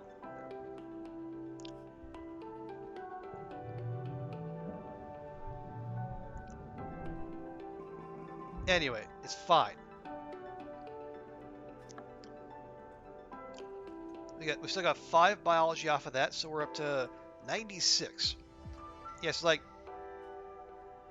one more round of this, or even like another round of the going through the ridges will maximize biology. Oh, right, and then also maxing out a stat will also get us the enlightened perk, which is like it's like heroic, but the stat gains, our blue stat gains, go up instead of our red stat gains.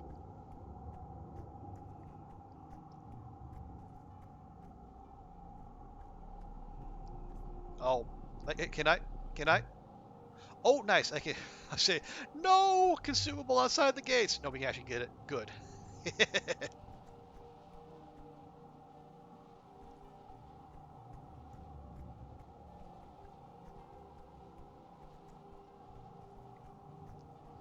The game's not going to be that mean to us, which is nice. Okay, now let's pop back over here.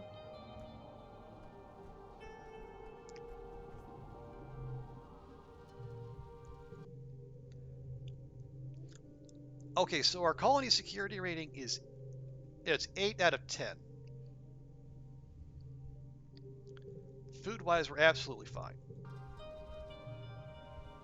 Yeah, that's what it's. Yeah, the assistant governor gets us persuasion, which we need, organizing, which we need less, but still not bad. Only 8 kudos, which seems low.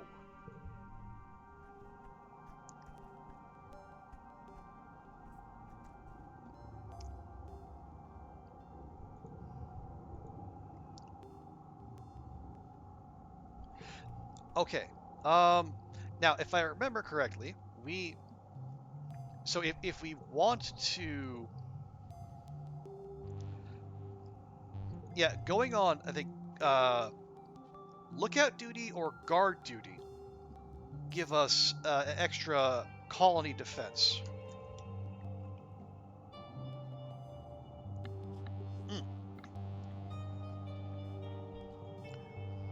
So do we want to swap something out here?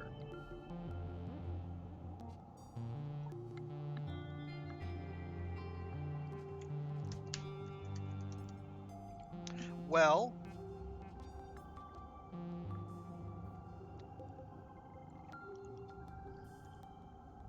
we definitely want to keep them because we want less stress and the bonus. We want the skill points and the bonus.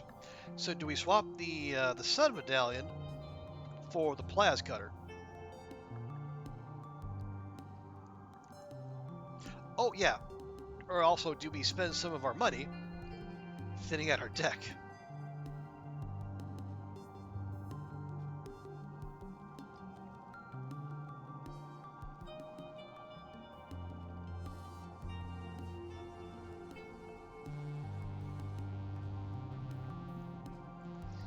Yeah, like, I think bravely helping to fight can probably go. It's just a +1 to physical challenges, and we have other cards that are better than that.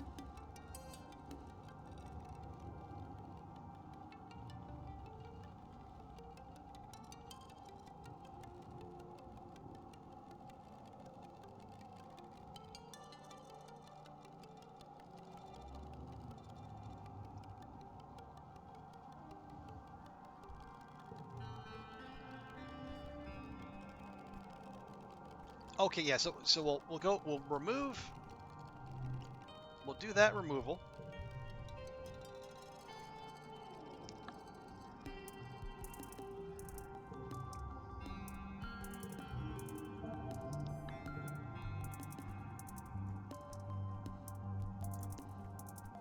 And then, yeah, then let's go ahead and check in here. Yeah, then we need to do, we want to do lookout duty. Yeah, the stats aren't going to do anything for us. But it does make the colony safer during the attack, and the attacks are just going to be a constant thing. Okay. Staring out into the wilderness in glow is foolish. Everything out there is a black silhouette moving on a black field, barely rimmed with eerie fungal light. Just the mushrooms and the black grass swaying in the breeze looks like an animal moving in the shadows. As stressed as you are about preparing for the next big attack, the grim darkness just makes everything worse.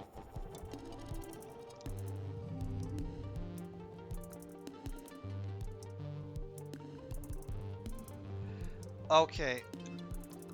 Yeah, so we're not going to get a full-on flush here, because that card's going to become red regardless.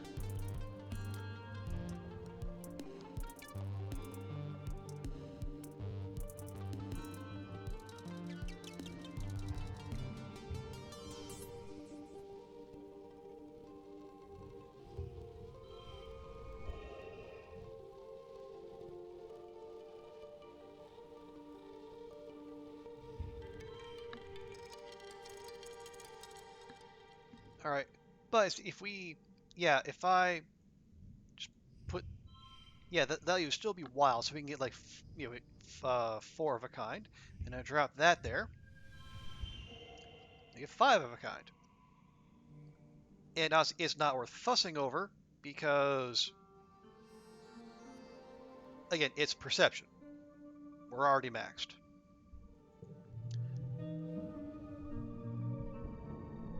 It's perception and animals. We're mostly concerned about the kudos, which we lost one, and then the extra friendship with them. Okay. There's more than enough duty for round-the-clock lookout duty during glow. You're on lookout with a few helio kids when you spot something moving in the trees. You whip out your holoculars, and they follow suit. It's not another faceless, at least. So why are you showing me a picture of a faceless, then? You spot a few lesser beasts coming out of the tree line. There's too many to count, of all different sizes, but not that distinctive, shambling silhouette. Sound the alarm! Okay, there we go. So we have our extra colony defense. That takes us up to 9. You watch from a lookout tower while the colony defense force jumps into action like a well-programmed bot. You spot Vase mustering with the other guards. To the front lines!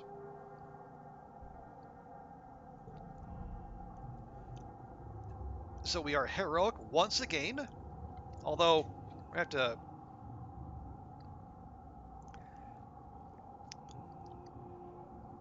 Yeah, the all the red stat gains are, they're all perception though. At least the ones we have access to so far.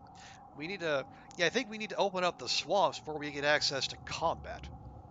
Anyway, you muster with the rest of the defense force at the gates, grabbing a pair of stun gloves and a baton on the way.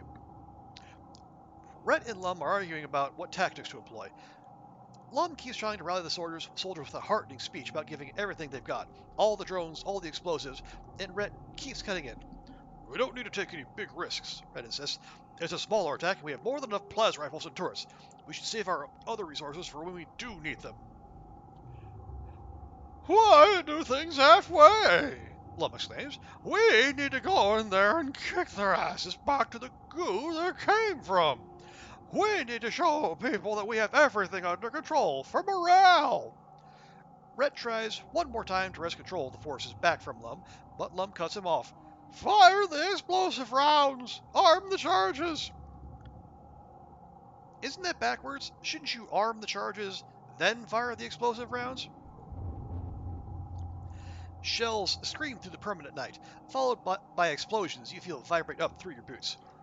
The Helios are unfazed, but you and the other Strato guards exchange nervous looks. You hear yelling, then another boom as the secondary explosives detonate.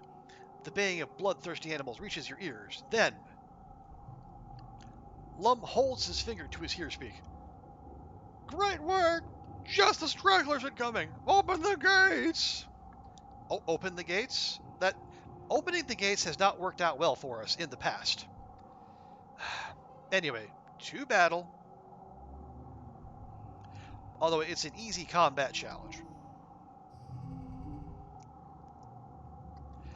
Okay.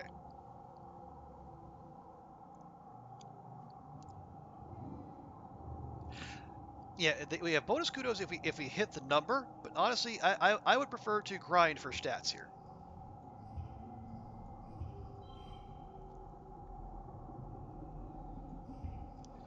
Oh yeah, that's okay. That gives us 29. If I go,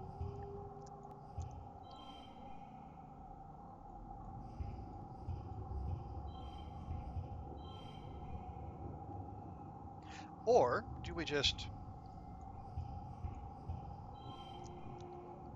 maybe just hold off on that?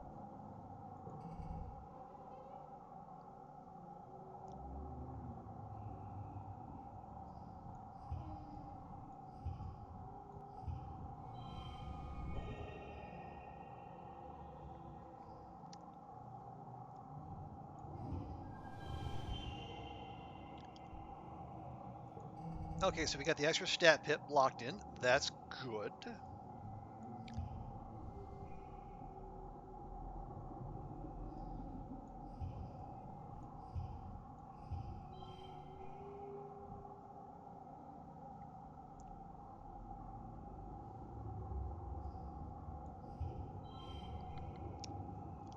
Okay, so yes, we got the so yeah, no pairs. Although, hang on, that's okay. That's 34. We could use, you know, our combat could use some leveling up. Now, just out of curiosity,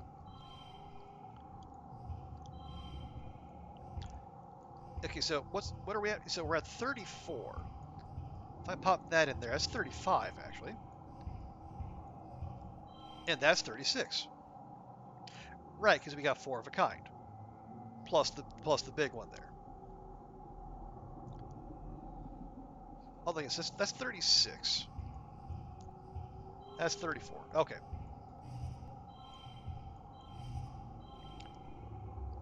Yeah, we'll call that good.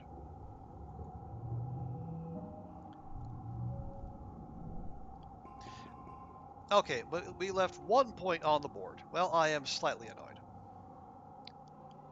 But we got 4 combat out of it. That's not bad. Feeling worse. The sore throat is more sore, and you might have a fever. Think I got the bucket? Okay, yeah, I mean, yes, sick day. Bucket, if you have access to it, get yourself a COVID test. For peace of mind, if nothing else, because it is apparently a hot COVID summer. So maybe it is just sore throat and a fever, but just to be on the safe side, get that checked out. Take the advice of Dr. Twitch. Okay. Anyway, you face off against a lesser Xeno, some kind of finned, semi-aquatic thing, already half dead and limping doggedly through the gates. It's almost comical how easy it is to stun and kill it. By the time you're done, the other soldiers have dispatched the rest of the creatures. Smoke drifts in from the battlefield from the explosions, an acrid set of triumph. You might do that? Well, okay, good, Bucket. Yeah, I'm glad to hear that.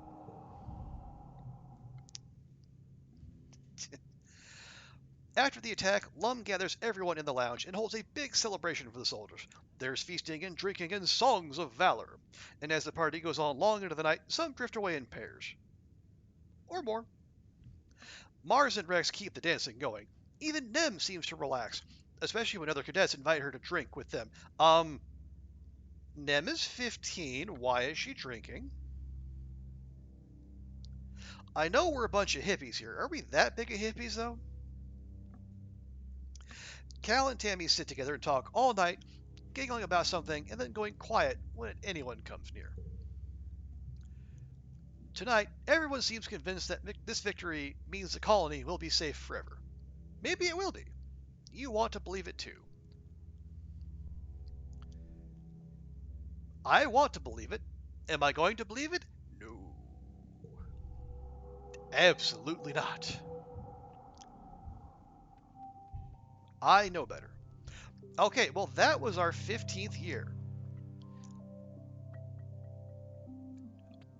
And despite my moaning and Ruak's attentiveness, we actually did not pick up that many cards. And those we did were almost all red. And 2 of those were actually bits of gear. We picked up a little bit of somethings, more toughness, more reasoning, more organizing. And yeah, no perception animals because they're already max. And yeah, we got an extra plus 10 colony food and extra 7 colony defense. So we're okay there. And fortunately, this new leadership absolutely will not screw anything up with its decision making. In no way will that happen. Definitely not. Okay. But to find out just how prophetic that is, y'all are gonna have to come back next time because it is almost 1:30 here and I gotta punch out because I have to work in 8 hours or so.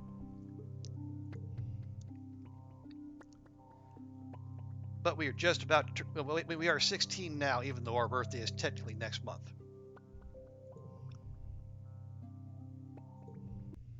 All right.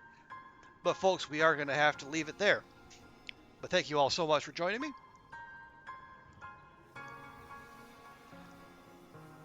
Big thanks to everyone hanging out. Thanks to Bucket, Ruak,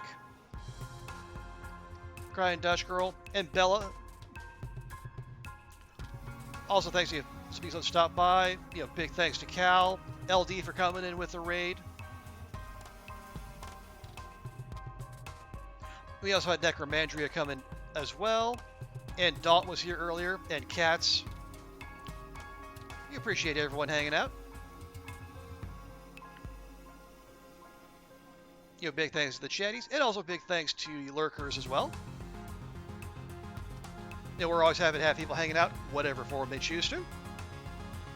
Want to chat? Great. Want to lurk? Fine. You want to fall asleep to the stream? Hey, that's cool too. But yeah, thanks everyone. Also, again, thanks to Bucket for the raid. Much appreciated. But we'll close things out as we always do by finding someone to raid. And we can pass the love on to someone else. Let's see. Who's doing something out there? Well, we got plenty of the Long Dark crew doing their thing. Nog's out there. Burb's doing a burbathon. Crying Dutch Girl is on. And so we got Ath. Let's see. Oh, people are starting to play On Guard. That looks cool. Like, I definitely gonna have to give that a look for maybe a later variety stream.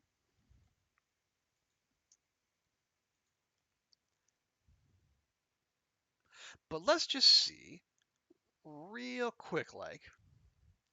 Oh, don't do that. Twitch is being strange.